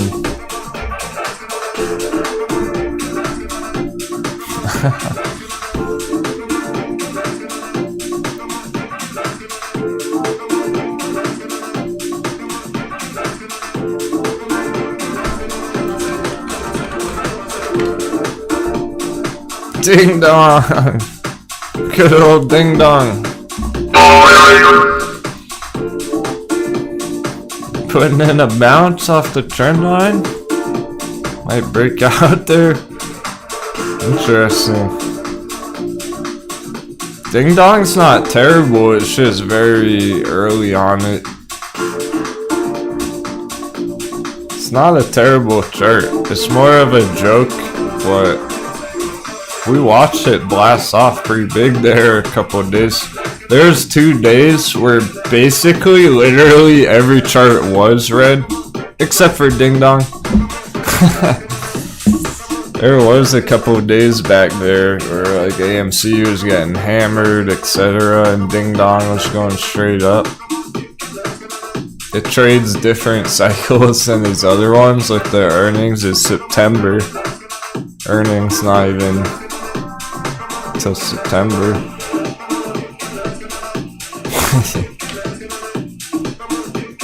Under 20, yeah, it's pretty decent targets. Maybe it'll go higher long term. It's interesting. It's kind of funny, kind of not. Hey, Frank Weller. Cardano, well, my thoughts on ADA is it's a nice project. That's why it's performed very well. Now that it's blasted off, there are better entries. There are more attractive looking entries than Cardano right now. In the alt markets, if you're holding it, it's pretty decent. It's at resistance though. We're gonna dive into it. Crypto Crunch after hours, markets close. Got Nicola putting in a nice screen. Whoa!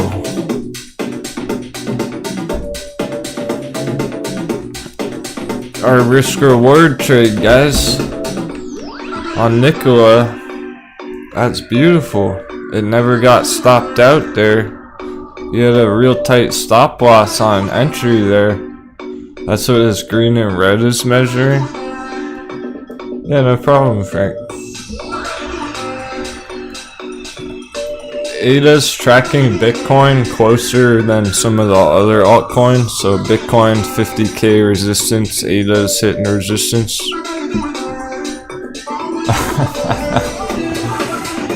Komodo. That was just for new entries, man.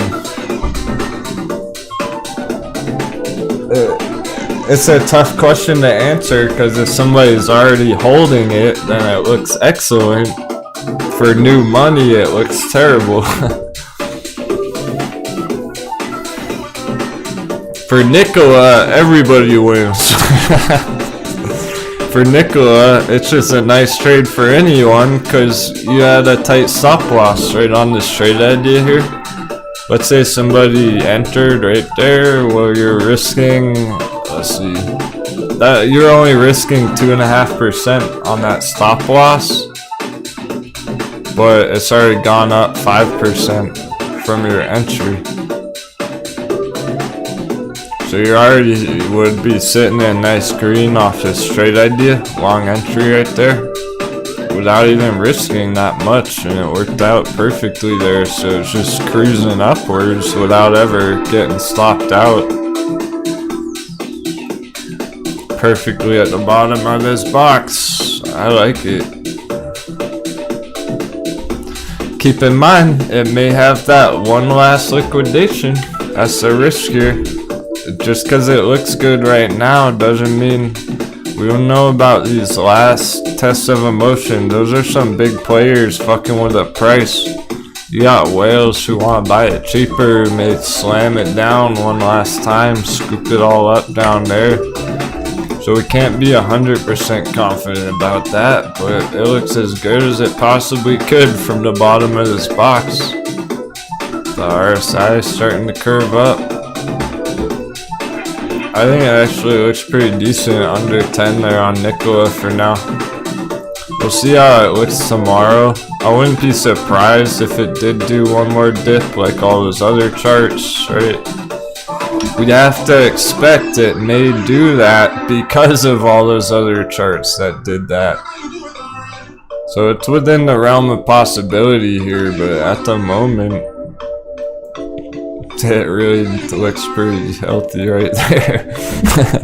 I don't have an issue with it right there. That's why I drew a coffee cup, because this is a hot beverage on it, under 10 already as is. Anything lower is going to be a flaming hot Cheeto. This is going to be on fire down there.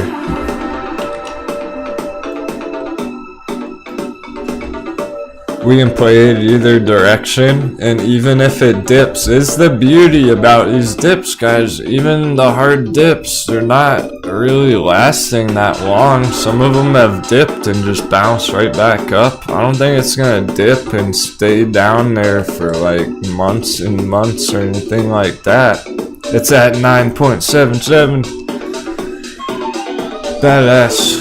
We need a quick trading intermission. Get a mental break, refresh. Blasting a ton of charts. The dollar is so important right here. Fed's on TV. AMC breakout. Testing resistance. What a day.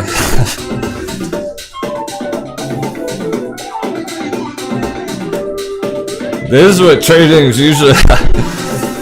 It's usually pretty crazy like this. There's crazy shit everywhere going on. It's hard to even keep up with it all. So stay calm.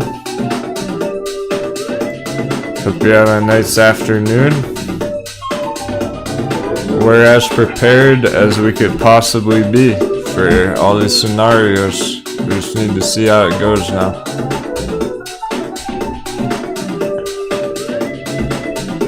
And maybe we'll still get a major blast off by the end of the day on one of these SESN.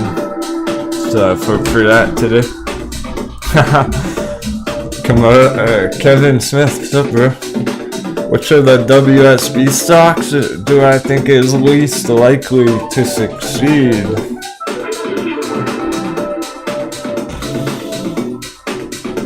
Pain Reform Limited, does that count? That one with 2 employees from Israel.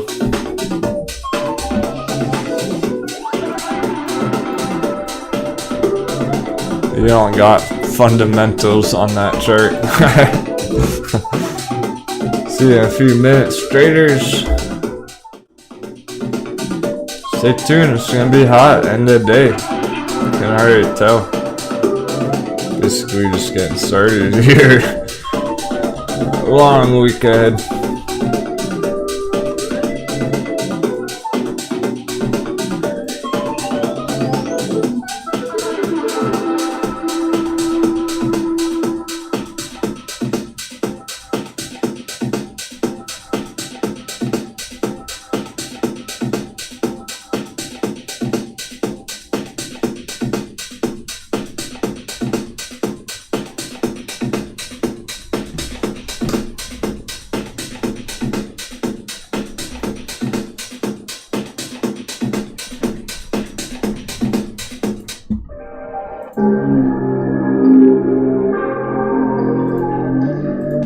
Keep an eye on the radar, crew.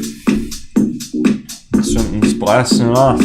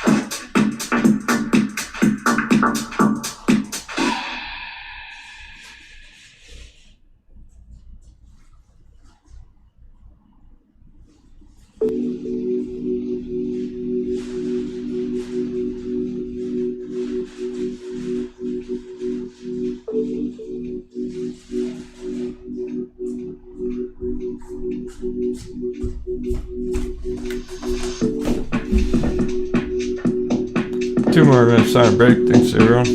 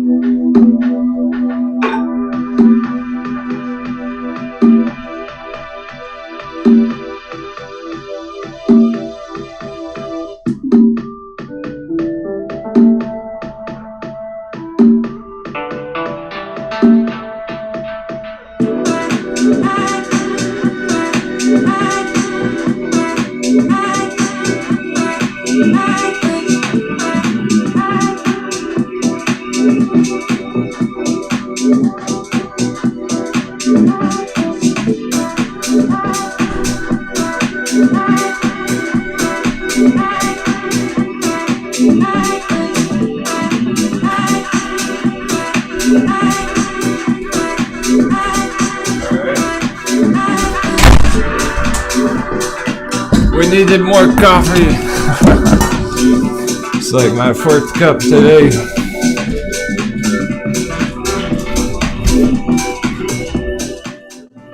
Welcome back. Funny chat. Interesting points.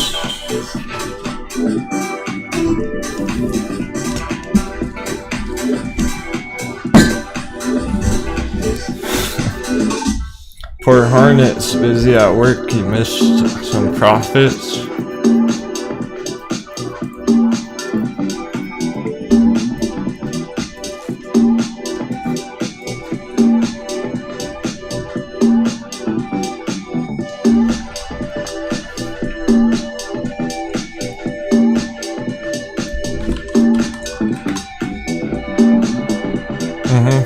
Yeah, Nano Vibronics, it looks like a lot of red, it feels like a lot of red. It's not a lot of red. This is not that bad of a dip. They're really holding up pretty well, all things considered, on NAOV.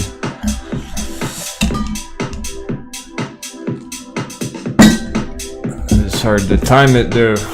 Sometimes that'll be a better decision to place your orders beforehand. So if you're on a quick scalp like this, instead of for the rest of the week, if you're holding this till Friday, end of month, whatever, instead of waiting for that perfect time, it's like, okay, now it's there, time to sell. Maybe just put your order in beforehand, put your sell order in now for like 447 or whatever. Right under 450.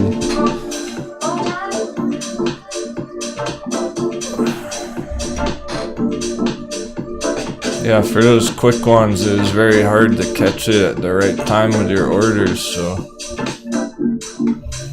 it would be a good idea to put it in beforehand. So, with that S&P taking a hit, S&P coming down real hard. Someone mentioned the volatility index is pumping. I think it was Deccan. You watching VXX stick in? Here's Gary Shanghai. He loves this chart. It's a nice strategy. Yeah, that's so interesting. Hot beverage on VXX Volatility Index. So this goes up when the S&P goes down. S&P has gone up for 2 years straight.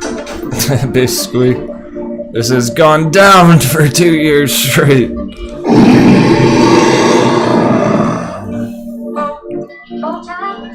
Now we're looking at a big shift where the S&P coming down actually can drive this way higher. It's really interesting where it's at there, because it's at the critical spot, just like the S&P.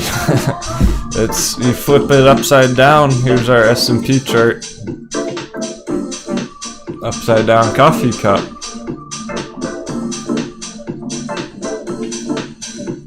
So yeah, the S&P topped out here. If that's really the case for long term, this thing's looking to run VXX.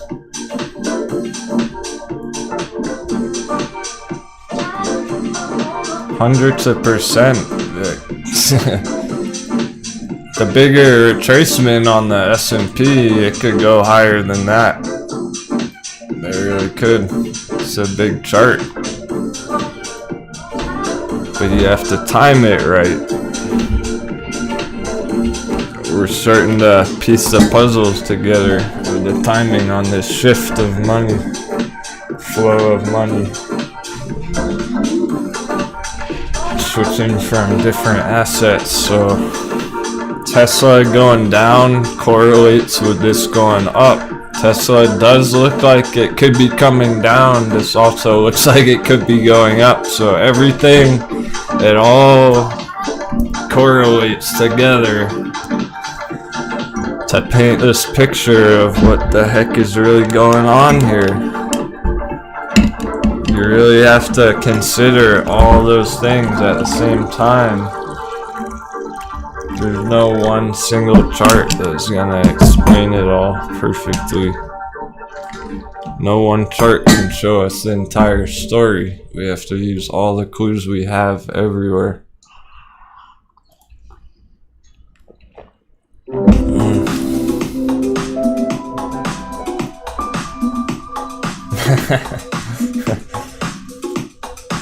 Alright, Mike, for real. All I'm asking for is an invitation to your yacht party, man. If you buy yourself a yacht, send me an invite. I'll come celebrate with you.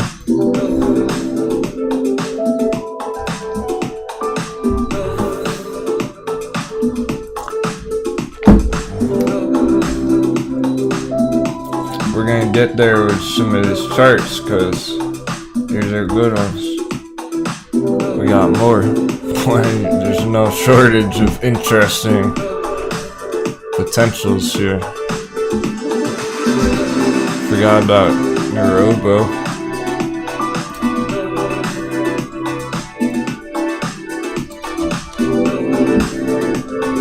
Let's see what the crew's holding. Neurobo looking good. Nothing wrong with that.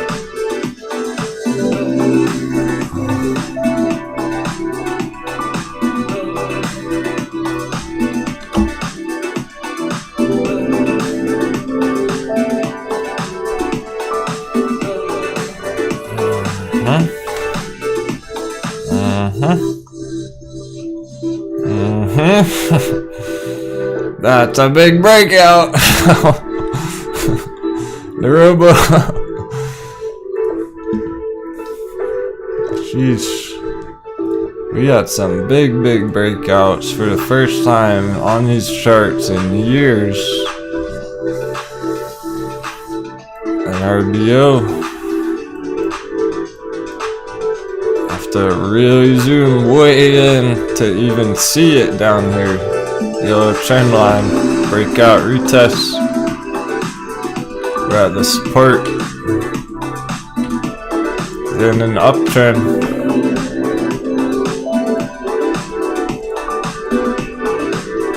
This one looks pretty good. Still, no matter what anything else is doing, this one was looking pretty good right there. Note how this previous pump too, it did pop back here quite a bit, so it started to break out, whatever. First test of breakout. That's not the important part. The moving averages. So when the candles were up here, the moving averages were still below in the gold box. These red and green lines. Now they're coming on top.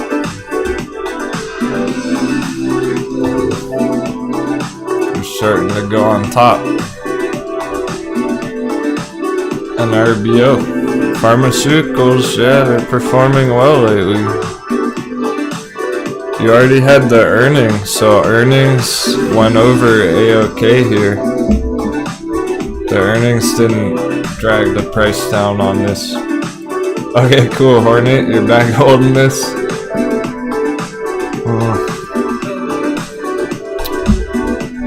Yeah, some of them are just at awkward points, guys, because maybe you got in at an awkward time, like right in the middle the other day or whatever. So it's kind of just fucking around this spot right now. And you gotta zoom out and realize it's just getting started here for something potentially much, much bigger. That's what the important part is. It's not about what it does today. It's where it may be going here. Cool, Ben. Sounds good. That Nikola bounce on track. People are saying. Okay, so remember the dollar was dipping too. Dollar is putting in some resistance, some red here, guys. So stuff's heating up again, going towards power hour, like SESN here. The CSN, the day trade dice roll, still on fire. Anytime it could blast off. It's primed and ready on SESN. Someone just said Nicola's popping. Ben Hopewell.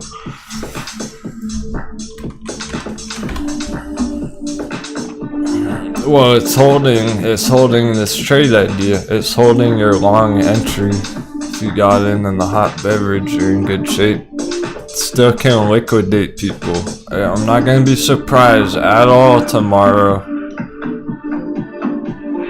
So neither should you. I'll tell you right now, if this opens the day very red, like some of those others have done recently, it's totally a strong possibility of one more shakeout first. You ready for that? It shouldn't cause any panic, because I'm telling you now, that's the risk. Otherwise, it already hunted people at 10. And it's just gonna keep going up from this box. Bottom of the box looks good. So it's a reasonable entry there.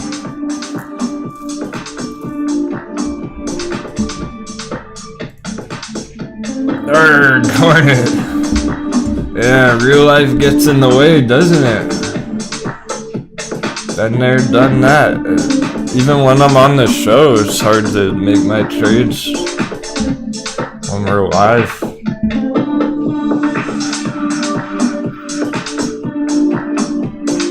Ah, that was your Neurobo. So Hornet said he was up in profits, nice on Neurobo, but he missed it. Now he's down. Hey, Mike, for real? CCIV is Bay, but there is no CCIV anymore, right? No more Bay. No more CCIV. Now, long-term Lucid. Loosey-goosey takes a long time to go up, apparently. We've had to accept that. That wasn't ideal. Took forever there to do anything. It still hasn't really moved, so that's the thing, is it hasn't really moved. That's the hard part. That's a tough pill to swallow. It just hasn't really moved for like 3 months. But it's in a long-term uptrend. So I still feel bullish on it long term. Just gotta be patient and prepared to hold it into 2022, basically going into next year. What's your time frame on that? Yeah, we really had to adjust to this. We were expecting bigger pump, bigger breakout there with the merger. It didn't even quite hit 30. We were looking at 30, 33 on that pump. It didn't even make it there, and then it just went down and sideways for like 2 fucking months. So it's taking a long time, but it is still playing out like that. Holding this nice uptrend is just very, very slow. Large market cap takes a lot of money to move it. And part of why it started moving so slow is it just not that popular Wall Street bet hype surrounding it. Maybe one day it can do a savage bull run in the future like Tesla. It doesn't have to stop here. Maybe in a couple of years it'll be $100 way up there like Tesla. It really could keep have a pretty epic run, but it might take 6 more months, whatever.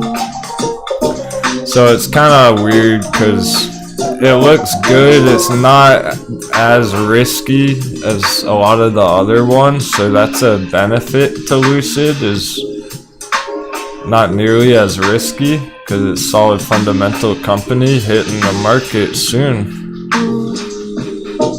But less risk, less reward.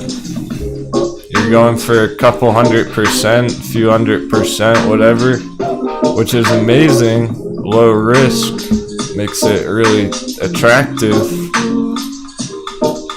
But we've seen other charts do that in 10 minutes. We saw this chart on Friday afternoon. Put that kind of move in 15 minutes at the very end of the day. It went 200%, so you gotta weigh the risk reward of like how ballsy are you feeling about risk in the markets with these critical S&P and dollar levels and everything. It's not exactly time to be extremely risky with all these turning points in the greater charts.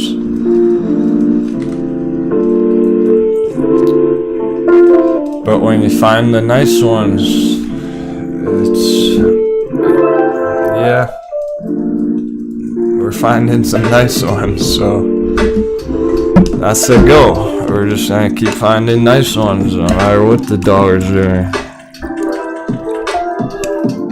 A little bit for everybody. Day traders, swing traders, holders.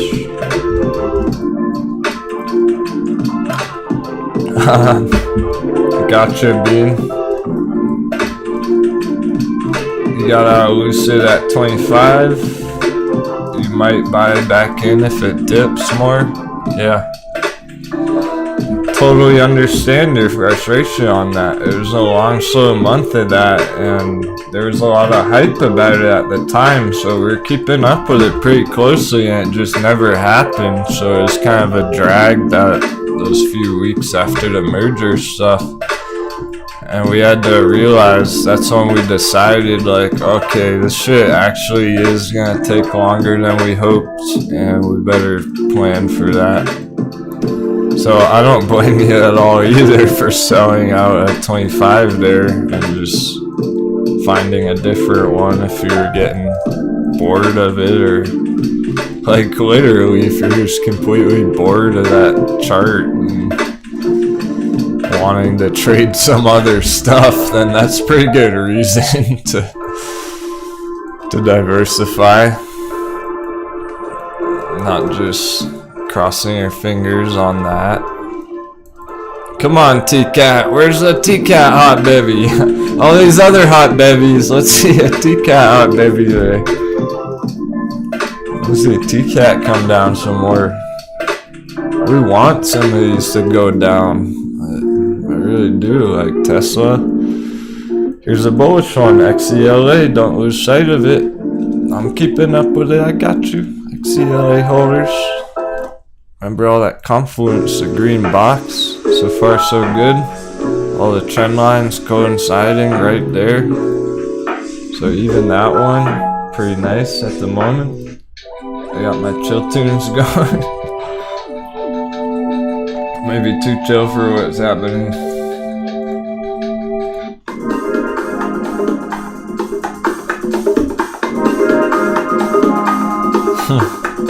Yeah, Hornet, I agree, man.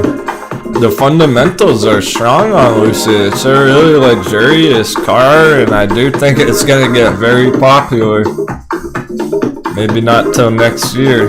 Start seeing them on the road, seeing them on TV, more commercials and all that, more storefronts.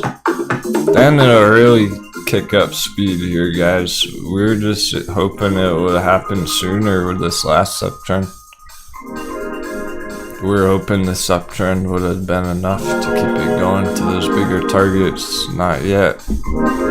Doesn't mean those targets are off the table. We're still on for those targets, just delay the party a couple months there.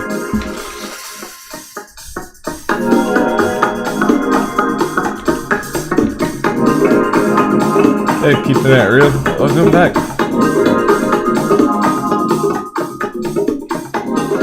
It's really great to see people are having a relatively good day, even with the shakiness on some of these charts and these markets.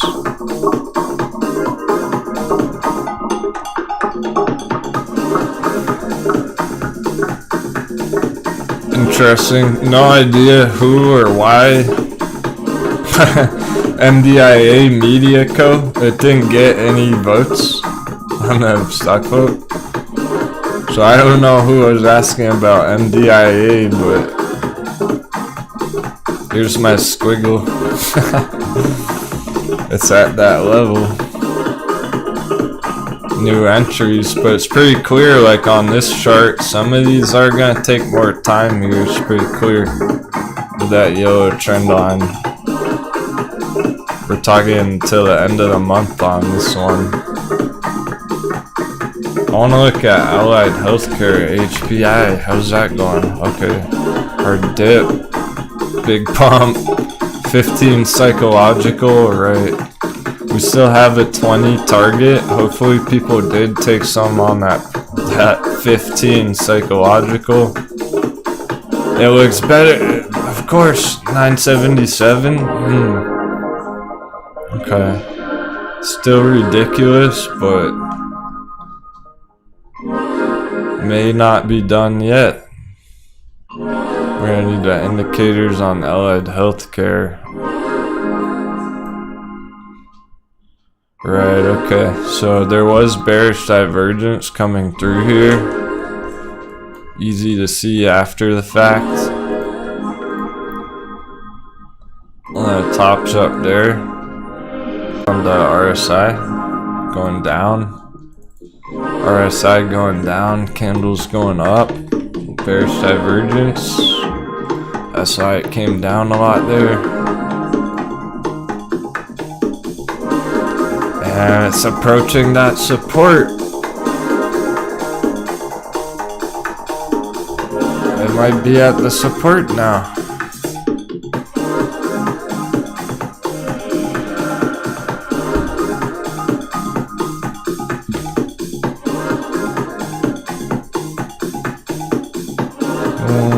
Nah, not quite, but it doesn't have to go all the way down.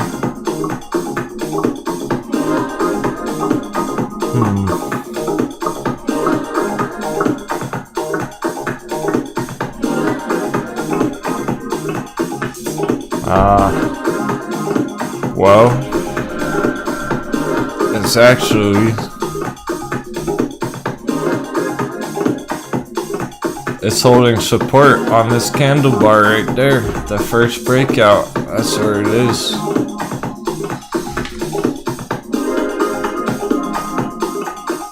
It looks good. It looks decent on HPI, Allied Healthcare still for bigger targets later.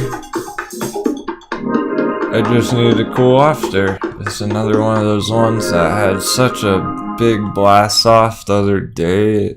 It went too far too fast.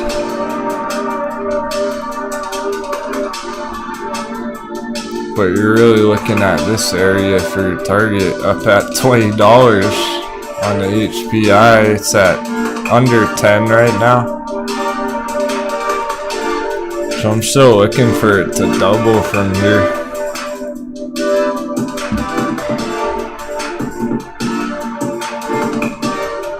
Like that.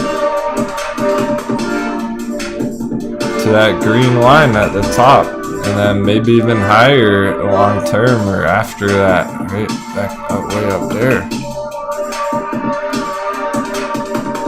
So yeah, I have some potential here. Continue on this nice uptrend, guys. For now,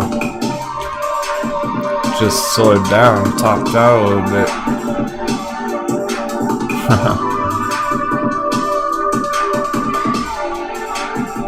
Here's the RSI, it's cooled down, right? Cooled down. Now it's getting pretty close to the bottom again. Like that.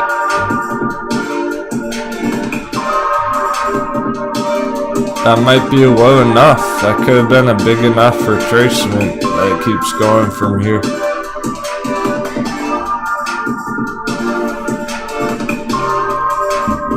And then you're risking that liquidation, that stop hunt, like all the other ones, that quick dip kind of scenario. It's definitely a possibility here as well, like all those other ones.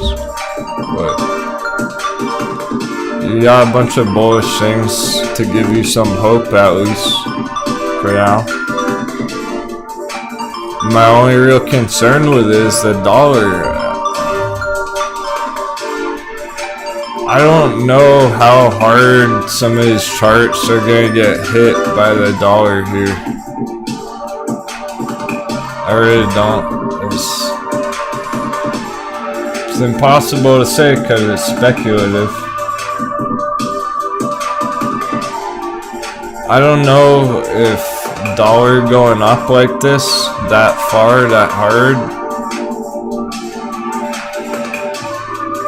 I don't know if that means ride would go even lower than where ride is, for example. Would that be enough to drag ride even lower? That's what I don't know right now. I'm not so sure about that. We're hoping that ride's bottomed out here, so it won't matter. If we actually did find the bottom, it should keep going up regardless. But that's my hesitation on some of these quick, more risky trades and stuff. Like SESN, you want to have a stop loss somewhere just in case on these day trades and stuff, because a dollar pumping like that, I don't know if that means this. I don't know if SESN is gonna go way fucked down if dollar keeps pumping like that. If ride will go even lower than the lowest low at 5, it'll go under 5 with a dollar.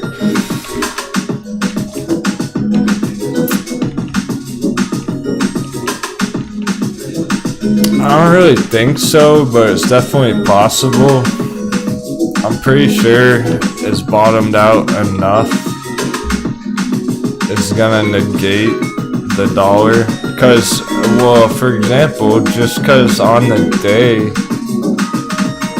ride didn't go down much today. It stayed relatively normal all day on ride, kind of flat, even though the dollar's gone straight up. So this doesn't seem to be hurting ride that bad. It doesn't seem to be hurting SESN. Not seeing major red here from that on these ones. Nikola, These ones that are very, very low entries are staying pretty green, staying pretty healthy. This one's still up 21% on the day, guys. It's not got hurt by the dollar very much here.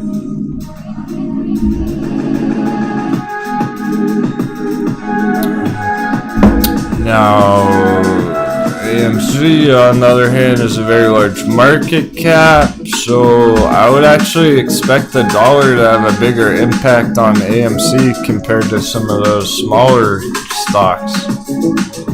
You see it with Tesla here, where Tesla is a huge company and it's taking one of the biggest hits today. It's down 4% on Tesla. So the bigger they are, the harder they fall. Critical spot right there. No change either. It didn't break through it. Hasn't really moved. Just sitting right on the line.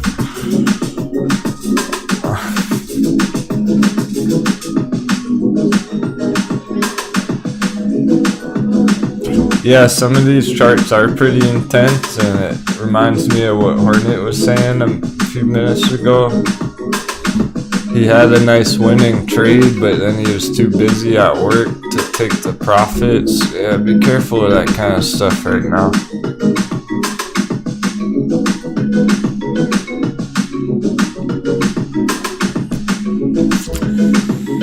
Some of these are scalps, short-term day trades, whatnot. You have to decide if that makes sense for your portfolio. Ride going trade. Ride's not getting hit by the dollar very much at all.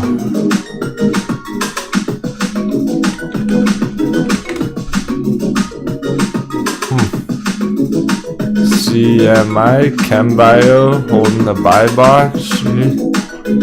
These aren't so bad, guys. It was actually green on the day, CEMI. We were looking at the bottom of this box yesterday, which is where it was, and then it did break below it, but now it's bounced back right back up in it. So it doesn't really change anything, it's just right back at the bottom of our green box. Like that dip never even happened.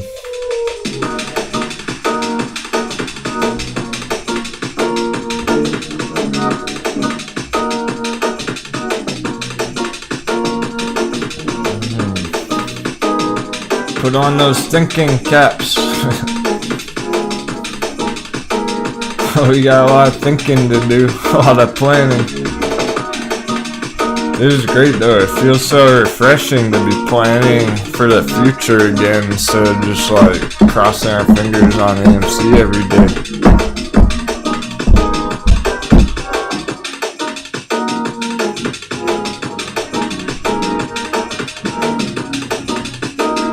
A lot of anticipation in these charts. They're basically just ready to explode. Some of them CEMI. I'm writing this one down for tomorrow.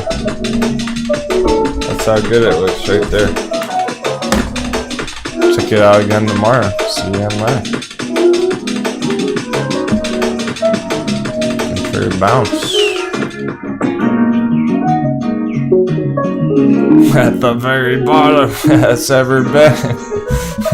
Coolest chick in this. Cool. You really are the coolest chick. All these hot day trades you're playing around with.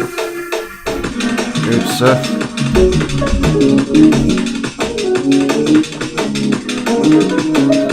Keeping it real. Gotcha. I have an alert on this for the future too. Not losing sight of it. Oh, Orphazyme. Okay. That rings a bell. We have a green arrow. It's holding. Hold the line.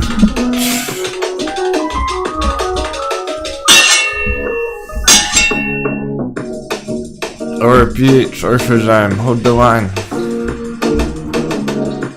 Earnings, end of month.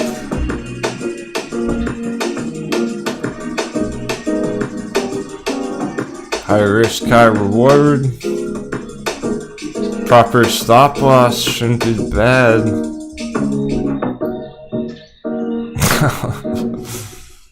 Oh man, that's that giant pump. That's that $77 pump. That's what this one is, the 1337% target. Somehow we measured it out perfectly yesterday. It was 1337%. We didn't pretend. 77 pump back there, insane.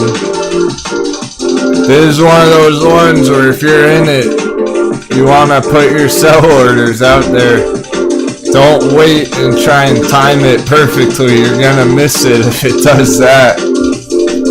Put some sellers in up there along the way for later, just in case it happens and you're not watching it at the time. That's how bullish I still am on this stuff. That it's like, put your sell order. It's going straight down, and I'm telling you to put your sell orders in. You see the difference? That is not how beginners think. You need to shift that mindset. Beginners think, oh shit, I better panic sell right here, because it's right on the day. I'm saying, zoom out, put in those sell orders for those targets later. I don't care what it's doing today, because it's not about today on this chart. Today's not important for this chart. Honestly, today means nothing on this chart. It's about end of month with its earnings. Even if it goes flat for 2 more weeks, it'll still look good. Water. Oh, man, itching to look at alkaline water.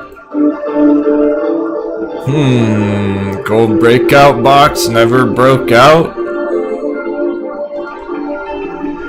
We were watching this a week or 2 ago, like, alright, we're getting through the gold breakout box. It didn't, not quite. Those candles never closed above there. We needed the candles up there. Oh man, coolest D chick time frame for that last chart. It's a good question, but I'm thinking pretty long. You gotta be ready to hold orphazyme for a while. That's why I say put your sell orders in, because it's kind of like set it and forget it. Alright, so I know what's going on with water here. A couple of very important things. First of all, well, even more, breakout, support, retest, 236 fib retracement level. There's 2 big things right there. I already forgot the other one.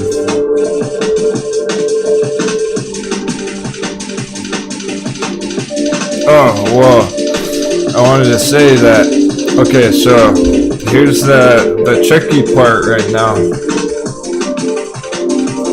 This moving average, the top of this green box looks great. That's perfect for a retest right there. That looks pretty nice.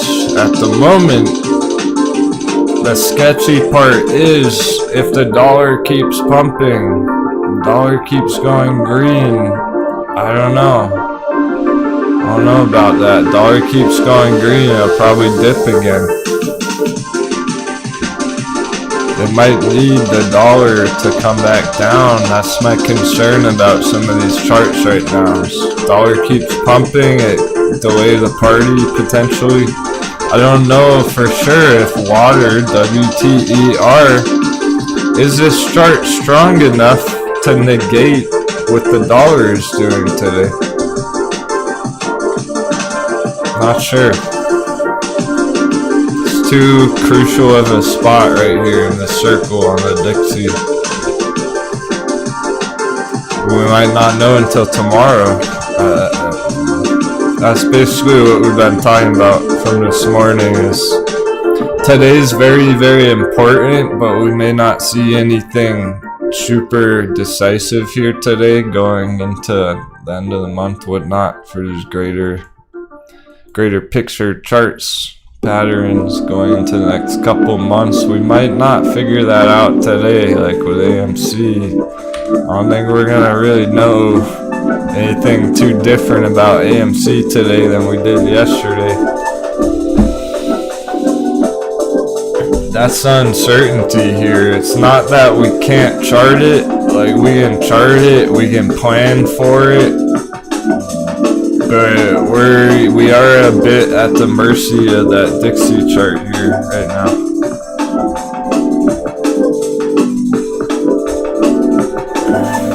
I'm liking the hedging I'm hearing about. People are ready to diversify. There's also some losses that were cut on Lucid and whatnot. That's a big step as well.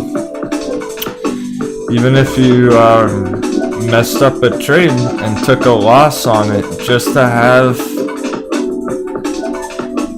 the flexibility to continue onwards and not just give up, not just throw your hands in there and go, oh well, I lost some money on that trade, I guess I suck at trading and fuck that, right? That's how most people are gonna approach these things. I have a lot of hope for you guys and girls, even more for the ladies are motivated.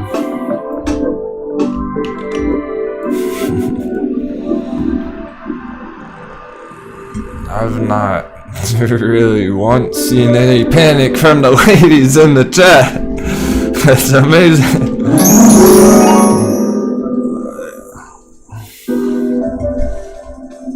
They're ready for the dips. They want the Tina's been saying for a while, getting excited about possible AMC dip any point.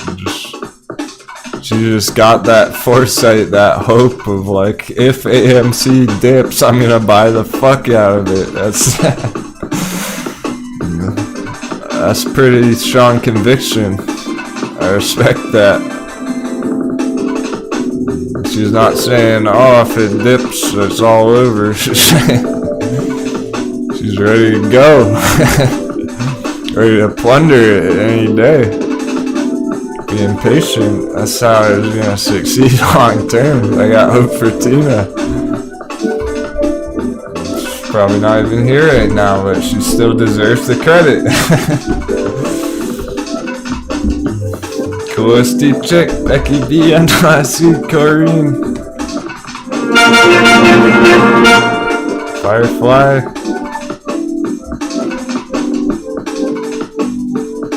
Keeping it real. Always. Kelly.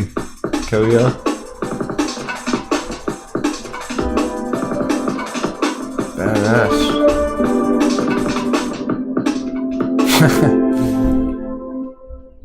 Oh, nice. Tina was dropping DD yesterday. Yeah, there was some good DD in the chat yesterday. We need to keep that coming once in a while. When there's big events, and I mean on the charts, I'm not talking. Forget the news. We don't care so much about the news per se. If there's a big event on the chart, like on QLGN, that's worth discussing together. There was a lot of conversation on Discord about that this morning. Stuff like this, opening the day, big red. kind of like, okay, that's worth figuring out what the fuck happened with that. Show me the chart, then tell me the news. It's hard to keep up with that individually, but with our powers combined, Captain Planet,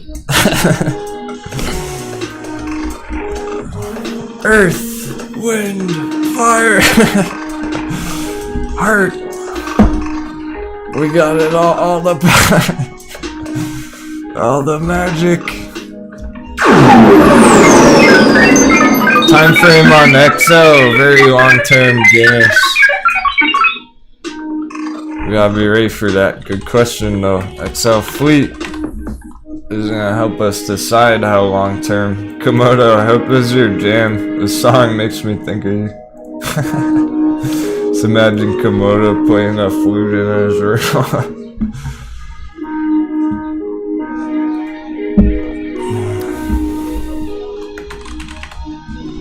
Let's check the market cap before we decide that. 700, no. Okay, pretty big. So fairly long term. If we're lucky, midterm.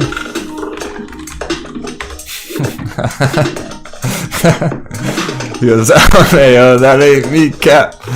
I was just joking. It reminds me of your name. Komodo native. Playing the flute. Come on, man. You're telling me that's not how you really are in person? Darn. You know what that means? Get off the bus.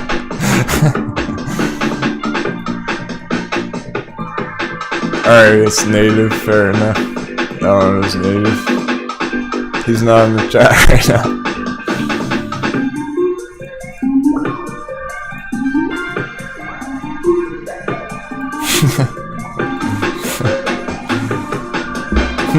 XL, alright, size. Oh, there's nothing, don't worry, never mind. It was just a joke. Now native's all confused. It's not drag anyone else into this. Come on.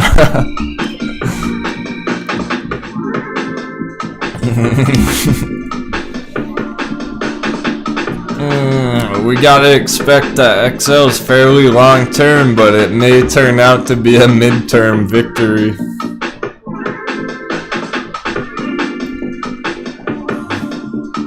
Hey, we're trying to catch the bottom. We really are. And I do mean the bottom, so we hit bottom either here, down there. We're getting close. It feels like, it looks like the chart's telling us we're getting close to that bottom on XL. So it could, when it starts trending up in the future, and you know it will sooner or later. Let's be real. It's gonna trend up again sooner or later here. When people start seeing it go green after those low entries, that's where FOMO kicks in. It might turn out to be a quicker victory than we expect, so let's be ready for it to take a long time. Let's be prepared to hold XL for long term, couple years, whatever. And we might get a pleasant surprise sooner than we realize. Check out this bull run back here.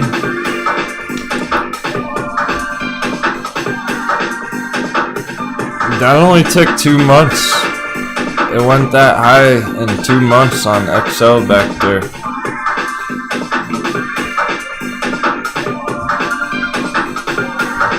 $250% in 2 months, so there's more tension behind this chart than it seems like. Excuse me. Oh, Bullcat's still sleeping in her basket over there. Forgot she was over there. Becky's putting it, locking it away in the set it and forget it account. Sounds good. Alright.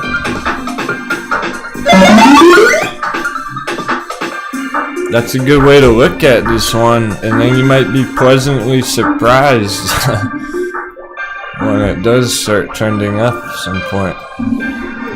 It could happen a lot quicker than we expect, and just all of a sudden just hitting all these fibs and putting in a big uptrend, and then it's going parabolic, and then you're taking profits, laughing your way to the bank.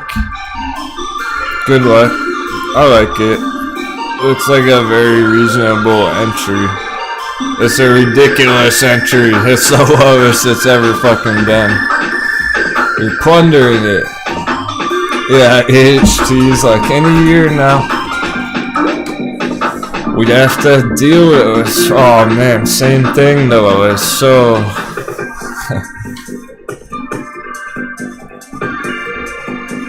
This chart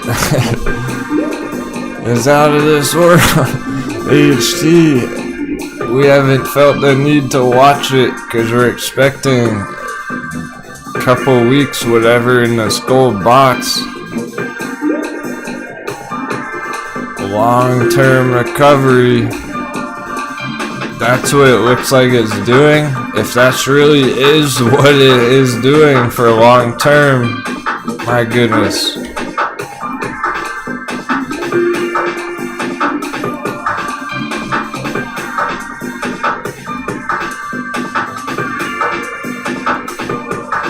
My goodness. This is a 10x potential chart.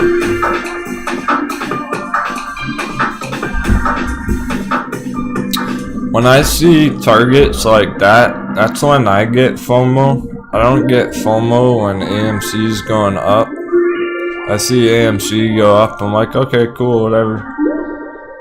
I see AHT fucking 13x targets on the chart. That's when I'm like, oh man, I want some AHT.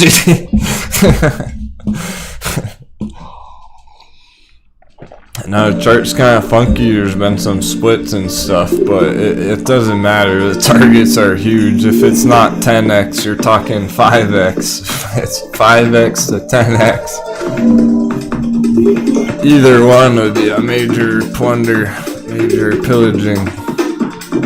I think people would be happy enough with just 5x, but that's nothing for HC here. You want to see 5x, you got it right here. Boom, no problem. Right back to the price it was 2 months ago. Piece of cake. It's gonna get back up there. We just don't know when exactly. If it's gonna be next month or maybe start of 2022, early next year maybe. We don't really know, but that's a small target. That's a conservative first target. That's not even the real target. It's really higher than that. So if you're doubting HT, just remember 10x potential, 5x, 10x potential.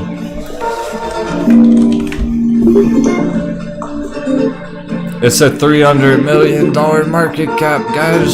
It can go to 3 billion. It can 10x from here, sure. It definitely can. Can Tesla 10x from here? Probably not. Let's be real. When Tesla is $700 billion, can Tesla 10x and go to $7 trillion? I don't think so. That's fucking stupid. That'd be the stupidest thing ever. The whole economy would go to shit. It would crash or something. That doesn't make any sense. You're not gonna get a 10x at Tesla here, I'll tell you that right now. Not unless you hold it for 30 years, maybe. There's no room for that on this market cap. Those poor Tesla moon boys. They don't even know what they're targeting on Tesla. They have no idea about how high it could go or where's the target. They're just YOLO Tesla 420.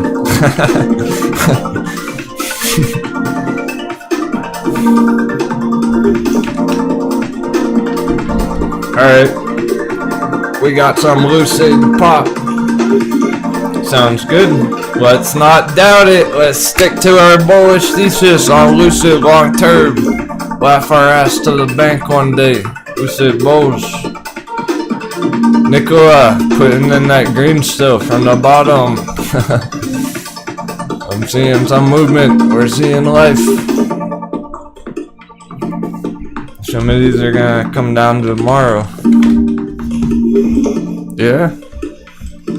Some end of day bulls coming through on lucid. And they're not stopping. They're the buying pressure is not let up here. I want to be clear about that. There's a lot.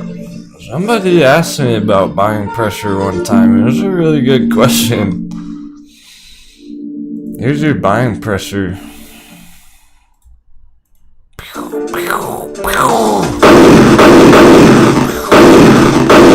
There's your buying pressure. How's that for buying pressure? Every dip, lots of buying coming through. It likes this accumulation box in blue. People find this a reasonable value for the stock. Makes sense. Looks good. Any day. One day, someday, it'll be popping a bottle. Popping open a beer for lucid. The unfortunate part is we've essentially been waiting for months, right? It's been a long road already, so soon, hopefully soon, someday, soon, sooner rather than later. At least it's not looking like it's going down, guys. That's the important part. Remember, church, it's hard enough to figure out if it's gonna go up or go down, let alone when and how high.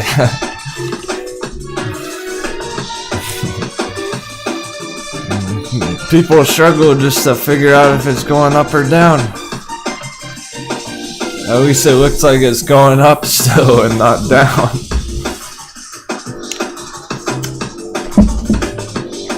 Oh, don't worry, keeping it real. I really like your mentality today.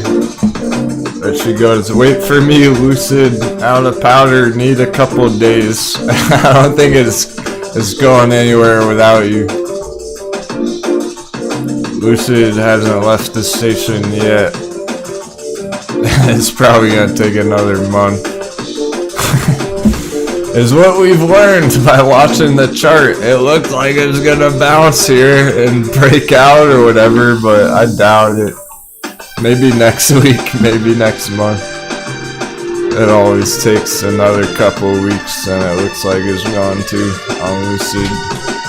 We'd have to get pretty lucky for that tomorrow, or a hard correction on the dollar, but I don't see that right now. Dollar's still holding green.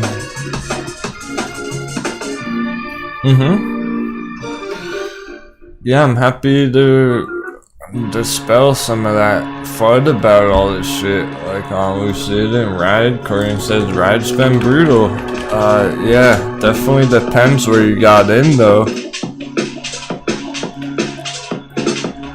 Now, it's interesting because, yeah, it's been a brutal downtrend here. Now, some of the stock pirates, day traders bought in right at the dip yesterday, and they're actually green on ride, believe it or not. With the perfect entry, they're actually in the green on this crazy bear market. So if we're hitting the bottom here, we're in good shape. And honestly, if you've held it for that long, if you have been holding ride down this red, you should be feeling better about it lately. It's looking better and better and better down here. Here's your daily MACD going green on ride. Look at that. We're expecting some choppiness, you know?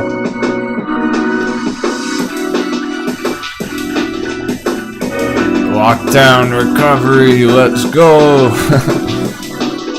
Ride, I have hope for ride. Civilized doubled down yesterday, cool. Alright, Psycho's Fitness. Crushing a scalp. Check it out.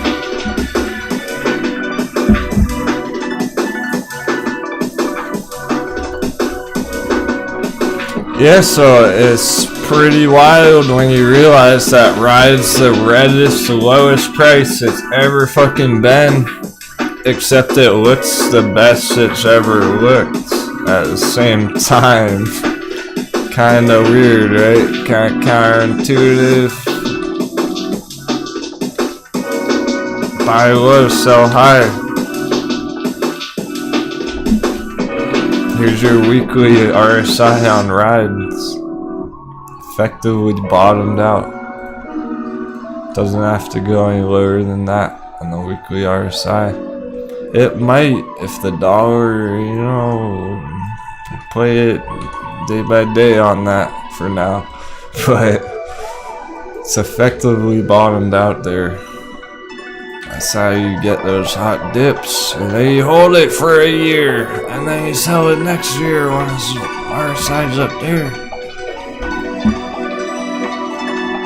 Thank me later. That's how confident I am about it. I've seen it so many times, my friends. This is what I do. This is what I've always done. This is how you do it. This is how you ponder. Are you a moon boy or are you a stock pirate?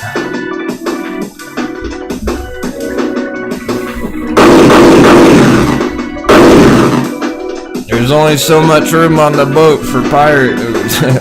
It's not a stock Titanic. It's a pirate ship. For the elite traders.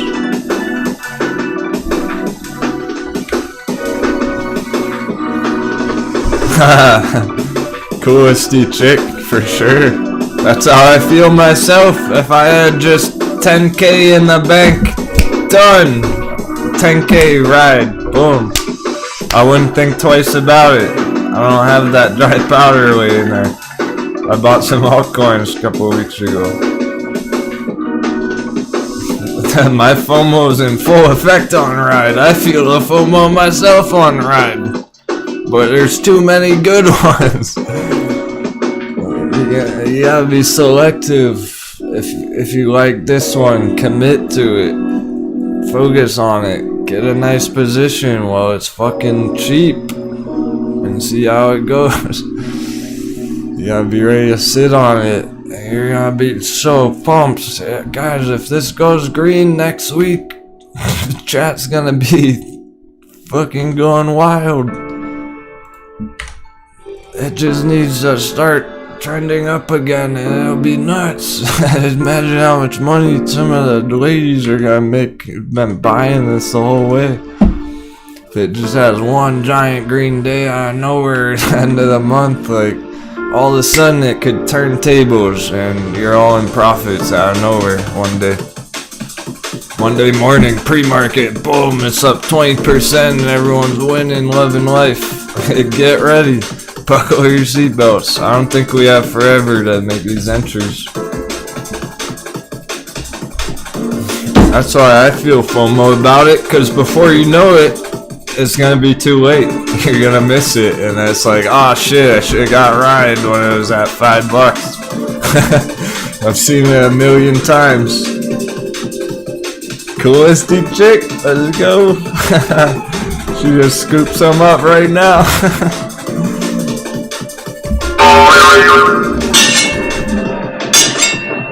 Oh yeah, this is like a drag race. Not only are the engines revving, but the tires are burning out. It's ready to rip. There's not much rim here. As long as it's holding that $5 spot, it's gonna explode one of these days. Because all of a sudden everyone's gonna realize, wait a second, it's not crashing, I better get in, and then FOMO, boom. We're early is where we like to be, nice and comfortable before the moon boys come in. You wanna see where we are? In the Matrix? Where are we in the Matrix? Are you lost? Feeling lonely? Feeling confused, misunderstood? Here's why.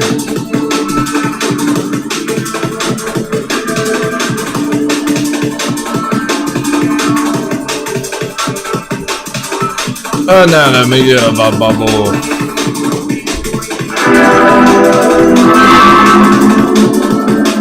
Here's where we are, right in the despair phase where everything's the lowest price it's ever been. That one last test of emotions.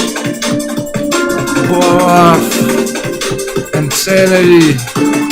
Trying to return to normal. All we want is to return to normal. We just want ride to return to normal. We bought the despair. That's not too much to ask. We're not even in the stealth phase. We're before the smart money. Smart money doesn't even know what the fuck is going on yet.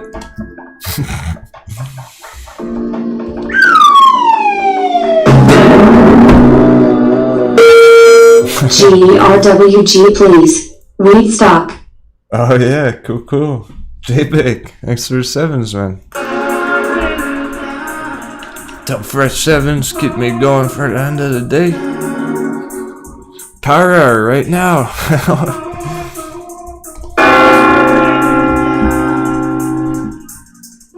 And oh man, this isn't about today, it's about tomorrow, next week, next month, next year.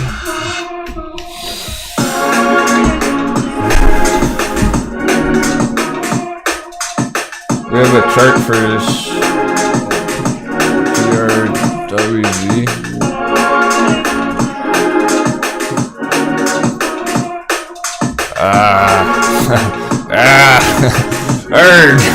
Put on GRWG. That's getting wrecked. Apparently we called that. I don't even remember half these charts, guys, to be honest. Apparently we're expecting that. It looks like it's playing out perfectly, so I'm gonna go with this purple box. Next stop, purple box. I can't deny, I can't argue my own charts. I must have been real deep in the matrix whenever we drew this one, because it's like a 1 second quick and dirty banging chart. Spot on. MACD, fucked.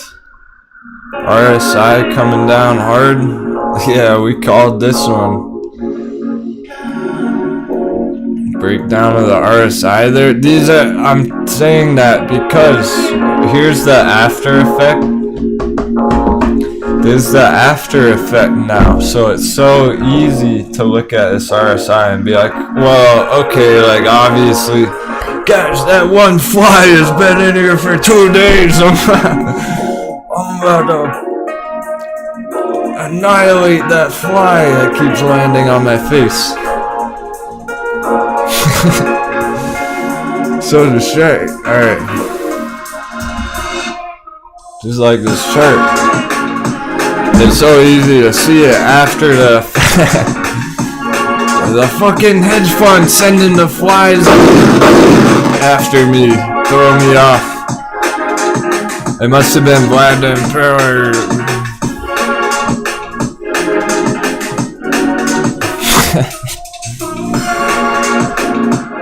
What I want to really point out, here's a big lesson here. After effect, it makes perfect sense. Well, shit. We're seeing this on some of them today right here. We're seeing the current effects right here on some of these charts that we pulled up today. It was like, wait, it's starting to break down now. Be careful of this, whatever. It was a perfect example of why to really make sure the RSI or indicators are coinciding with your trade idea. We must have seen the MACD looking like crap up there, and clearly that was true. Now, also note right here, it almost looked like it was curling up. It almost looked like this could have popped right there. That tricked a bunch of moon boys. It wasn't bottomed out yet. Now it's getting lower. It's getting better down there sooner or later, but not even quite yet for an entry signal. But that fake out breakout, fake out bullish crossover is kind of interesting there, because let's look at AMC. I just wanted to point all that out to compare it to AMC basically. Let me show you if there's any similarities or differences on AMC. But yeah, that JBIC specifically, this one, you don't have your entry there yet. That's going straight down for 15. It can drop in half from here, from 30 to 15. Wow, I'm glad we were bearish on that the other day then. This is the one we were laughing about, like, this looks like a mountain. It's just a giant mountain top. Here's JBIC skiing down the mountain.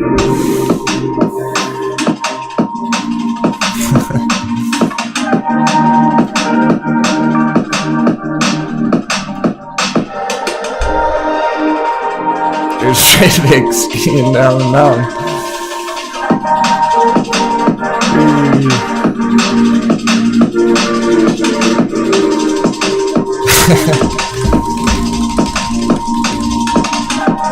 Hey, remind me about it tomorrow, next week, whatever. We'll see how hot bevy that comes. We might get a sick entry on that thing, man. You see it at 13, you got an entry. I would like it down there. In the purple box, it looks nice. Long-term bull run. Like that. Down, then up. Down, then up.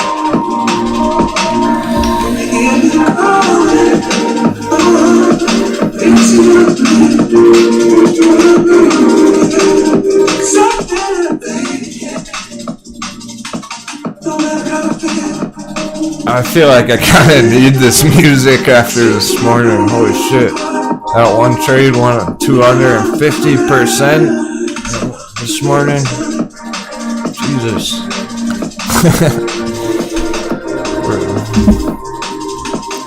I want to start nice and early tomorrow. I'm going to say it again. I hope to see a bunch of you fit pre-market 30 minutes before opening bell tomorrow morning. I'd like to start nice and early, but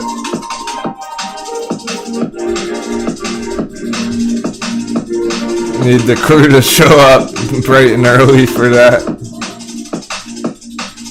So ideally we can get a full 30 minutes of charting in before the markets open tomorrow.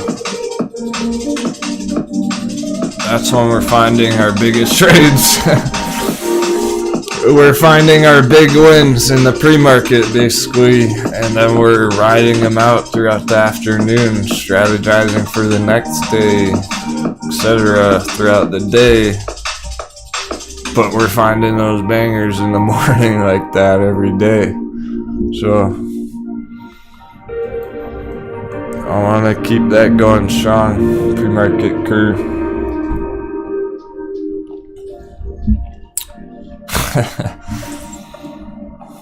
Sounds good. Chat's excited about it. SESN guys, still pushing end of day here. We got 52 minutes and it's above the purple box now. Check it out.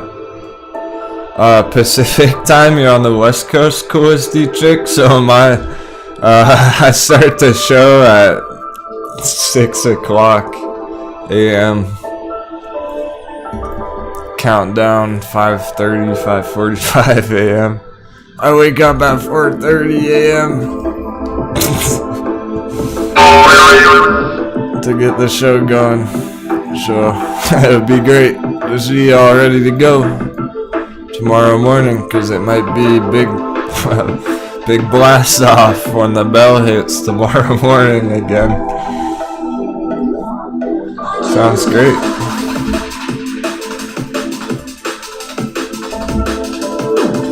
Yeah, hope to see y'all there. Because basically we just pick it right back up first thing in the morning. The markets are so hot going into power hour, and then we just keep crushing it right when the next day starts. Like for real, we're meeting up after this for Crypto Crunch. That's where we're meeting. We have to sneak in crypto after hours because the markets are so hot lately. There's so much to talk about with the stocks, I can't even crunch in the crypto during the day like that. Too many intense things going on in the stock market right now. Doing my best to keep everyone posted with all of it. There's good opportunities in both markets. Now, what market is a bad opportunity? Which ones are not? Well, obviously the S&P 500 is going to be ridiculous. Makes no sense to really be holding this thing when it's topped out like that. Putting money in the bank may not be the best trade either. Just leaving your money in the bank. That's maybe not the best investment either, because inflation's kicking the bank's ass. You're losing more money in the bank than you're gaining on your interest, because the dollar loses value every couple years. Not good there. I don't like the idea of just sitting on a bunch of cash. I don't like the idea of having some bigger indices. S&P, Tesla, nope. Remember the housing market. I would not be buying a house. Tampa housing market charts is stupid. Can we find a chart? I don't know. Tampa housing market trends. Stupid.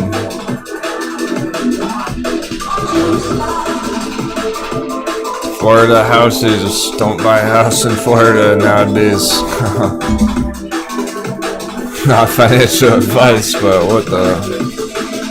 Yeah, it's the last, what, 9 years? It's more than doubled. The value of houses in Florida essentially doubled in the past 10 years. It's a bubble in the housing market. More reason for the dollar, more reason for this to play out, more reason for housing to come down, for crypto to come down, for a whole bunch of overbought markets come down. Housing needs to cool the fuck off. I'd like to buy a property one day, and the way it's going, how are young people ever gonna afford a house if the prices double every 10 years?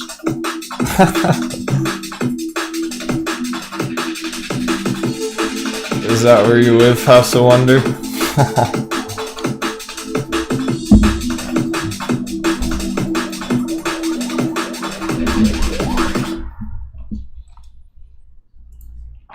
Yeah, it's nuts. Pacific Northwest, California. Let's not even talk about that. The cities, mass exodus from the cities. I know it well because I moved out of the city a couple of years ago for that reason, basically. Hey Frank, looking at XCLA. Well, for now, it looks like a nice support here on XCLA. So we're probably gonna have to pick this one back up tomorrow. I have it on my list. Pre-market list getting going. XCLA. Yeah.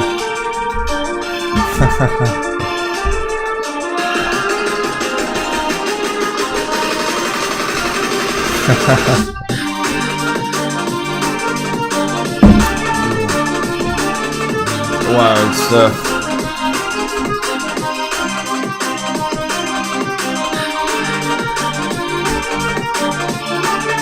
So this green box, all the confluence here on XVLA, or these many trend lines coinciding, we're gonna see if it can maintain this box on XVLA. But there is that risk of short-term stop hunt. Y'all wonder, maybe that was today. Maybe it's all done because it already did that today. It's already stop hunted, got wrecked there. So, is it really gonna stop hunt again tomorrow? Probably not. But your long-term real support's closer to 2 there, from 235 to 2. But you're gonna wanna kinda let this one do its thing here. As long as it's in this purple box at the very least, that's nice accumulation area, consolidation on it. Remember how far it went last week, the other day, whatever, a couple weeks ago. Too far, too fast. This makes sense. It does look like a nice support level there for new entries. I hadn't said that for a long time. I only say that when it's come down a lot, cause check it out. I didn't even need to put a fib on it, but you put a quick fib on there and, well,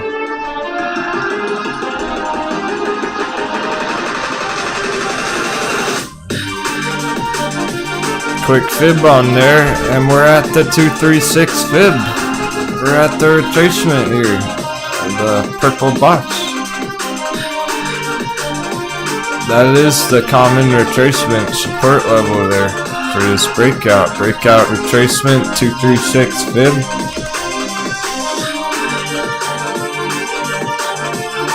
Yeah, so far so good. I don't doubt that at all. It probably will go green tomorrow unless it goes down. So if it starts going red tomorrow, it's gonna change it. Then we'll be looking at that next support level. But if it sits right there, closes the day right there, tomorrow could be really nice on it. That's a decent spot for it. Just like Nikola, it's a very decent spot to be sitting here on Nikola, because it's getting close to doing something major. And it's holding up very well for what the dollar's been doing. I just keep going back to that, because with this huge pump here, you might expect some of those to be looking worse. It's a fair assessment, a fair analysis to expect that. With all that green on Dixie today, that Nikola would actually be going lower than it did. And it actually didn't dip very much there, so it's up 7% on the day. It didn't dip fucking at all. It went up 7%. So some of these are right on track, even if they don't necessarily look like it at first glance. You know what Nikola does not look like? Grow, whatever chart, this chart. Here's what Nikola doesn't look like. These are the ones you don't want to be putting your money in.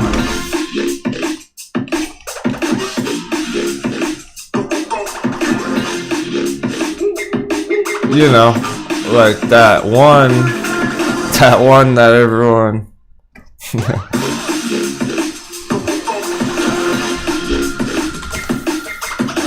where all the moon boys lined up. That Tesla thing that never seems to go down. Well, what about this? What do you have to say about this, Tesla moon boys? How do you argue that?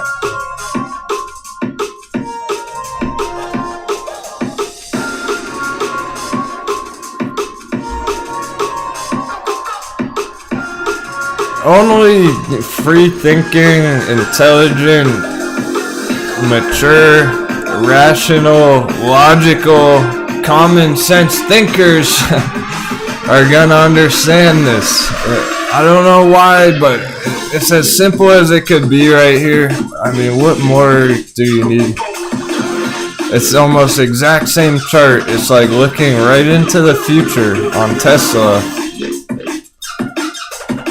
You know, these moon boys still think it's gonna go straight up. I don't know. You tell me. That one I'll never understand. When you have a chart that looks like a giant mountain, why would anyone think it's gonna go up?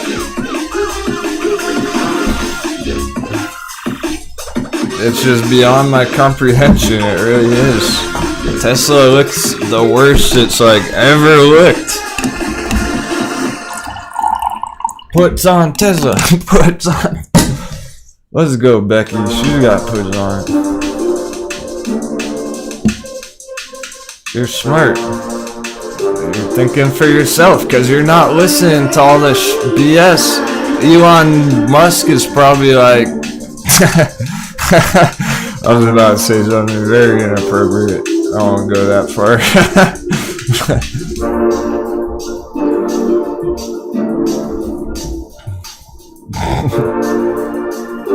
Elon Musk probably like making out with Vlad the Impaler on NBC right now.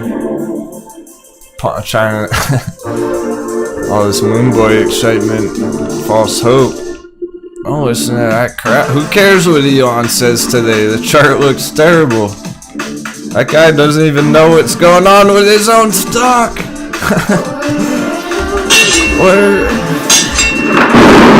You think Elon Musk ever looks at the Tesla chart? Fuck no.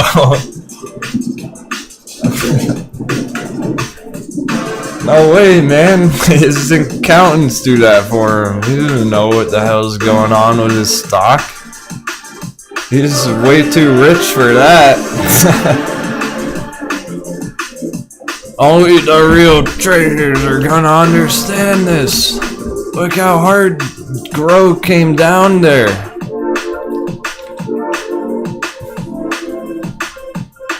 It's so identifiable. We spotted that a mile away. It was so easy to see that. No need.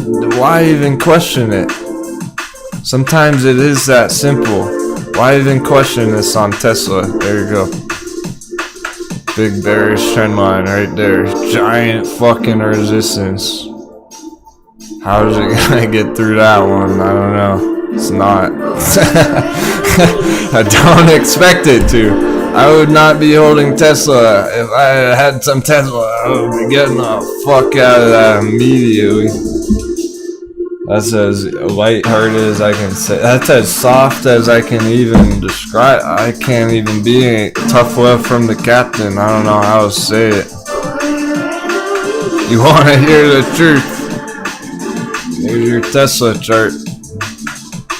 Boom. Hey, I really like Nintendo, but I realize that that chart looks fucking terrible. Everyone likes Nintendo, but I can't go against this chart. Who cares what Nintendo's doing? Look at this mountain of a chart. Straight up, straight down on Nintendo. If Nintendo can do that, why can't Tesla? It can. And it probably will. Straight down Nintendo, same fucking chart. I see the same exact chart all over again. Grow, whatever, Nintendo, Tesla, they all look garbage. They're all garbage right now. I'm not saying that about Nikola, okay? I'm not... I have never once called Ride garbage. And just like that, I'm calling the Tesla chart garbage. I'm not calling this dice roll SEN trade garbage. XL long-term entries, that's far from garbage. I would not show you garbage. That's why I don't talk about Tesla. It's looked bad for a long time. It's looked so topped out for months. That's why we never charted it that much.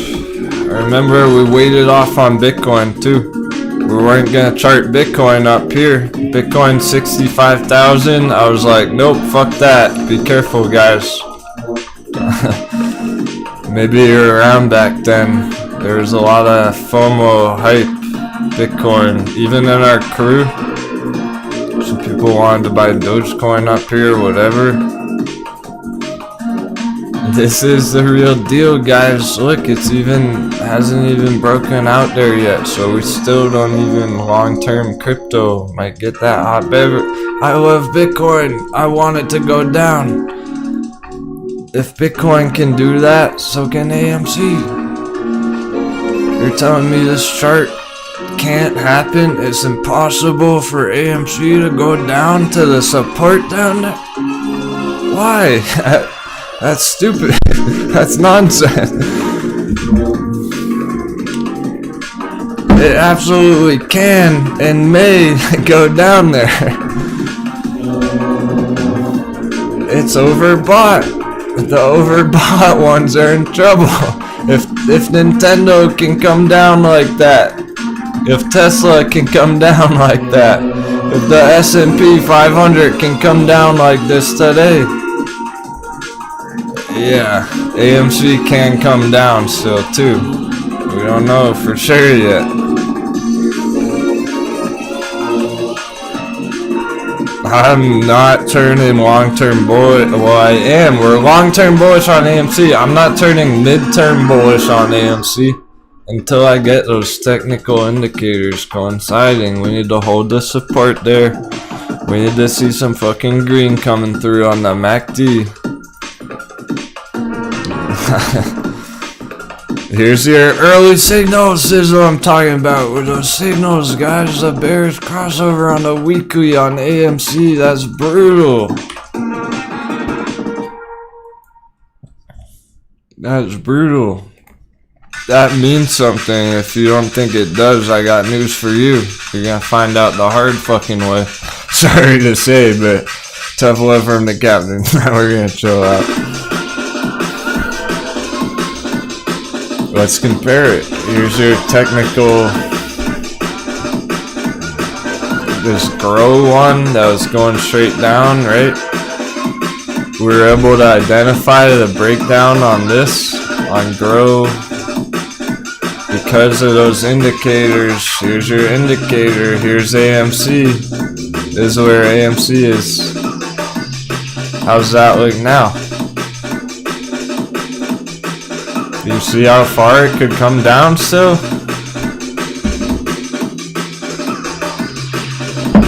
I'm sorry to sound harsh, sometimes it is kind of frustrating as a content creator because I've been charting it the fuck out of it for 6 months. And on YouTube this afternoon, you're probably gonna see all this BS about it going to $1 million again. Every day AMC has a little bit of green, people lose their fucking minds. But what about this weekly bearish signal here? Or compare it to this one.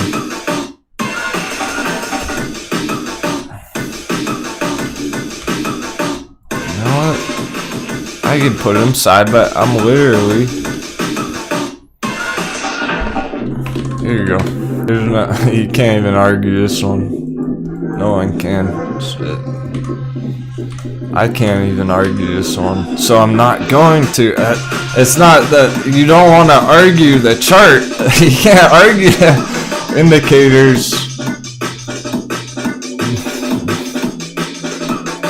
I would never go against this indicator, what this is showing me. I believe this indicator. I trust in this indicator here. That's a big fucking signal. So I'm literally gonna compare literally the signals side by side, the MACD on the grow and AMC. Usually I put the chart side by side. Here's your indicators. So you can see how topped out that might really be up there. What that's trying to tell you. They're both on the weekly time frame. These are 2 weekly time frames here. You dig? You see where AMC's fucking sitting right now, guys? On that weekly MACD there? Yikes, be careful. We don't have that confirmation at all yet on the long term. That's where it is. That's how far down it could go. Many, many, many weeks of red, potentially. This is a peek into the future. Well, it just shows you how important this indicator is.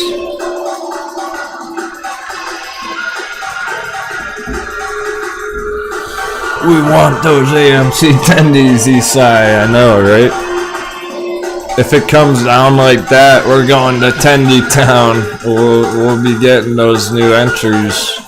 Now, also, just sticking to the theme of the indicators, it has to be said, here's your moving averages on AMC. $14, $11. There's your moving averages on the chart. That's your support. I didn't make that up. There's more. Here's your VPVR point of control. You want another technical indicator down there? I got you. Not enough proof, not enough technicals coinciding with that possibility. How's that red point of control at 977 there? There's your long-term support on AMC. That's the real fucking deal. Very risky up here still. People don't realize it. They don't even get it. You get it. If you're still watching, you understand.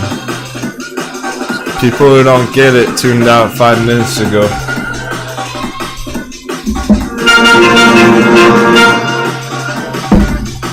I really hope that puts it in perspective. I know there's kind of some tough love there, tough message to hear perhaps. That's how people are making fucking money. That's how we're doing it. That's how people have learned over the past 6 months. They didn't always want to hear what I had to say about AMC the last time it looked bearish. In fact, that's the only time it looked bearish was up there, and it never changed. It just never stopped ever since. It's continued to be bearish ever since. That's the reality of it. So you guys get it. That gives me a lot of hope for your success.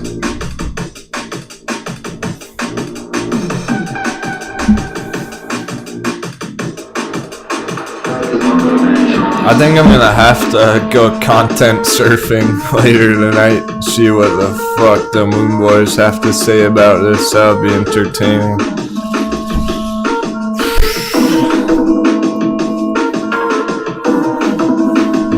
For all the wrong reasons.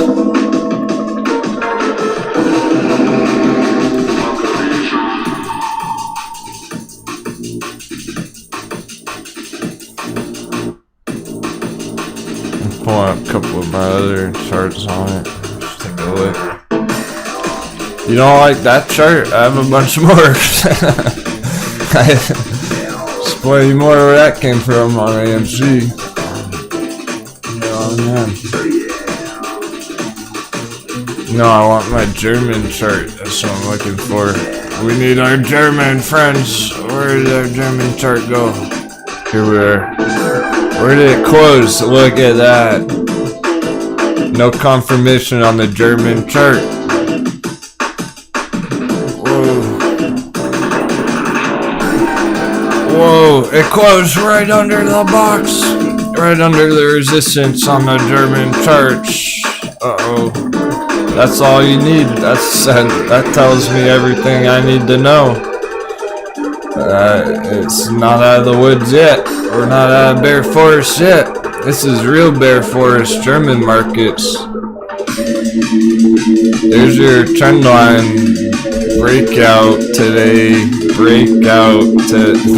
I wouldn't even really call that a breakout. It was just a test of that resistance. If you want to call that some pathetic breakout, retest, whatever. We'll see how that goes tomorrow. Not looking great. I think it's some trouble still. Alright. 25 minutes. What about tomorrow?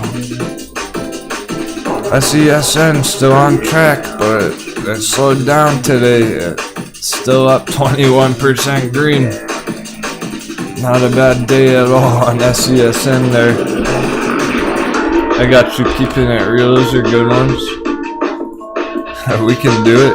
We can crush a whole bunch of these right now. ORPH, yep. We got our start of a bounce there. Now it's a tight corner. And it's 501, $5 1 penny. So just a penny over that 5 number. At round 5 spot.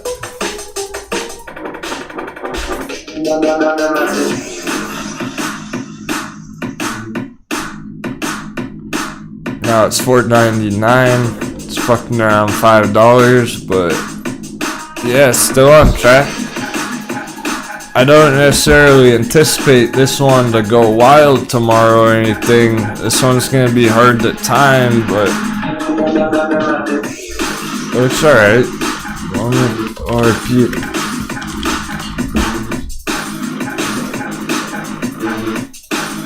fairly small market cap, 200 mil.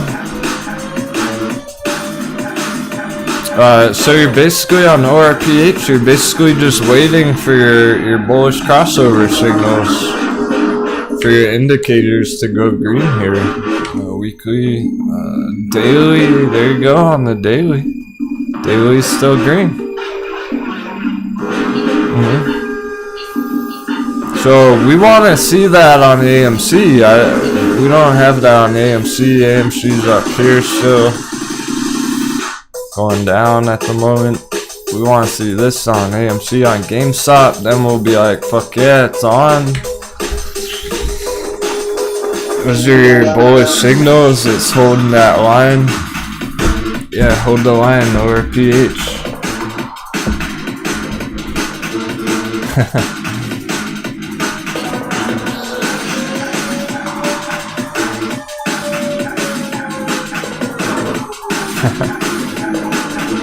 Hey, Sally Lee.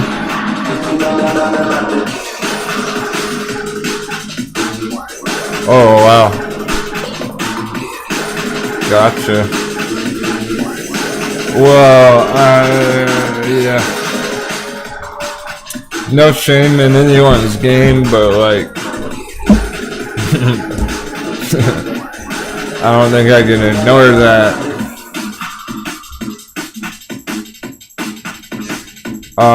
I just see a flaw with that statement already. You might want to double think that for a minute. Yeah, Sally Lou's awesome. She doesn't really believe that whatever. She was just trying to learn technical analysis and understand what makes the Moon Boys talk that way. So I'm talking about, she said, everyone, quote, everyone is saying AMC is going to 135 next week.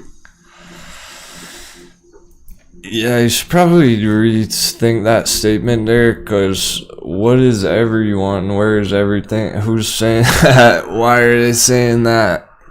How do they know? Or they don't?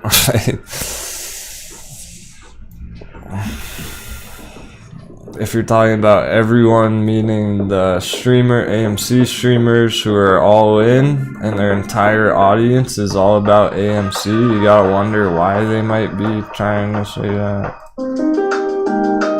Why they want it to go up like that. Exactly. If they really know, if they have any idea, have they even charted it? Do they even have any charts? Do they ever draw any fucking lines?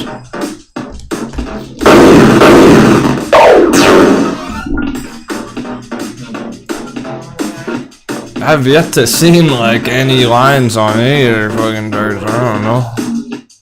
So what do they know about where it's gonna go next week? Our chart that we've had for 6 months says it's not time yet. That we've put countless hours into for 6 months says it's not time yet. I see a hard resistance just right here on this red line.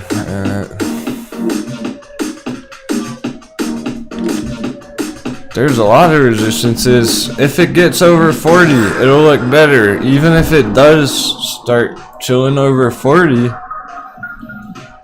even if it does, even if we do get this bullish breakout long-term signal here, like so on the German chart here, let's say we do get this best case scenario, starts ripping like that, it's still not a $135 target, especially not for next week. That's just coming out of nowhere. There's nothing showing that on these charts at all. Not only is the target not quite that high, the next target's 100 even. If anything, maybe around 120, a Fibonacci extension. There's no extension at 135, so that number alone is coming out of thin fucking air. And why would that happen just by next week out of nowhere? Next week, why? After it hasn't done that for 3 months. How did it think it's gonna happen?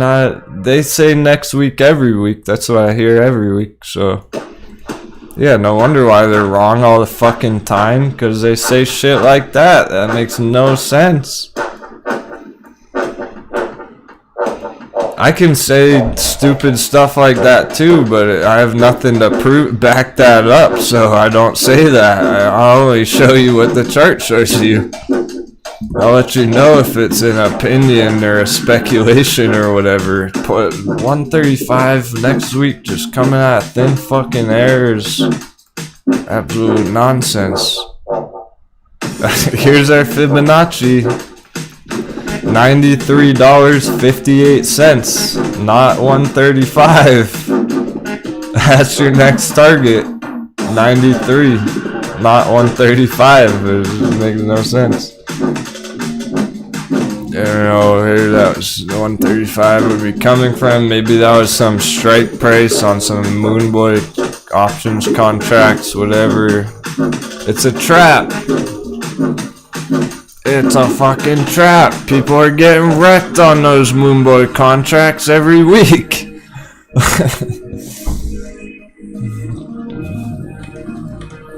I saw some of the Moonboys in our crew, the self-proclaimed Moonboys, lose money on those calls, on those 130 contracts, whatever the fuck. It's a trap. Whales are selling those because they know it's not gonna go to 135 next week. That's stupid. They know it's not gonna make it there, so they're selling contracts and people, dummies, are buying them. Alright, enough of that. Thanks for hearing me out on that tangent. I think I needed to get that out of the system. Feeling good now. I feel much better. Letting that all out. Shit I've wanted to say for like 3 months, you know. Betos is excited for Crypto Crunch. Corrine, I'm crossing my fingers on AMY for you tomorrow, next week, but let's not get too ambitious with it, so don't expect it to just green. Let's give this one some time. Super strong fundamentals, Sphere 3D. They're getting into the crypto mining game. I don't know why. I don't know where that came from either, that news. Like, all of a sudden this... well... I thought it was a software company. It says it's a software company, and it was before last week. The fuck? Addressing IT transformation. Apparently, they're trying to transform their company into crypto mining. So that's as bullish can be. Fundamentals on ANY, and it's brand new news, and it already exploded after that. It reminds me of Nokia in a funny way. Nicholas still bouncing, by the way. It reminds me of Nokia because Nokia announced something like that. Here's where Nokia announced they were getting involved with the blockchain. These companies are smart to be adapting into that. Clutch the remains of the road. Either I learn how to cope with it, or I turn into. It worked for Nokia. It worked for ANY. It's gonna work for more companies in the future.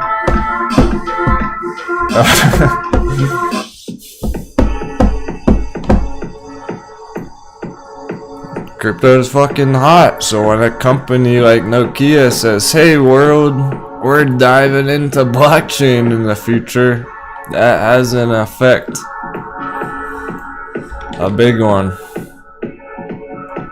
Now, it's having some shakiness with the Dixie fuckery, the dollar fuckery today, right? Still holding that box, either a stop hunt at 6, major bounce from that box, or it could go for a little downtrend there. It might. It's too close, too early to tell there. Just early signals. It might pop right back over 6 tomorrow. We're gonna have to. That's why it's Tuesday afternoon, you know. Tomorrow it's gonna be right back into the zapping the charts back on track tomorrow.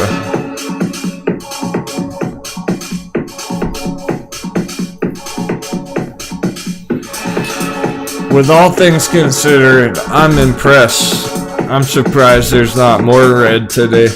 I was kind of nervous there might be a lot worse reaction on these charts today. There's definitely a handful of green on the watch list, guys. We got green. To go to like 10 or 15 going green here in the day. Oh. Yeah, Super League Gaming as well.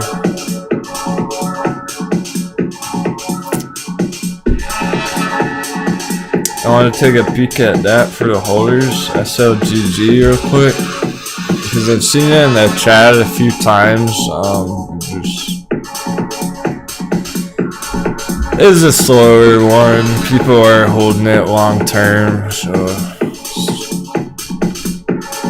it's churning around here. Apparently, we're seeing some sort of a dip on this too, even on this gaming company, which doesn't really make sense because there's nothing wrong with the gaming industry right now. Gaming industry is booming.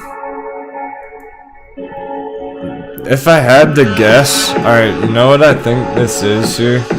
On Super League, fuck, not Shadow League, I always get that wrong, I don't know why. On Super League Gaming, I think why this one is red, not because of the markets, not because of everything else going red, not because of the earning. Look, the earnings were green, whatever. I don't think it's because of that. I think there's FUD from the second wave of the pandemic. I have to wear a mask in the store now. It's a pain in the butt. There's panic about more pandemic shit. And it is an esports type company, so they do big gaming competitive events with big stadium events, thousands of people, and That's probably why it's selling off, because people are worried, oh, it's a pandemic, those large events can't happen anymore. So yeah, apparently we might even get that hot bevy on this one too, but it doesn't really add up, because obviously that industry is booming. There's so much room for growth in the gaming industry like that, it doesn't really add up.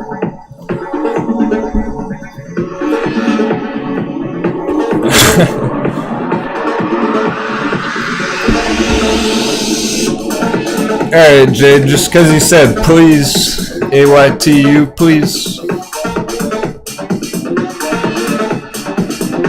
And luckily we have a chart for it.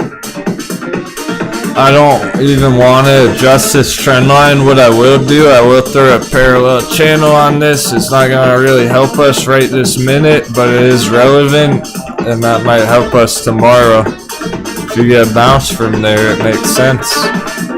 This parallel channel is fucking hacks. It's aimbot.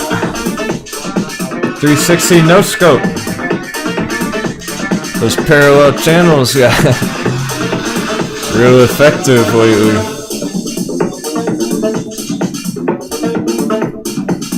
Just like that, and now it makes sense. All of a sudden it makes sense why it stopped right there.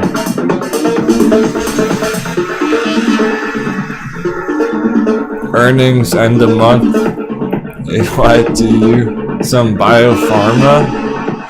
Okay, that makes me curious about CCXI. What in the world is CCXI looking like lately? Alright, not bad. Oh my goodness, it's perfect. It's perfect. Chemocentrics. Looking very interesting. It caught my eye there. It's been following what we thought it was gonna do almost perfectly there. It can't get any closer, so we were talking about this just yesterday, last week, about all these orange support lines on CCXI. That's where it is. That's where it started to bounce. Oh man. CCXI. It's come down long enough. It's stalled out long enough. July, a whole month of flat sideways on CCXI is too long. I think it's getting ready for that next leg up, guys. CCXI, we're talking targets up 24, 25 range. Very reasonable. From here, 77%. Conservatively. From the bottom, Becky got in under $10, 170%. I hope that gets you excited. I hope that keeps your enthusiasm, keeps you motivated for where we're going. Cause yeah, it's been a rough month on some of these. CCXI, if someone was all in chemocentrics this month, it would have sucked. Would have been a tough hold there. Fair enough, so we're trying to avoid that.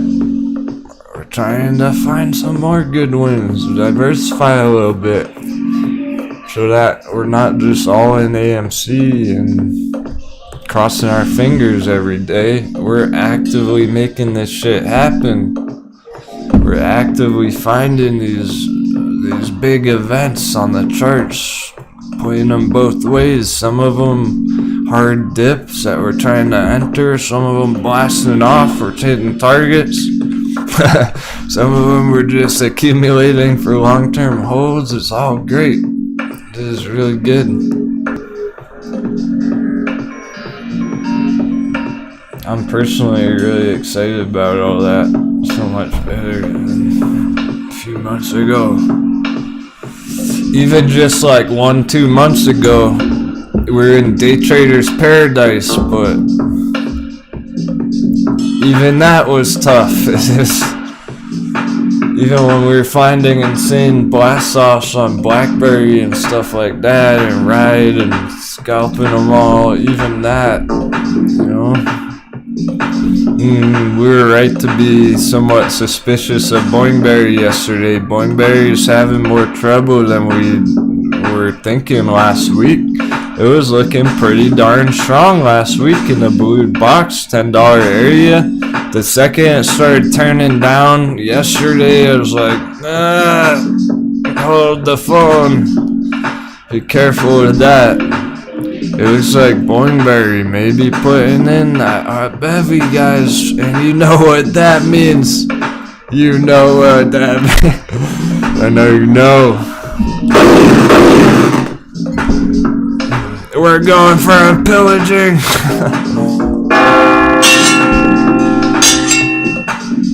The bounce potential on Bounceberry is unreal. If we hit the perfect entry on that down here at like 777, that's your hot trade.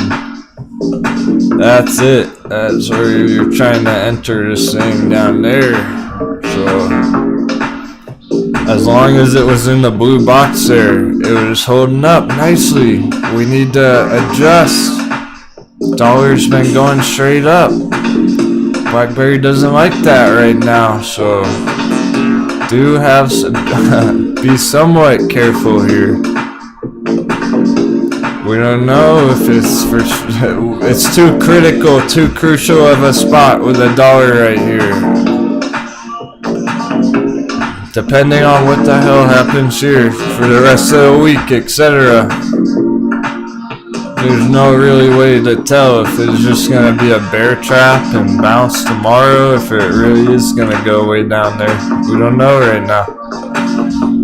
It's just starting to trend below that box, so it doesn't look as good as it did last week. I think that's to blame for the dollar. It's not BlackBerry's fault, it's the dollar fucking around. Here's our fire. We want to toast it up in the bonfire, smoking up BlackBerry bears down there in the fire. That's where we want to enter BlackBerry. So we're ready for that. We've been planning for that, and it just didn't take off on that day trade really. That bounce, it started to. There was a nice bounce at one point. 15%, but it didn't really happen there yet, so you gotta adjust. We're already like past that day trade, guys. No one who was holding it for a day trade last week should still be holding it by now. Essentially, effectively, that's the idea. You have to start realizing on your own 2 feet that, alright, BlackBerry was slowing down there, day trade's not as hot, broke down, time to cut it. I can't keep up with it all day long like that to really walk you through it all. If you had a stop loss on the blue box, it's all good. So, a few months ago, we were saying, oh, it's very risky to have a stop loss. I didn't have a stop loss on the AMC when I bought it at $5. I never put a stop loss on it. It's time to use stop losses. Please use a stop loss nowadays. It's way different. It is not that same psychology game as it was back then. It's time to be protecting your your asses and your assets with a proper stop loss on your positions. So that if, I don't know, if Tesla drops in half tomorrow, you don't lose all your money. That's all. I really hope that helps. I went pretty hard the last hour. I think that was very important for the crew to hear all that. So tomorrow's a new day. We're gonna see some big shit tomorrow all over again. And that's how it's gonna be. Get used to it if you want to be a trader. I'll see you there for the pre-market. That's when we found our biggest wins today. It was right before the markets opened. Found one. I can't even remember what it was called. Hey chat, what was that one that pumped 200% today? I can't even remember. We intentionally ignored it because it started going too far, too high. I was getting concerned people were gonna FOMO in it. It went so fucking high today. That's how blast off it was. So, this is what it's all about. Johnny Cass, something like that, man. RPLX or whatever. I can't even remember. Native, is that it? No, that was a shitty one, bro. Get out of here. Native.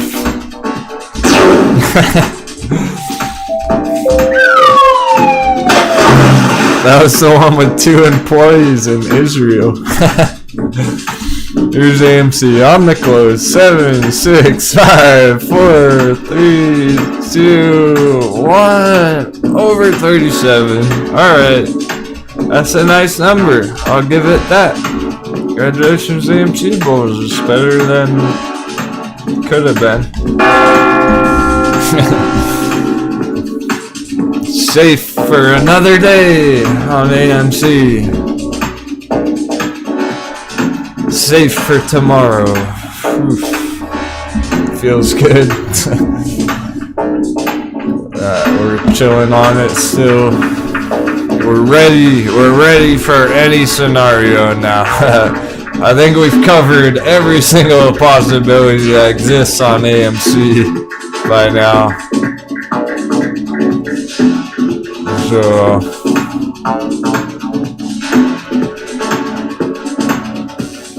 funny enough, I never turned the bear box back to red.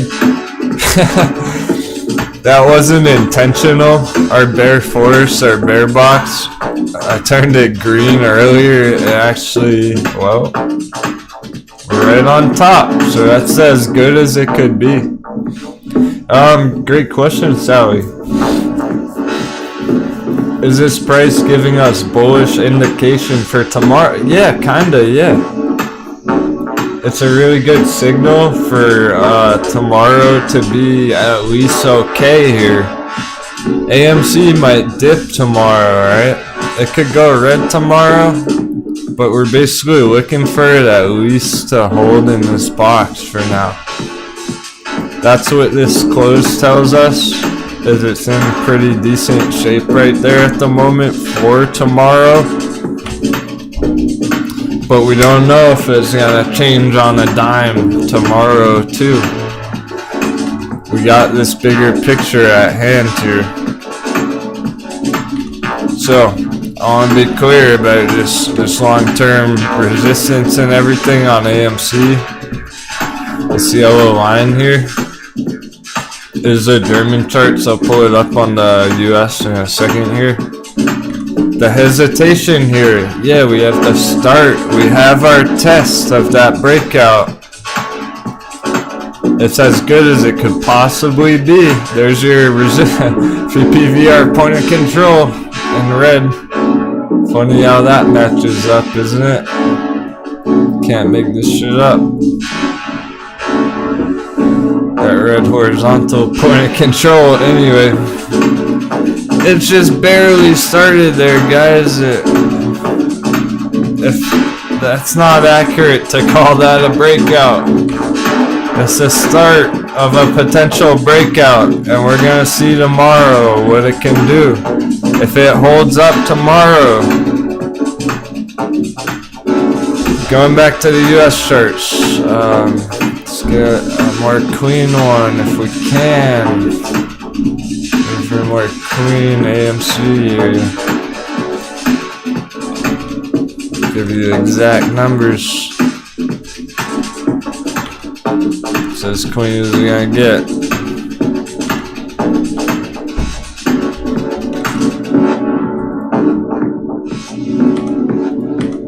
Here's our long-term bull run.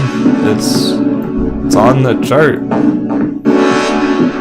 Whether it's AMC, any chart, any stock. I'm not just putting this long-term bull run because it's AMC. This is a chart for now.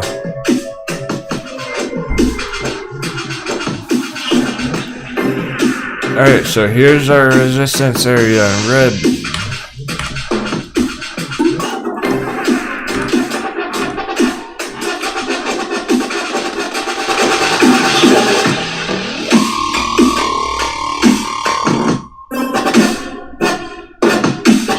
We have the start of that breakout.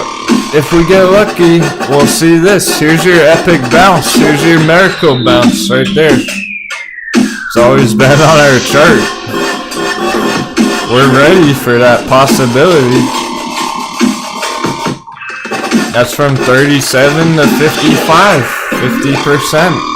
More like from 29 to 55. It's on our chart. It might do that. It's heading in the right direction. It can fall right back down tomorrow. We don't know yet for sure. If it holds this area tomorrow, it looks good. It'll look better and better and better. I want one more day.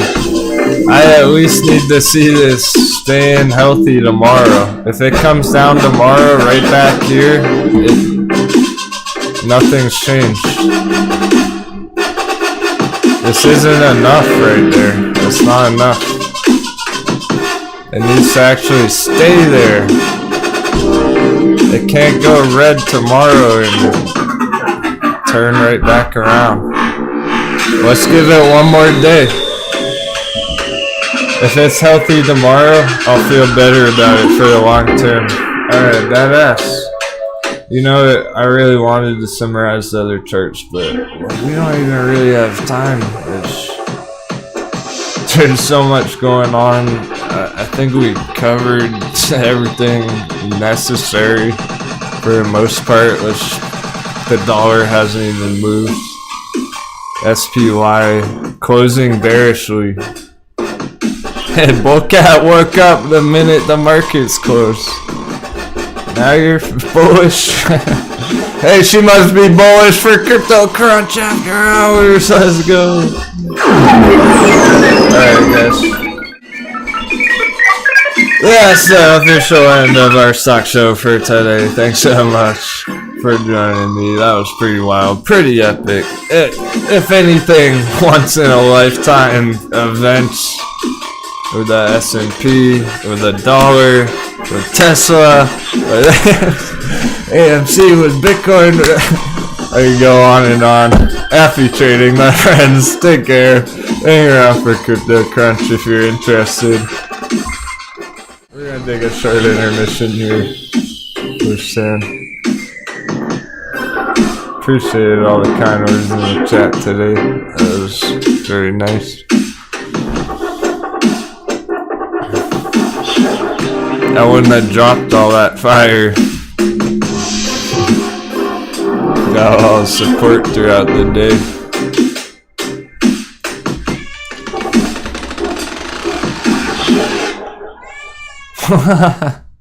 Bullish now indicator for crypto. Just a short break here, guys. Restroom run.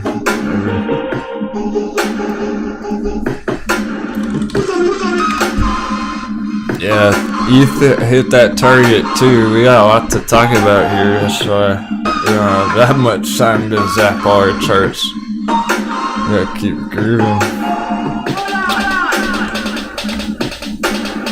Here's your balancer on the left. Bitcoin on the right, balancer on the left.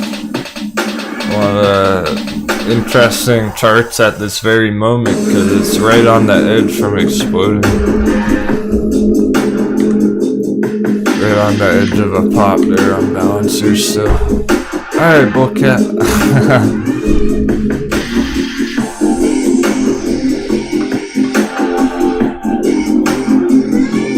It's a nice looking entry, Flu Angel. We'll talk about it. I'll show you some other options.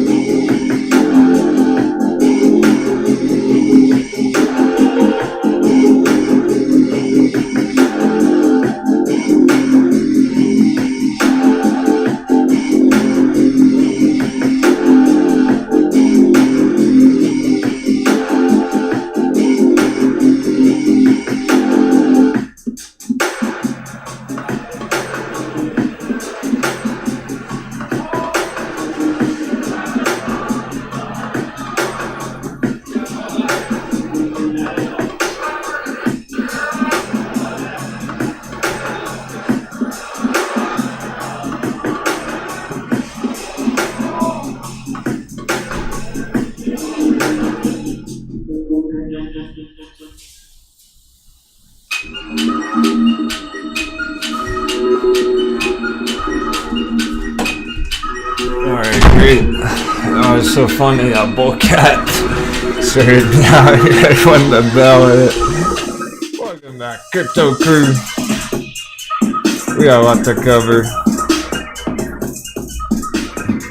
That was a long day in the stock market. Sheesh. It's so nice to just know that crypto's doing well over here on the sidelines. It's like, alright, well, some stocks are getting hammered, but fuck yeah, our crypto position's maintaining nicely. It's very nice diversification here to be branching out into some altcoins alongside your long-term stocks. Especially if you're a no-coiner. That's what they call it, a no-coiner. If you have no coins, you're no coiner. It's not an insult, it's not. It just is what it is. There's a lot of no coiners out there. I'm happy to be a coiner again. Feels good to have some coins on the side there. Let's look at our specific here. Specifically, we had our VeChain chart going, so let's see how that's been developing. Our first target, 14 cents. I know it hit that. It at least hit that target.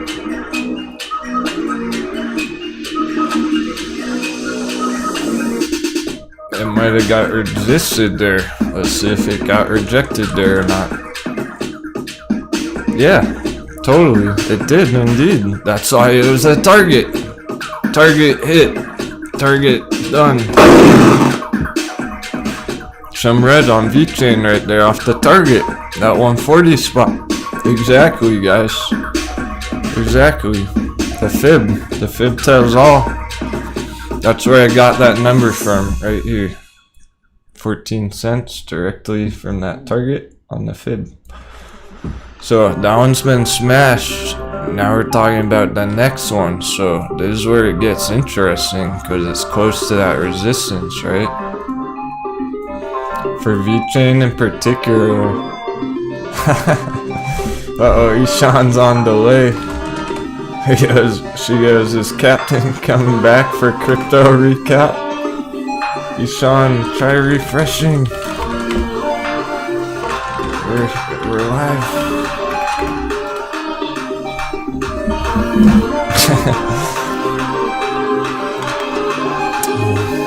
Thanks, she's behind.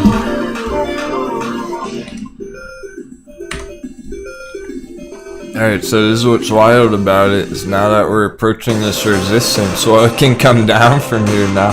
Now that the short-term target was hit, epic bounce pretty much played out, guys. That's what's wild is, boom, 150% trade right there, scalp, target hit. So this isn't exactly an entry on VeChain up here, it's profit-taking levels now. Just like that, couple weeks later, it went from a nice entry to profit levels, resistance targets. Now's the big question. Now what? Is it gonna bust through? Probably. When it comes to VeChain, it very well may do that. Even if the other coins aren't really. That's why we're looking for good entries, because it's still holding green from that entry. Now if it does slow down here, start chopping around, we're gonna be looking for that hot bevy. It could go either way still here, even on VeChain. However, you got things like Balancer here that have hardly even done shit. In terms of the chart, it's been a nice bounce, so it was definitely, if anyone had got in on the dip, it's a nice 100% on that bounce still. But it's not even close to those short-term targets, really. The real resistance up there. So you have some of these other coins that have really not started yet. They're really not even started recovering here yet. So whether or not Balancer does break out here and go straight up like that, even if it doesn't, we're looking at potentially this is the alternative, is some long-term accumulation and then a breakout in a few months, whatnot. So this one's looking pretty decent here for new entries still. It hasn't gone that far where it's getting ridiculous. It's up a couple 100% from the very bottom. So yeah, the very bottom on Balancer 2020, you're talking $10 area, now it's around 30. So yeah, you are paying 200% premium, but it's not terrible.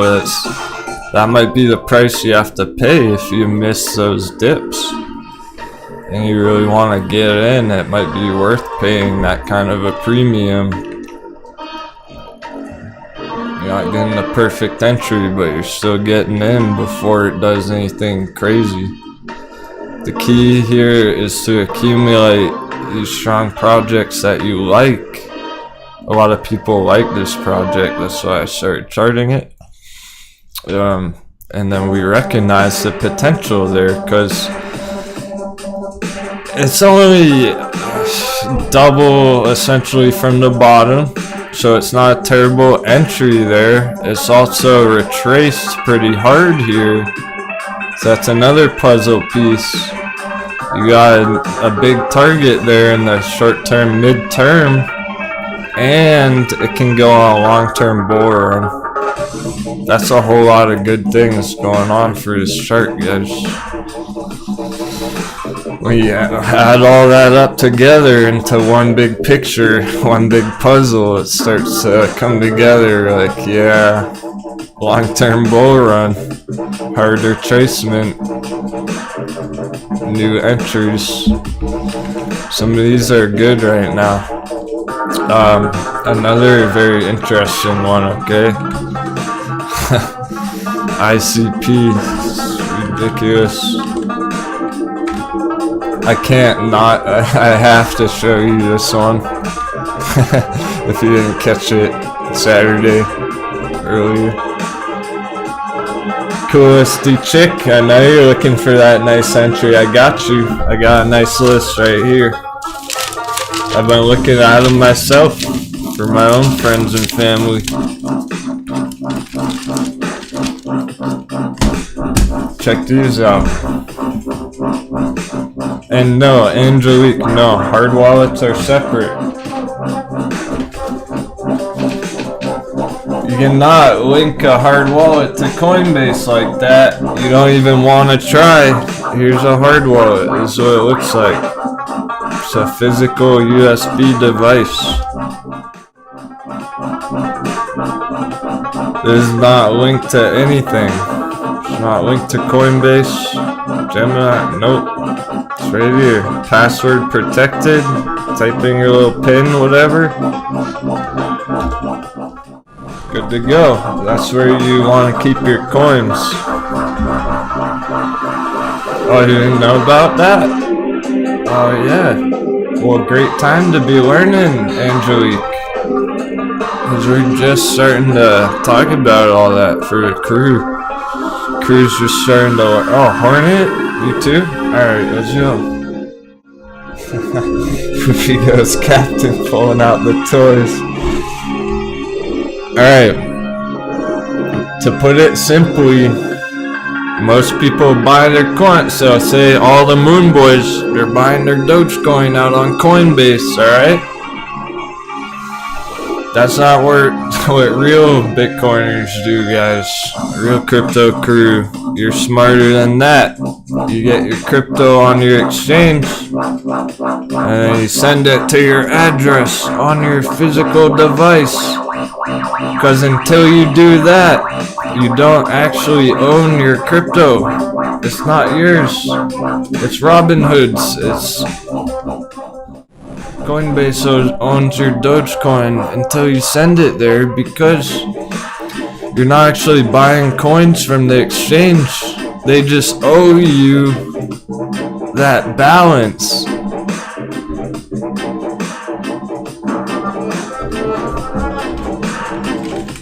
You're not actually buying coins on Coinbase. You're depositing money and then they owe you coins. How do you get your coins? You make them send them to your wallet.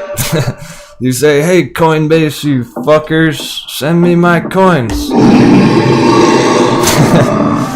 Or else it's theirs and it's not yours. Is that clear?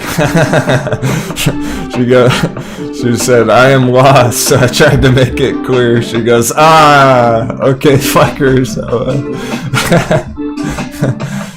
Yes, thank you. Glad that helped. That's the truth. That's the reality of it. It's whack. You can get them online, Hornet. You know what? Arg.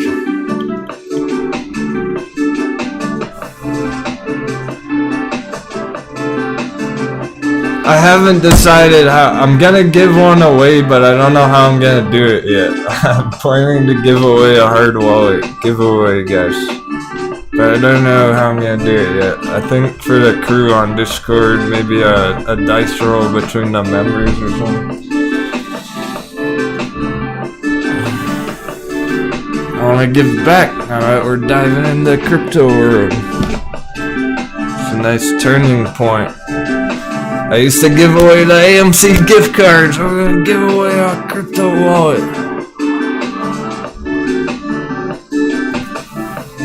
Alright, we're gonna do a giveaway on Discord. I just haven't figured out the details yet. Yeah, Hornet, you should be. It's safe to order something. Okay, what's cool about this device here, guys?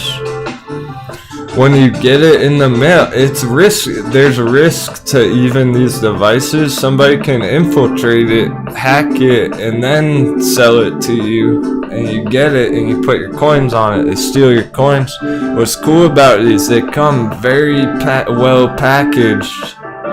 They're completely wrapped up, glued all together. If you start tearing apart the box, it's damaged. You can't. There are little stickers and shit that show you that somebody's tampered with it. So you know you're getting that fresh sealed from the factory.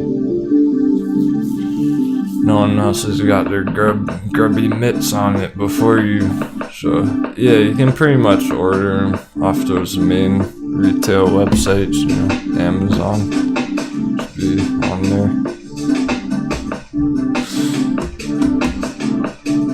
I don't know, you're specifying Fu Angel? Are you saying you had one before that didn't have a sticker and it was only shrink wrap? See, that's not right. If you order one and it comes in just some shrink wrap, it's supposed to be better packaged than that.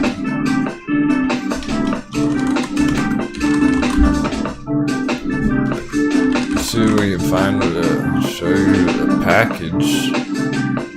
Should be all boxed up nicely in one of these packages with these stickers on it and stuff.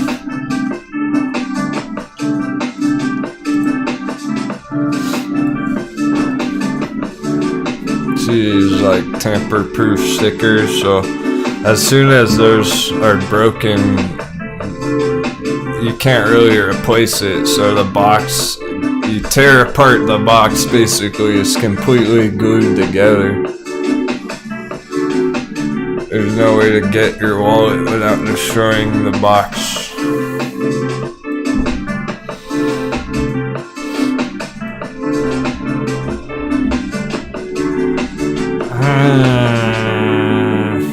Was it a treasure, Fu Angel? Was it specifically that brand you're saying did not have that? If you got a wallet that didn't look like that, you shouldn't use it. Oh, okay, a Nano. See, I've never used one of those brand. I've not used that brand. That's the other popular one. So I don't know about that. It should be in a tamper-proof box, so if it's not, I wouldn't use it, because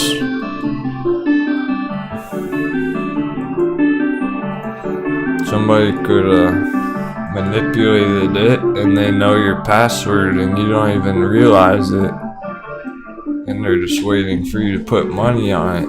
But perhaps those Ledger Nanos don't come boxed like that. I don't know for certain on that. I just know the treasures come all boxed up, nice and sealed. What the fuck? Our alerts! Oh, my language didn't put anyone off today, but our alerts, why are they always like 1 penny away?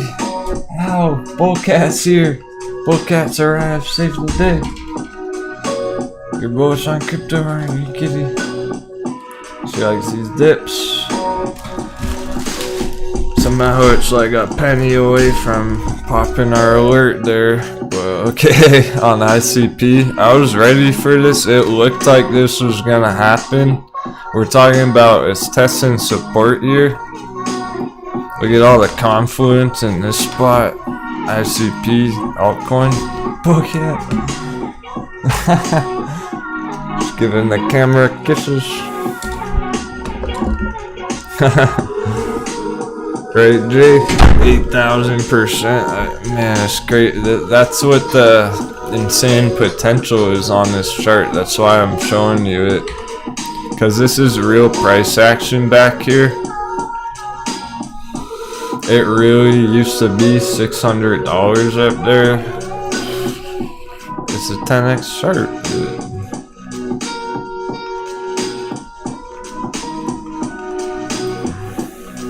%,000% right there. Targets. And it could go beyond that long term. That's just recovering. It's almost like AMC lockdown recovery. Yeah, I think it was even higher on different charts, different exchanges.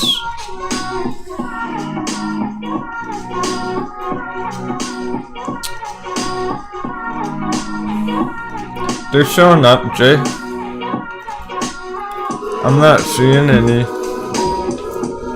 problems there. I see all the messages in the chat. If it's not, it didn't show up there, I still see it in the chat. Hornet, yeah, man. I mean, it's not your perfect entry. Somebody, whoever brought this up, I don't even know who it was. Somebody who suggested this on Saturday night, they got in at the very bottom at 30, so that was your real entry, obviously, and it's gone up to almost double, so it's not your perfect entry, but it's not bad. When you're talking, it's a big premium, 86% in general. You may even get a better one here. It's about to trigger that alert, so we're talking about it still could hit a better entry anytime here. Both categories. Oh, Colton, great question.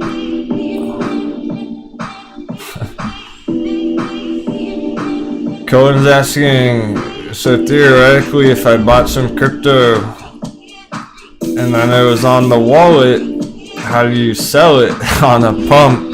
Well, you simply send it, you transfer your coins from your wallet, you just plug it in, send it back to Coinbase, send it back to Binance, then sell it on Binance or whatever.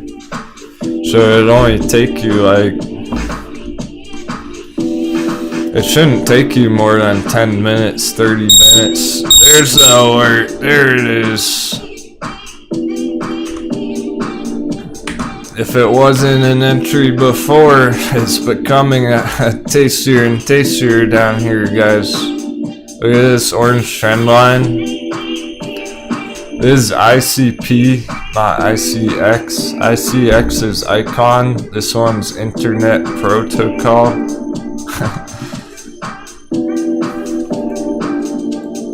This is ICP.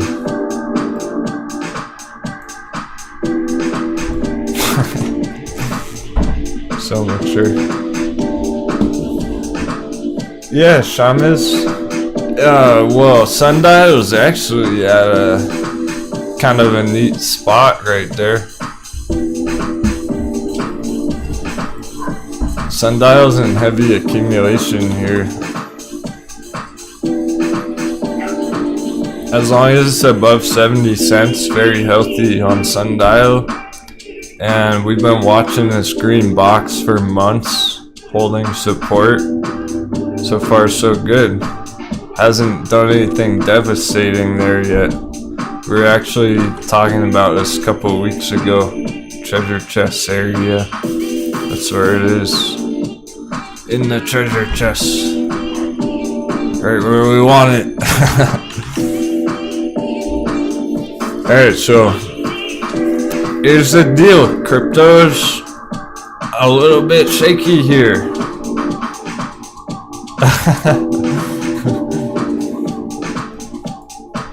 It's a little bit shaky here, so we are still going through some interesting choppiness on these charts. Some of them are way too high. Ethereum's gone too far right now, too fast. It's trying to find support around 2,500 area. It's at 3,000. It's definitely coming down kind of hard there, so some of these are not really great here. These are not the ones we want to be entering. Ethereum. We don't want to be entering Bitcoin right now. It hasn't broken out. It really didn't. It got close.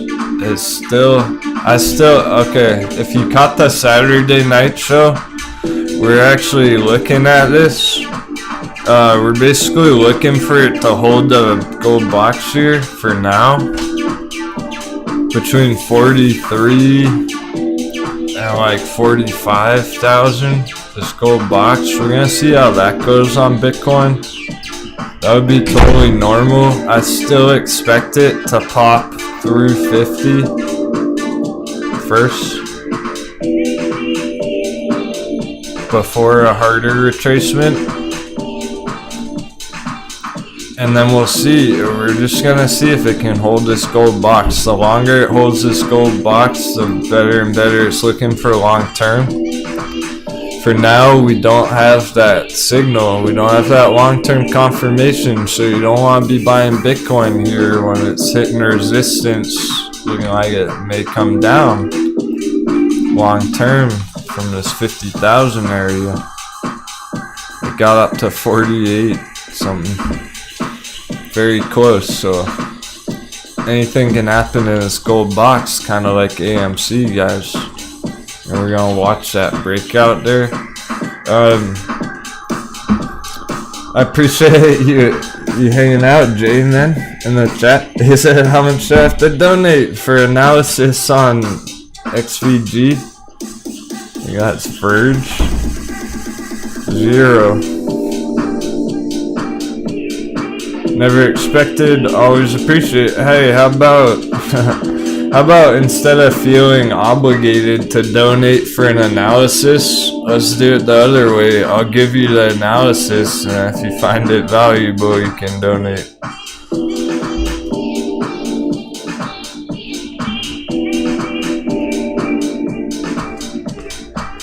He probably already left.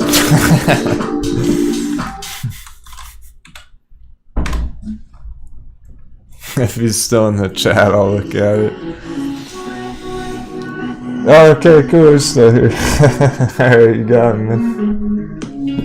I like to help out. So, maybe, I don't know, maybe you got something here. Maybe it's a good looking chart.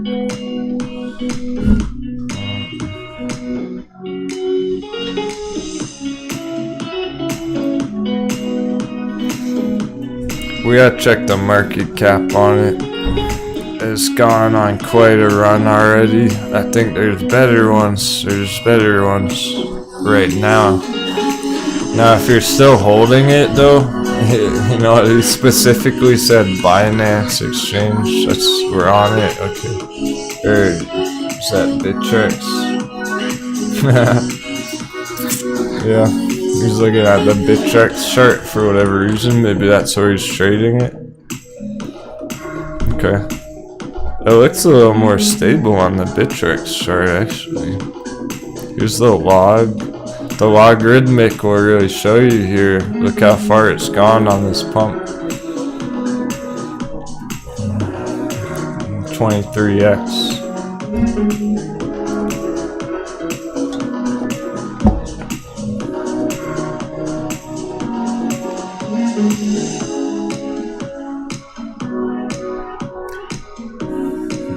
Native, I don't know what exactly is going on with any kind of Dogecoin rebranding. I'll have to check out your question on Discord specifically. Sounds sketchy.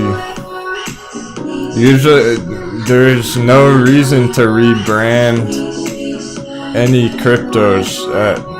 It rarely happens. Once in a while, a good project will change their name or whatever. It's very rare. That makes me suspicious already for rebranding some Dogecoin stuff. Whatever you're talking about.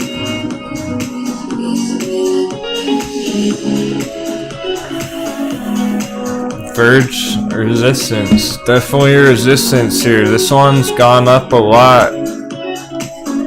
So it's kind of stuck at the moment. Oh, okay, this was the rebrand. I got you, Jay. Thanks for clarifying that. Verge was, according to Jay, it was originally called Dogecoin Dark in 2017. I didn't even realize that. I don't know. I've always known it as Verge. You got basically a giant fucking triangle on the log chart. This is the way to be looking at it though. It's deceivingly simple, this pattern here. It's not actually a triangle, it's two different lines. It's a resistance above and a support below that just happened to form a giant triangle. We don't have that breakout long-term signal yet. fake out breakout right there. It's too early. Could still fall through there on a bear market, and it likely will if Bitcoin comes down from here. Alright, Bitcoin comes down from 50k back to 30 whatever. This will probably come down a lot too, because it's just gone too far too fast there. Unless you get that breakout of this giant triangle, and funny enough, it's 2022, of course, going right into next year. 2022, so it's something to keep an eye on. If you're holding it for a while, I would keep holding it, but traders are taking some profits on there.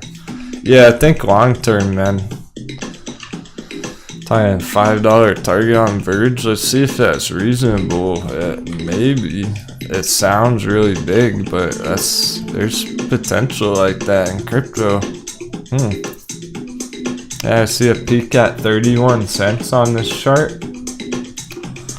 So 31 cents, it's at 3 cents today.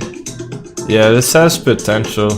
Just like that. Now that I'm on the linear chart here, you can see the last pump very clearly. How high it did go in 2017. Okay, $5 would put it at 80 billion market cap. Okay.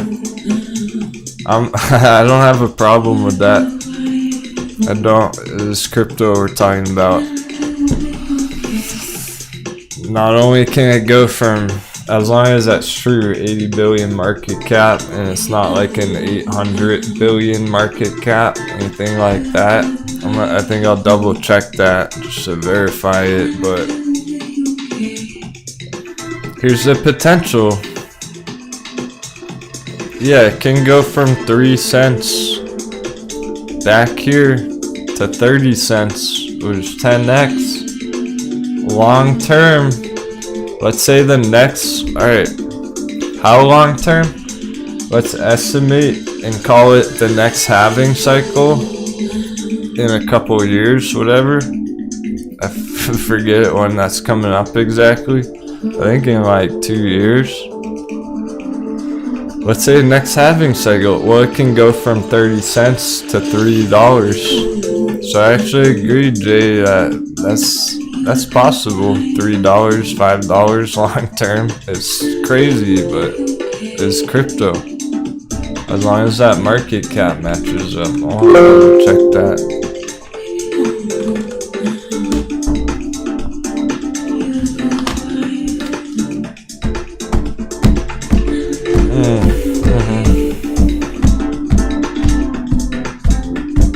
Yeah, he's not wrong.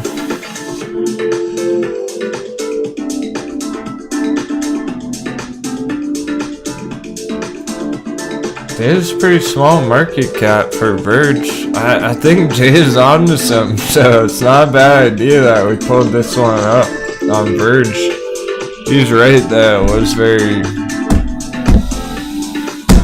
very popular back in 2017. It definitely went very high back there. It can do it again. It's got a long way to go to get back up there to recover that lost value. You got moon boys who are still holding it at those prices years ago, crossing their fingers one day they'll break even.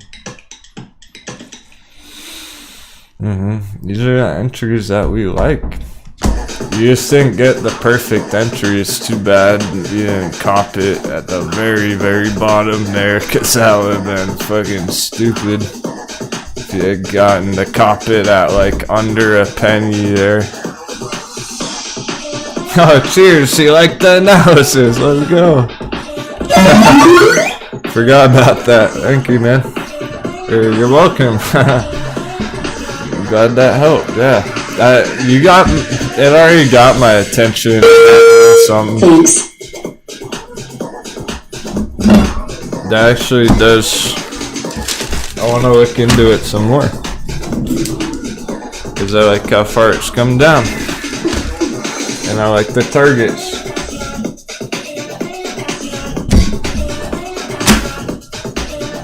Make note of that.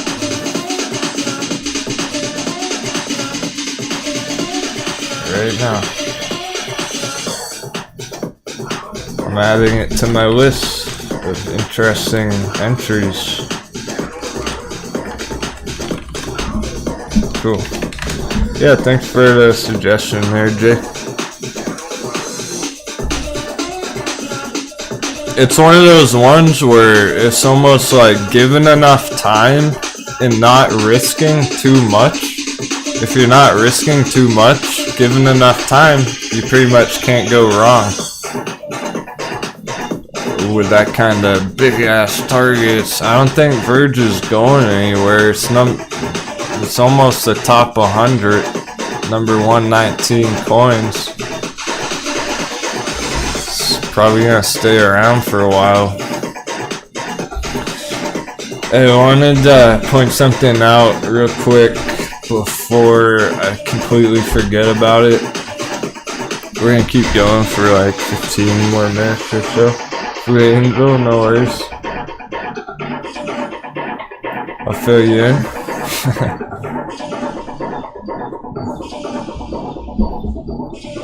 We got plenty of time because look, it's gonna take some time for this to go on Verge and everything. We're looking at accumulating some of these low entries for next year essentially. So about the hard wallets, this is why you need a hard wallet. Mt. Gox was a Bitcoin exchange based in Tokyo, launched in 2010. It was handling over 70% of all Bitcoin transactions worldwide. As the largest Bitcoin intermediary, the world's leading Bitcoin exchange. In 2014, Mt. Gox suspended trading, closed its website and exchange, and filed bankruptcy. Then they began liquidation proceedings. Oh, Jesus.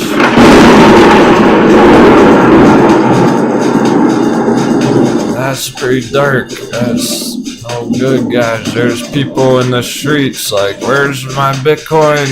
Don't let this be you. I don't want to see Perp Man in the streets with a sign saying, Robin Hood, where's my Bitcoin? Get a hard wallet. Fuck that.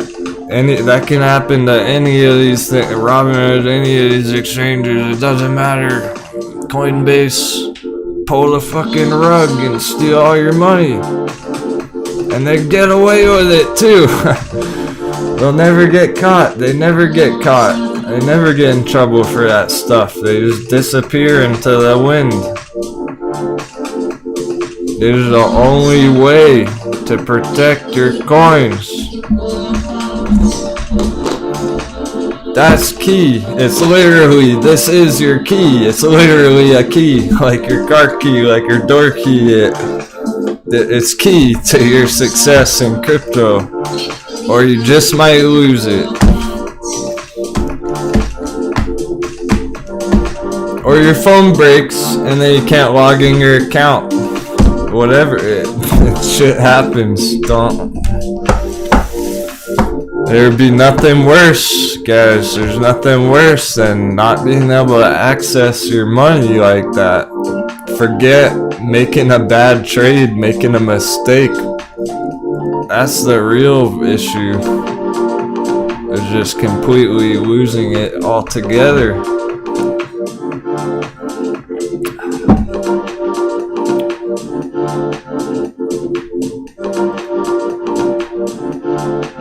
Yeah, you have a backup basically, so if this breaks, if this device breaks, you have a code to get back in. Gizmo. Hey, we like ANY Sphere 3D Corp because they were just getting going with, they purchased like 200,000 Bitcoin mining machines. Sphere 3D, some multimedia company getting into crypto mining out of nowhere. The stock went up 150% last week. There's some nice plays here. So, alright, well that's ICP, that's a big dice roll, but if you're just making small entries every once in a while, it shouldn't be a big deal. Here's Tezos, we're looking at Tezos.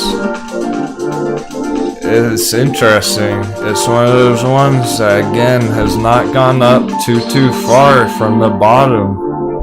Couple 100%. And it's actually, so I would consider anything below this upper trend line here a nice entry on it. Anything below that yellow line basically is going to be your entry along the support, but they all been breaking out basically, so they all been popping. It can keep going right up here first before anything else. So you don't want to wait forever to make your small accumulations. It might pull a Cardano. These are the smaller market caps, so they haven't quite caught up to Bitcoin and Ethereum, etc. Tezos might pull a Cardano here. See this Cardano pump? Last couple weeks, yeah. Some of the altcoins have not even really started to do, well, they barely just started to pop down there. They've started to bounce. No major breakout yet. I'm anticipating a bigger move on it. That's how I was able to figure out that VeChain target and everything. Stuff like this. I saw it happen on Cardano. I'm expecting it to happen on Tezos. It's taking some time for the money to flow down, trickle down to the smaller altcoins. Alright, ICP's not on Binance. Yeah, you're right. That's why I didn't get any of it myself, because I realized that myself the other night. I was looking at it like, yeah, that's the catch. So some of the good opportunity, you might find a really nice chart and then you realize you can't even buy it because you don't have that exchange set up. If you go to CoinMarketCap, it's a good idea to have CoinMarketCap pulled up when you're charting it. Go to markets. Here's your exchanges it is on. It's on global Binance, not Binance US. It looks like it may be on Coinbase even somehow, but KuCoin, Globy, CoinX, Coin Exchange, some of those ones. So you might want another exchange set up, one of those other ones where they have some options like that, some coins that aren't available anywhere else. I think I'll show you a couple more interesting ones, wrap it up with Bitcoin, call it a day. Alright, here's one more. CFX.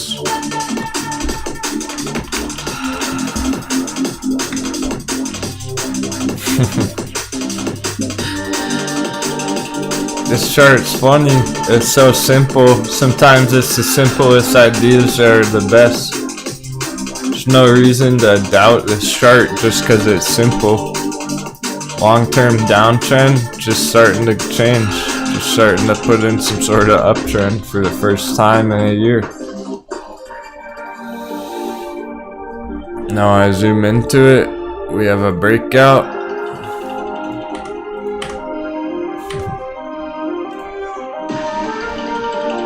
We have our breakout and our retest of support, just like on the stock market. It's got my attention. It's not exactly the perfect entry right there. You're probably getting lower, but it's one that I'm curious about with that trend line breakout. So clean looking. Keep up with it a little bit here and there. But cool, we just added a brand new one to the list, Verge, so that's pretty successful. Dollars having an effect, obviously, guys. So dollar going right straight up green today. Bitcoin was having a dip today. We're still looking for it to hold the gold box. It's a big test. This is the big one, 50 big ones. It almost looks like the AMC chart, like the GameStop chart. There's still a very real chance that this falls right back down. Gets absolutely hammered. It could be a big storm hitting us on Bitcoin right here. Take a lot of moon boys, sweep him into the middle of the ocean. We're gonna play it both ways. We're finding good altcoin entries, so even if the whole market cap keeps running, even if the entire crypto market cap does continue up from here, which it perfectly is at our resistance there, $2 trillion. Very important spot here. We've been watching, so it's getting to a boiling point, truly. So here's the bear scenario, a rejection from there. Altcoins come down hard for a relatively long time, a few months potentially going into 2022. Big correction is still on the table. We're not out of the woods yet, so you don't want to be buying overvalued coins. You want to make sure you're getting juicy entries on your coins to protect from this.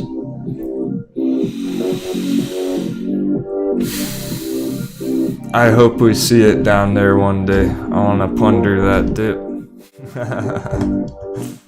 Oh, it's gonna be good. Can't wait. I'm already getting excited. I'm happy to see the hype in the chat. You guys are awesome. Thanks so much for hanging out today. That was a blast. I always have a blast. Doesn't even matter how I start the morning. I'm always laughing my butt off by the end of the day. We're gonna crush it pre-market tomorrow. Hope to see you there. Happy trading, my friends. Have an awesome day.